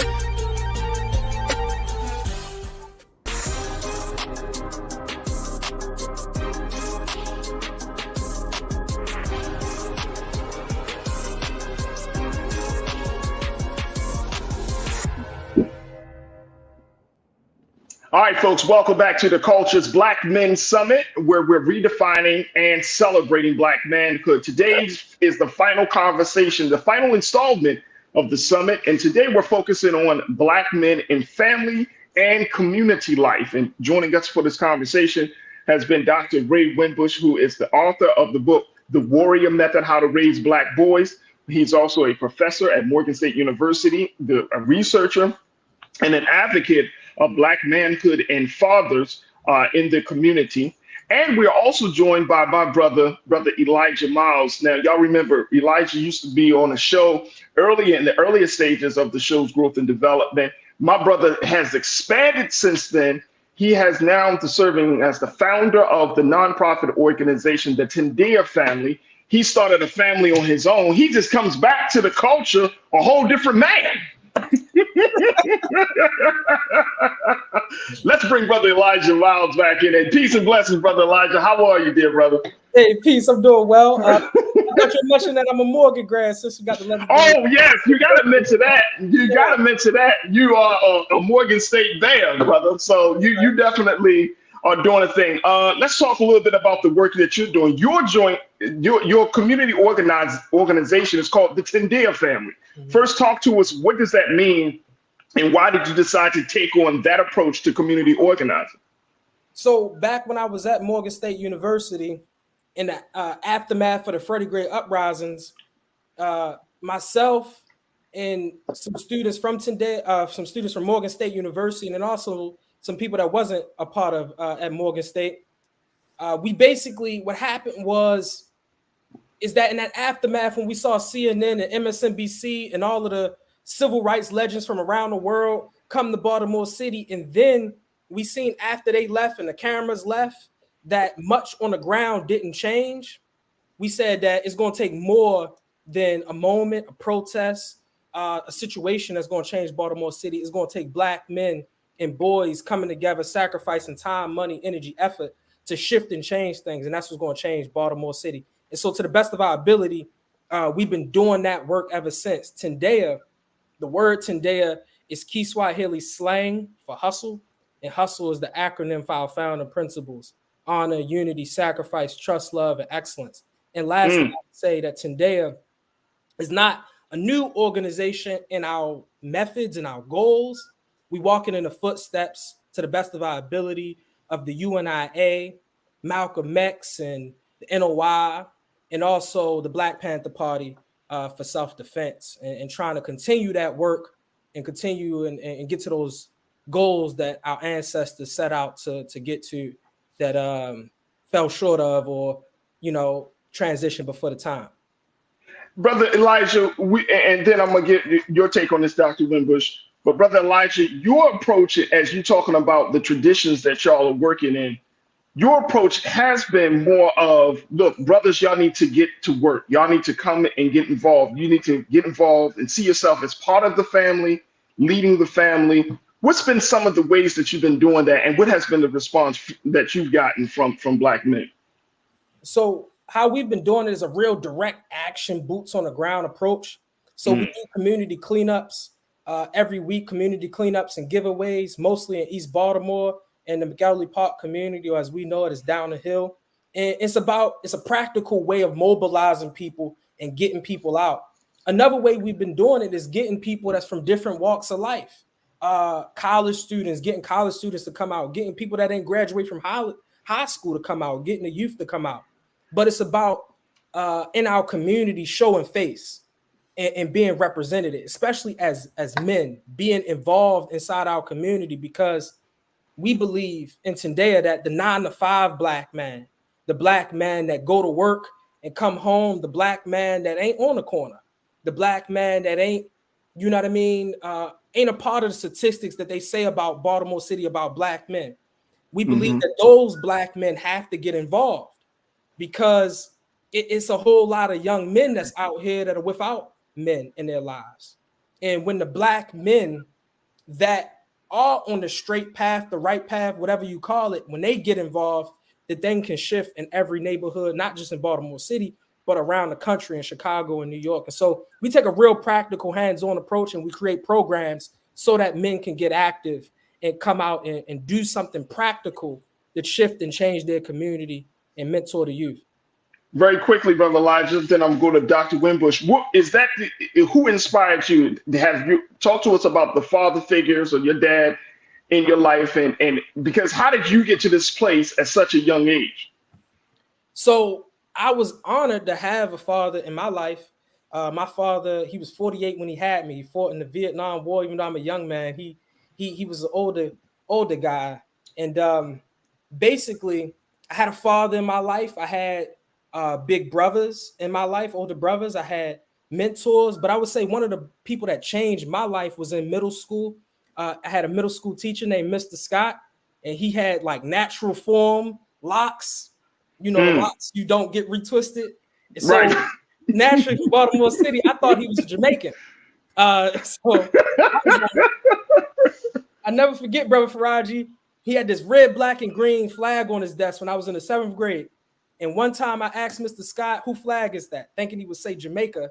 And he stopped what he was doing. And he'll never forget, he said, Elijah, that's your flag. And then from that point on, he began to mentor me about Black history, giving me books about Malcolm X, Native Son, Black Boy, the autobiography of Malcolm X, teaching me about Garvey. And then he began to break the narrative that I had received from society, from the music, from the movies, that a Black man is a killer, a robber, and a drug dealer. And he began to build in me that to be a Black man is to be as Malcolm X was, to be as Garvey was. And that I had a duty, I had a purpose to push the Black community forward as a Black man. And so he broke down that idea of the real N-word in my mind. And I no longer strove to be that, because I was striving to be that, even as a middle schooler. And he put that image of like Black men fighting for their community. This long line of Black men are fighting for a community. I was born a part of this basic fraternity of Black men, and that I had to, you know, carry it on as such. And so Mr. Scott, I would say, is one of the most pivotal people in my life and in my development. Damn. Dr. Wimbush, you can't. I mean, you're working. You're a father and you're a professor. You're an educator. That's a powerful story. I'm sure that you probably heard many stories like this of Black brothers, young brothers who come into their own and who have a greater consciousness. And as a psychologist, talk to us about this. Like, put that little seed in a Black boy's head to make him think differently from what other people have told him outside and influences. What is really going on in that process? Give us some insight into that moment. Well, Brother Elijah is what you call in Ethiopia a jegna. And a jegna is hard to translate it, but it's a man who loves his community, will protect his community, will die for his community, and who builds his community. And I can tell by what Brother Elijah is saying, he has a comprehensive view of the Black community, and he wants to do something more about it. It's hard to say what triggers, there's a term in psychology called negrescence. And Charles Thomas talked about how there's triggering moments in Black people's lives that he called negrescence, and it can be a pivotal event. In my life, it was reading Black Boy when I was in the 8th grade. And after I read that book, things just shifted, the whole world. And then reading Francis Cress Welsing's book, The ISIS Papers. Those books just shifted me. And sometimes it can be an experience. It can be an event. I heard Brother Elijah say after the Freddie Gray murder in Baltimore. And those are the types of events that trigger people. One white psychologist calls it a pacer. And I think that Black folk, you don't make them or you don't create them. They just happen. And it triggers in you a consciousness. For Malcolm, for example, it happened when he was in prison. So it doesn't have to happen in school. It can be on the playground. It can be somewhere. And so Brother Elijah reflects the best of what a jegna is all about. Wow, that's heavy. That's a great compliment there, bro. That is an awesome compliment. Look, brothers, we got to take a quick pause. When we come forward, let's continue to talk about this. Plus, I got some comments from our online culture crew that's checking in from around the country. Folks, stay with us. We're continuing the conversation with Dr. Ray Wimbush, Brother Elijah Miles, and certainly you, as we are at our final conversation for the Culture's Black Men Summit, redefining and celebrating Black manhood. I could not end this conference any other better way than having these dope brothers joining me to talk about Black men in family and community life, folks. So stay with us. The conversation continues on the other side, right here on the Black Star Network.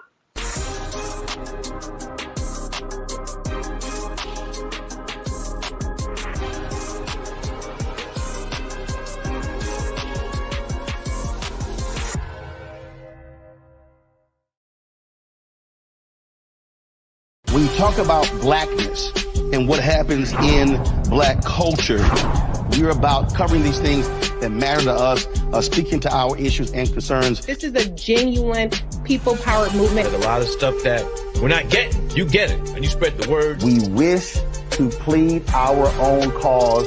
Too long have others spoken for us. We cannot tell our own story if we can't pay for it. This is about covering us. Invest in Black-owned media. Your dollars matter. We don't have to keep asking them to cover our stuff. So please support us in what we do, folks. We want to hit 2,000 people, $50 this month, raise $100,000. We're behind 100,000, so we want to hit that. Y'all money makes this possible. Check some money orders. Go to P.O. Box 57196, Washington, D.C. 20037-0196. The Cash App is $RM Unfiltered. PayPal is R Martin Unfiltered. Venmo is RM Unfiltered. Zelle is Roland@RolandSMartin.com. When you go into a barbershop in a 700 credit score neighborhood, Black or white, they're talking about their ideas and they're talking about how they're going to move on those things. You go to a barbershop at a 500 credit score, equal brilliance, but bad culture, they're talking about other people. You go to a winner's barbershop, here's what I'm doing. You go to the barbershop of where people feel defeated, they talk about other people, either celebrities or people they admire, but also often, I don't like Joe. I don't like Roland Martin. Well, let me tell you something. I don't understand people. Why? How could you not like anything here you see? You should just be like, this is amazing. It's cool. You may not even like how he does it or how I do it, but it's like, you know what? They're succeeding. They're killing it. All you should be is, that's fantastic. But if I don't like me, I'm not gonna like you. If I don't feel good about me, it's hard for me to feel good about you. If I don't respect me, don't expect me to respect you. If I don't love me, I don't have a clue how to love you. And here's the big one.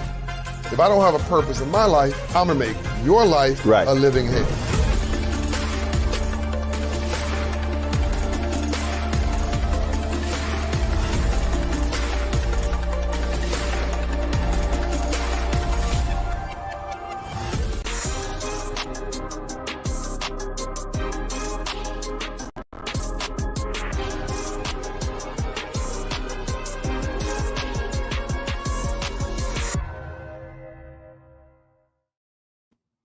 Folks, welcome back to the Culture's Black Men Summit, where we're redefining and celebrating Black manhood. I'm your host, Farajii Muhammad. We've been talking about Black men in family and community life, and I have two dynamic Black men joining me today for this special conversation, the last conversation for our summit.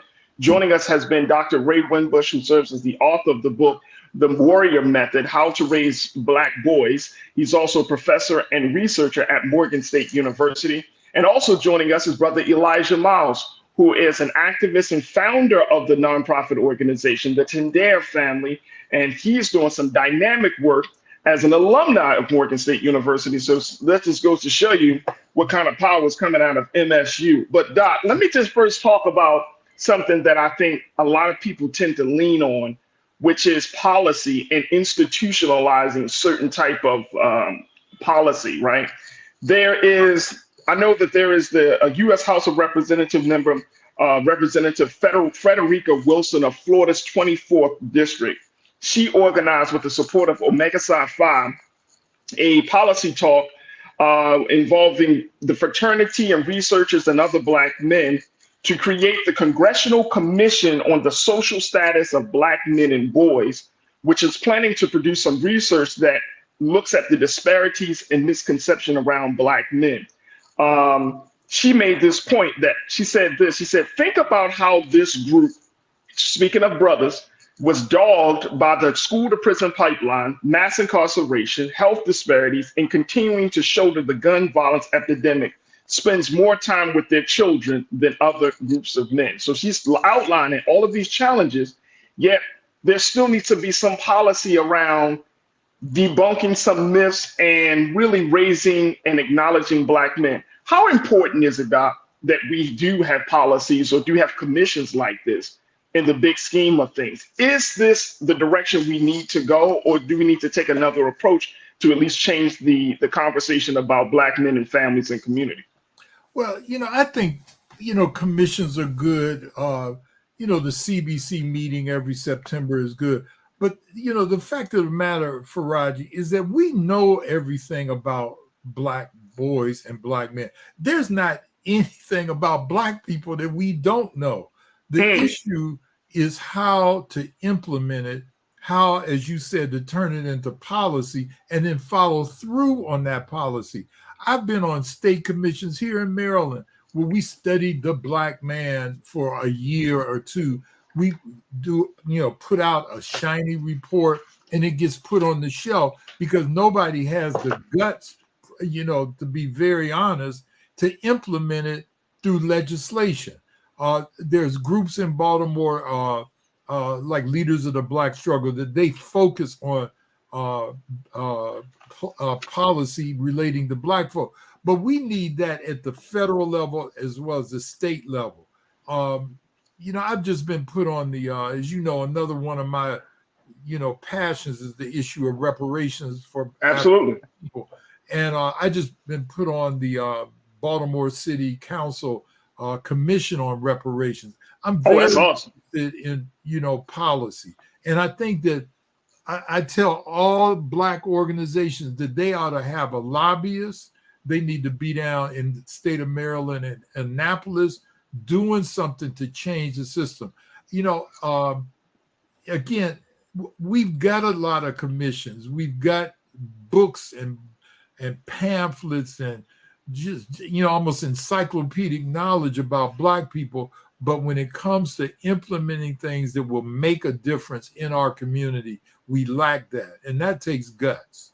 And then that's what we saw with President Obama with the My Brother's Keepers campaign and organization. He was trying to institutionalize some things. I know in the city of Baltimore, under former Mayor Catherine Pugh, she institutionalized the African American Male Leadership Initiative, creating a whole office of that's completely dedicated to Black men achieving in the city of Baltimore.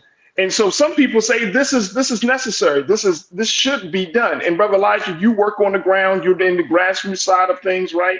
How important is concretizing policy around the treatment, around the perception of Black men? How important is that for you in your work?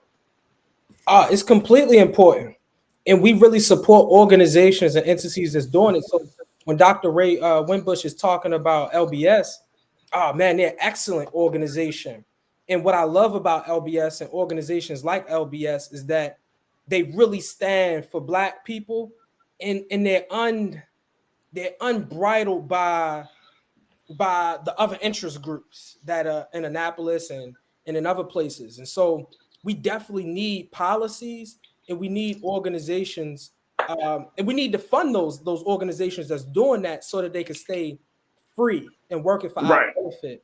And so LBS does a great job of that. The Mayor's Office of African American Male Engagement with Dr. Bunley do a great job of on the ground work with Black men and boys.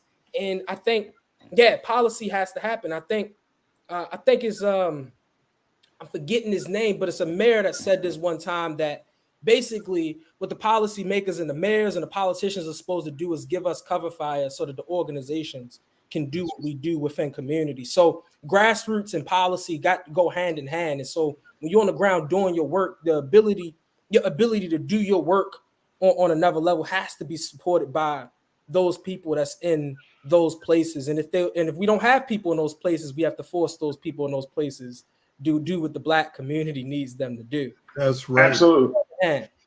Yeah. And the other, go ahead, Doc. I'm sorry. Go ahead, brother. No, real quick, what Elijah said is so important. You see white folks, they'll have like one issue campaigns, like they said, do you support the Second Amendment? Are you for or against abortion? Do you want a balanced budget? We have to start asking our elected officials, not the ones who are running for office, but those who are already in office, whether or not they give cover fire the way Elijah just said. So we've got to hold those who are getting elected accountable to do and implement the policy that we talk about in the barbershop, on the street corner, but they have to be the ones to implement it. And we've got to hold them accountable. And Dr. Winbush, and I want to share this very quickly, and then I want to get your take. McCall Spicer, you said we don't need any more studies on Black men, Black families, etc. Like the professor said, we need implementation at this point. Absolutely. I remember having a conversation just on this show and other spaces, Doc and Brother Elijah, where I'm like, if we look at the past 40 years, 50 years in this country, there have been more marches. Black folks have marched more times than I think of any group of people. We've come up, and Dr. Winbush, you know this because you've been a part of these conversations, more national agendas. I mean, whole books, Doc, whole books of ideas. And I mean, these ain't terrible ideas. You've been a part of those conversations where you had literally hundreds of organizations that have convened today over the past 25, 30 years. I'm thinking from the Million Man March, even from the Great March on Washington, all of this stuff, all of these recommendations. And I feel like these are good ideas that are just sitting, as you say, sitting on the shelves. But we're the first to talk about the Moynihan report said this, or we pull up some the Pew Research or the Brookings Institute, which is fine, but you do have credible recommendations on how to address all of those issues that are laid out in those other pieces of data. And I'm trying to say, how is it that we have this disconnect? If we know that Black men are in trouble, in a crisis moment, why do we keep going back and saying, where are the answers? We got the answers. Look at history. That's right. We already have that. I said in the warrior method, enough of, we need to have a door of return to what has kept us. See, if I was a white supremacist, the first person that I would attack would be the black male, because he is the progenitor of all humanity with black women. And see, that's the threat. It's the nature of the threat that a lot of us have talked about. I think sometimes, to be honest with you, just straight up, that a lot of black elected officials, they're just comfortable being an elected official. And they count on the fact that their constituents won't hold them accountable for some of the things that they need. I have never met a black elected official that does not know about the plight of the black male. And instead of just, reciting the data over and over again, or saying we need another commission or another study to do that, they need to say, what can we do in terms of legislation? That's very important. Very important. Look, we got to take another quick pause. When we come forward, I want to talk about something that I think we often don't talk about. Dr. Winbush, I need to get your psychological expertise on this, because as much as black men are going through these challenges, the other thing is that black men are in a state of loneliness. And this is not just affecting black men, this is also affecting men in general, that there is a high rate of male loneliness in this country, where men do not feel emotionally supported, do not have friends. And they have even gone as far as to say there's a friendship deficit among men. And so, Brother Elijah, I want to get your take on as well, because when you're talking about building the family, there has to be a brotherhood. There has to be a space to be supported. So we're going to have that part of the conversation up next, folks, as we continue in our discussion about black men and family and community life here on the Culture's Black Men Summit, where we're redefining and celebrating black manhood. Stay with us. You're tuning to The Culture here on the Black Star Network.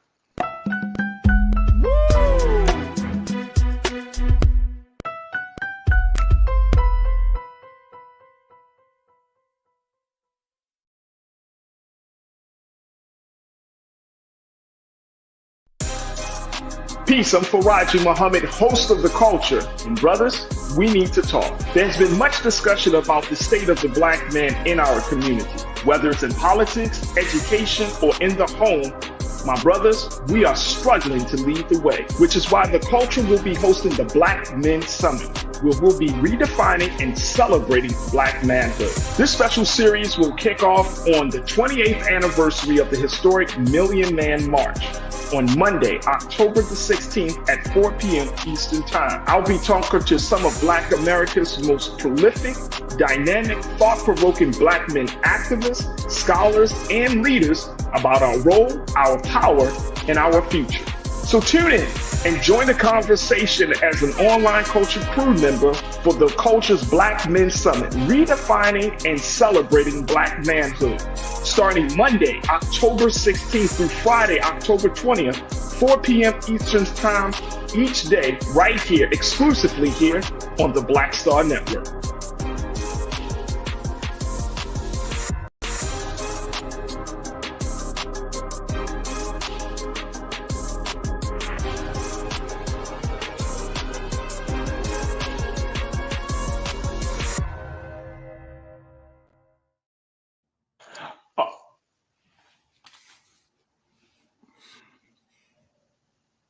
All right, folks, welcome back to the Culture's Black Men Summit, where we're redefining and certainly celebrating black manhood.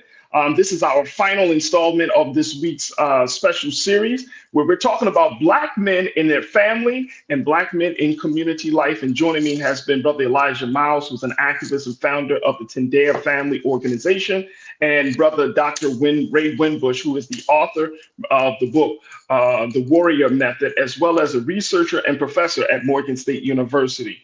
Brothers, I want to kind of get your take on this, because as I was, we were preparing for the show and preparing for this conversation, I did find that this is an issue that I don't think we talk too much about, which is that there is a high rate of male loneliness in this country, not just facing black men, but facing a lot of men as well, and what they call the friendship deficit.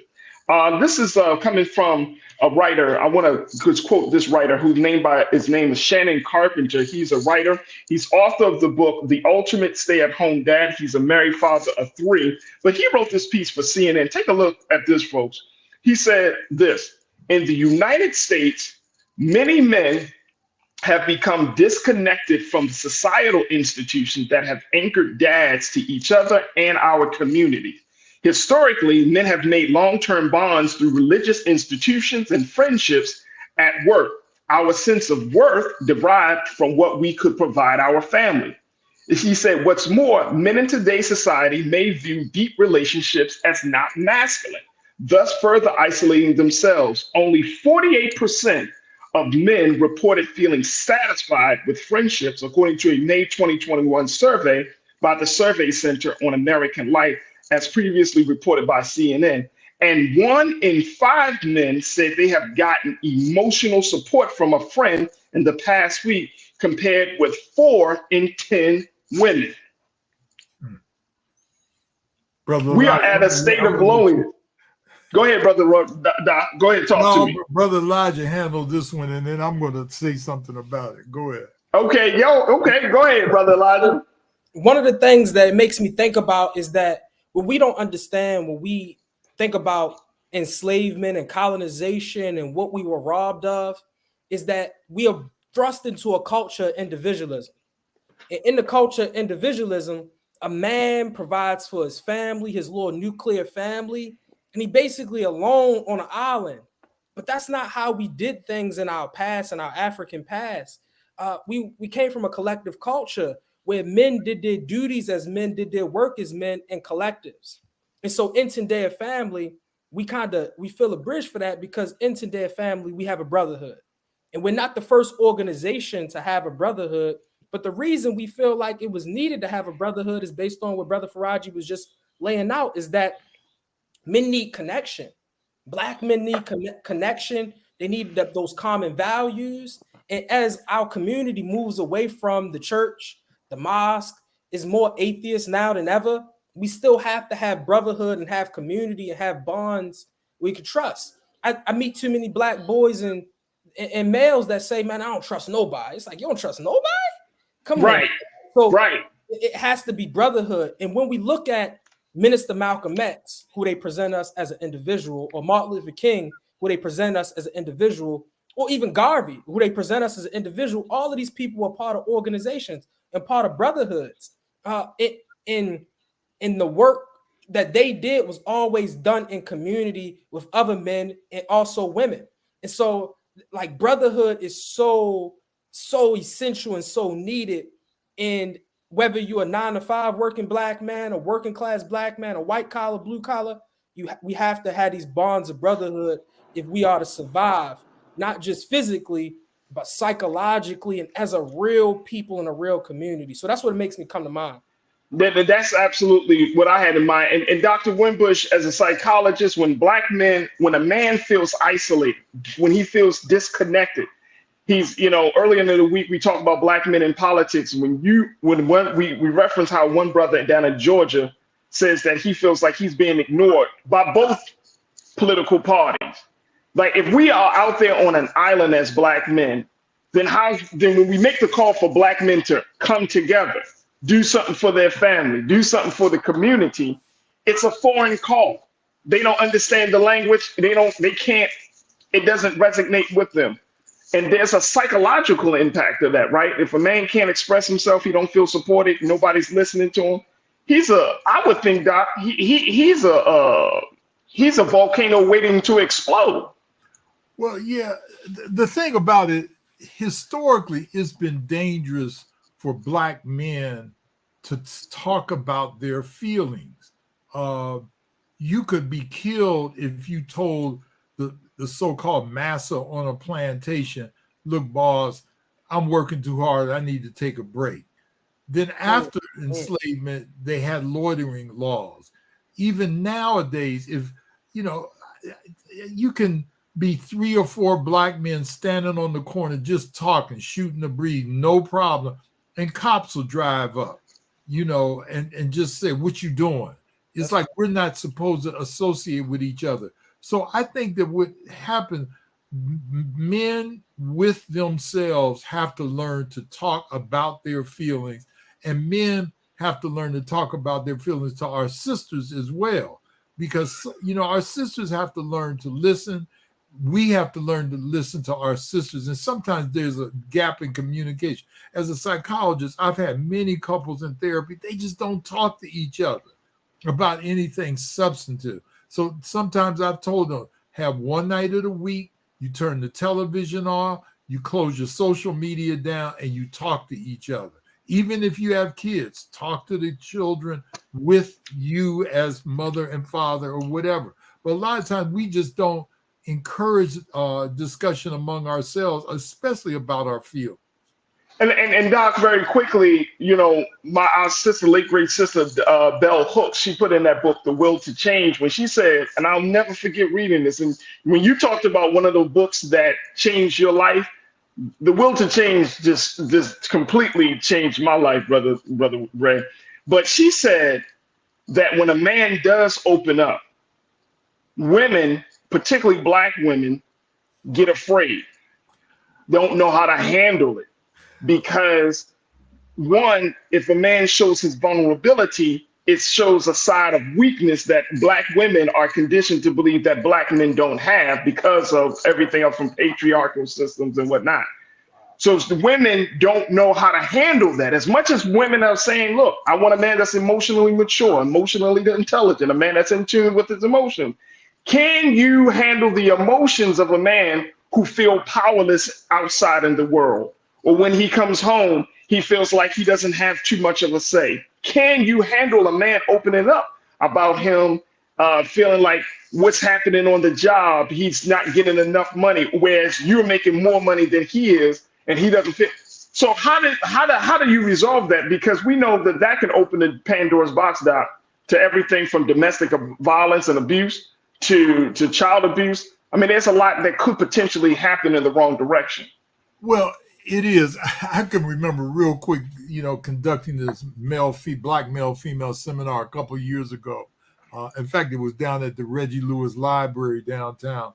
And this sister stood up and said, look, I really want to know, what do Black men feel? I want to, somebody just tell me. And on the other side of the room, this brother was ready to stand up to tell her that. And then this other sister stood up and said, they don't know what, their own feelings. I don't know why you listening to Black men. And see, we got to get out of that. And so the brothers looked at me like, you see what I'm talking about?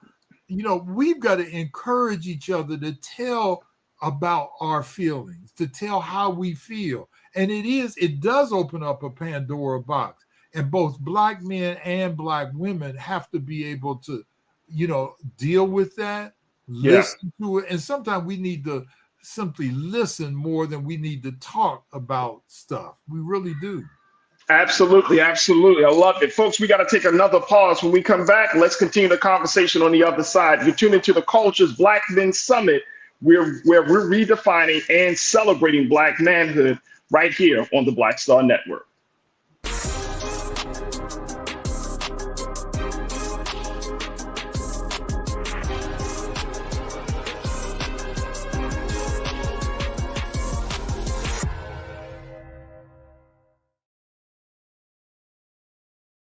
Pull up a chair, take your seat. The Black Tape with me, Dr. Greg Carr, here on the Black Star Network.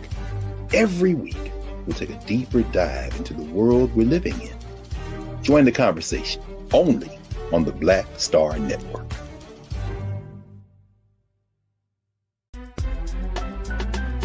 I'm Farajii Muhammad, live from LA. And this is The Culture. The Culture is a two-way conversation. You and me. We talk about the stories, politics, the good, the bad, and the downright ugly. So join our community every day at 3 p.m. Eastern and let your voice be heard. Hey, we're all in this together. So let's talk about it and see what kind of trouble we can get into. It's The Culture, weekdays at 3, only on the Black Star Network. When you talk about blackness and what happens in Black culture, We're about covering these things that matter to us, speaking to our issues and concerns. This is a genuine people-powered movement. A lot of stuff that we're not getting. You get it, and you spread the word. We wish to plead our own cause. Too long have others spoken for us. We cannot tell our own story if we can't pay for it. This is about covering us. Invest in Black-owned media. Your dollars matter. We don't have to keep asking them to cover our stuff. So please support us in what we do, folks. We want to hit 2,000 people, $50 this month, raise $100,000. We're behind 100,000, so we want to hit that. Y'all money makes this possible. Check some money orders. Go to P.O. Box 57196, Washington, D.C. 20037-0196. The Cash App is $RM Unfiltered. PayPal is R Martin Unfiltered. Venmo is RM Unfiltered. Zelle is Roland at RolandSMartin.com.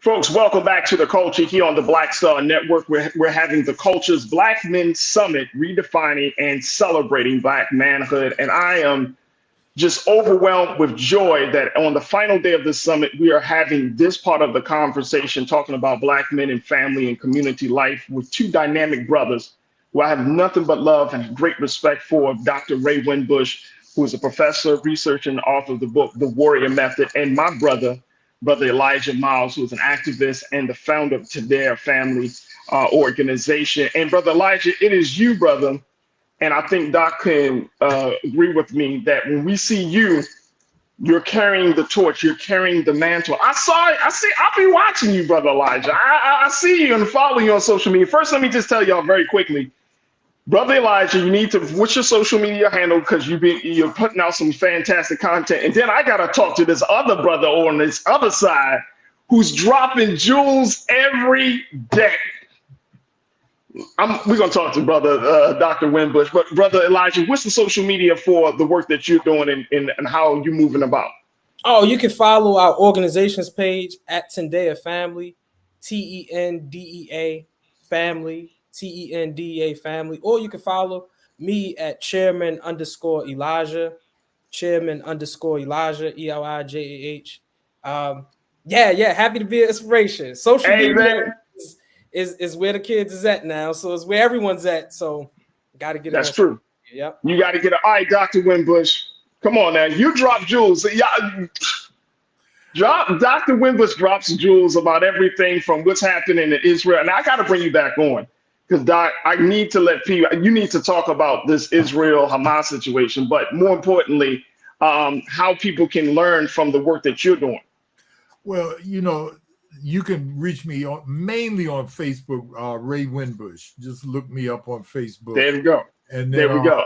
I don't use X and Twitter anymore. I'm trying to migrate away from that. Shooter's like I said the Freudian slip was shooter, but Twitter is kind of like a shooting in a wild gallery, but I'm R Winbush on shooter. See, I said on Twitter. Twitter's become a mess. But I hear you. Hey, look, brother. Hey, Doc, I appreciate that. Hey, look, I saw this piece of you, Doc, Brother Elijah, that I think that this kind of encapsulate the whole week that we have, that we do want to have Black men who are active and engaged. And I saw this video, and I want to play this video of you as you're doing the great work that you're doing for Tendea Family in the streets of Baltimore. Take a look, folks. As long as there's a murder and a shooting on Morgan State campus, there's still more work to do. As long as there is a President Davo that's being killed, there's still more work to do. As long as there's over 300 murders in Baltimore City every year, most of them Black people, there's still more work to be done. And each and every one of us have to use our skills, our talents, our resources, our money to push the Black community forward. Because things have to get better. There's no reason that we live in a community occupied by mostly Black people. And we got elders that's on the corners. We got young people that's on the corners. But many of these businesses are non-Black owned. There's no reason for that. There's no reason we're in a majority Black city and yet our kids are still being miseducated. That when I say Garvey, I see a black stab because you haven't been taught about Garvey. There's no reason for that. And so it's still more work to be done. But we who are at Morgan, we who are young people, we who still got life and still believe, because it may be residents right now that don't believe that this neighborhood can change, that Baltimore City can change. So us that still believe, we got a duty. We got a duty to them. We got a duty to ourselves. We got a duty to our family. We got a duty to our community. But most of all, we got a duty to the future generations yet to come that will inherit this mess unless we clean it up. Powerful stuff. Thank you, brother Raj. Hey, look, I was looking for a way for something to end this part of the conversation, and I thought this is the perfect way to do it because you are a brother who is moving us further along, brother. And even though I'm not that much older than you, I see so much I see so much in you. So while you're doing your work there in the streets, Dr. Wimbush is doing his work on the college campus. I'm doing my work in media.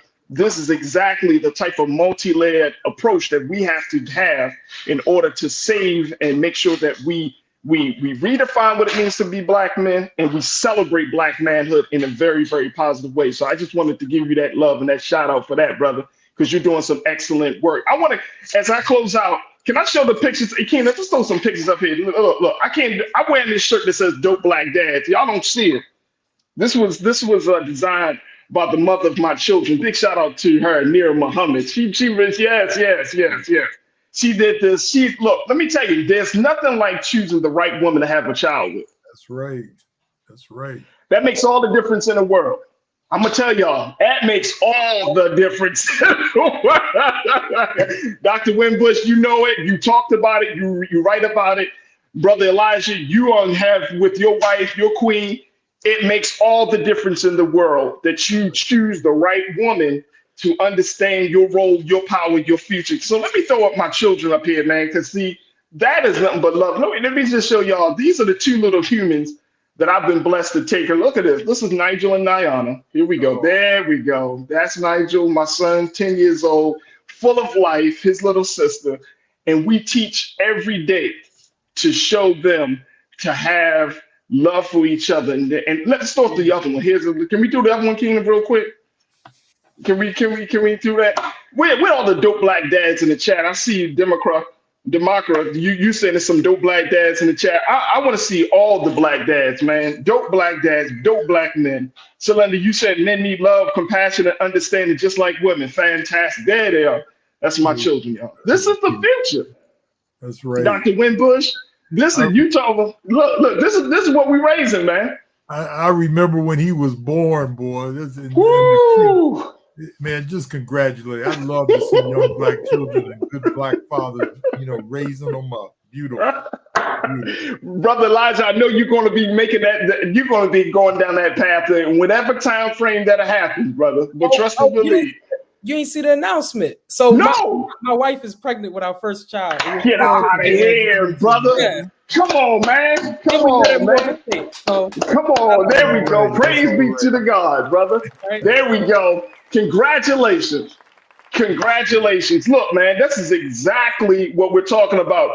Big shout out to all of the black men, all of the fathers in the chat. I see my pastor, Pastor Damon Blissett, standing tall, black dad. Who else? Janae, amen. Corinna, you said congratulations. Who else is checking in, man? Let me just tell y'all, there are so many black men in this country that care, that want to do right, that we are making the best decisions possible, Dr. Wimbush, in this crooked ass system that we are part of, right? And so, as we started at the beginning of this week, acknowledging the great 28th anniversary of that historic Million Man March that happened 28 years ago. At the beginning of this week, on October the 16th, 2023, the day of that day changed my life forever. And now we're ending with having this conversation. I got Brother Elijah, who is just falling right into the line. What guidance can you offer, Dr. Wimbush? Whatever guidance you can say, what guidance, what recommendations do you offer us as black men and as black women and as a people on how to move forward? Well, as an educator, I always end my speeches by saying, read at least 30 minutes a day, something about Black folk. We need to deepen into our history. We need to deepen into our culture, but just read 30 minutes a day. That's all. That is something about Black folks. Something about Black folk. That's what I'm talking about. That's what I'm talking about. Real quick, Farajii, I've been so surprised this week with this war going on that Black folk don't even know, or not all Black folk, but many Black folk have asked me, well, I thought Israel was been here for 1,000 years. They don't know about the creation of the state. And that stuff is very important for us as Black folk to know the history of Black Palestinian relationships in this country. Right. And that's why we're going to have a separate conversation to have you be a part of. And I would love to get your take on that. Dr. Ray Winbush, Brother Elijah Miles, I cannot thank you enough for being with us for this final part of this conversation. You brothers are inspiration. You are a light. And more importantly, y'all are so important, critical, and good for the culture.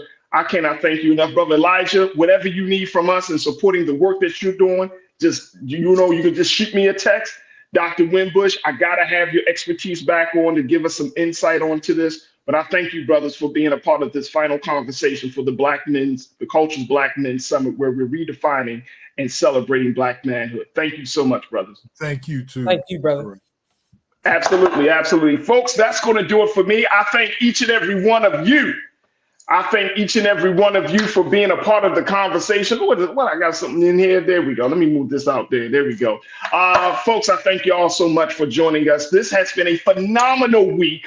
And I hope and pray that you learned something. You took something. We're going to try to, I'm going to be posting some excerpts on my social media. So make sure y'all follow me at The Real Farajii on Instagram. I got a lot of followers on Facebook. But on the Instagram side, I'm still building up the network. So make sure y'all follow me at The Real Farajii on Instagram. Follow me on X at Farajii. I'm on Threads at The Real Farajii as well. But your support, and it's just been overwhelming. It's been a phenomenal week. I cannot thank you enough. I want to thank our coverage partner, AfroLAnews.org, AfroLAnews.org. If you want to get all the latest news and information about Black Los Angeles, make sure you tune in. You check out the website at AfroLAnews.org, and you can see some of the latest things that are happening, things of substance, things that are cultural, but more importantly, things that are related to Black folks here in LA. So go to AfroLAnews.org for all of the latest news and information. Another Black media source for the city of Los Angeles. So definitely check it out. Go to our website at blackstarnetwork.com. You can download the app for free. Follow us on social media. But we want your support. We need your support because it is your support that powers us through this process as we are in this digital media space. Big shout out to 00 Tehran, who is another member of Bring the Funk fan club on a level 1. Big shout out to you. Can we get a little horn for 00 Tehran? Thank you so much. And all of you who have already given, we can't thank you enough. But let your friends and family know that we need their support as well. So definitely check us out at blackstarnetwork.com.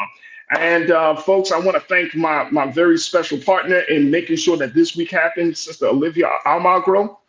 Sister Olivia's been doing the hard work, making sure we have these conversations. And of course, my production team, Joel, Shannon, my man King Keenan, Lise, Maddie, and Chris have all been phenomenal, absolutely phenomenal in making sure that the production of every day of this show, of this summit, has been on point. So thank you for my production team and everyone that was involved in this process. Folks, stay tuned. Up next, 6 p.m. is Roland Martin Unfiltered. I can't thank y'all enough.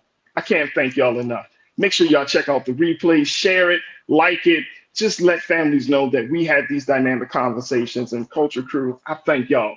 I thank you for joining us for the Culture's Black Men Summit, redefining and celebrating Black manhood. Stay tuned. Up next is Roland Martin Unfiltered. As always, never be afraid to challenge what's wrong. Stand for what's right while being yourself in the process. God willing, we will talk on Monday for another exciting edition of The Culture, right here, only here, exclusively here on the Black Star Network. Peace.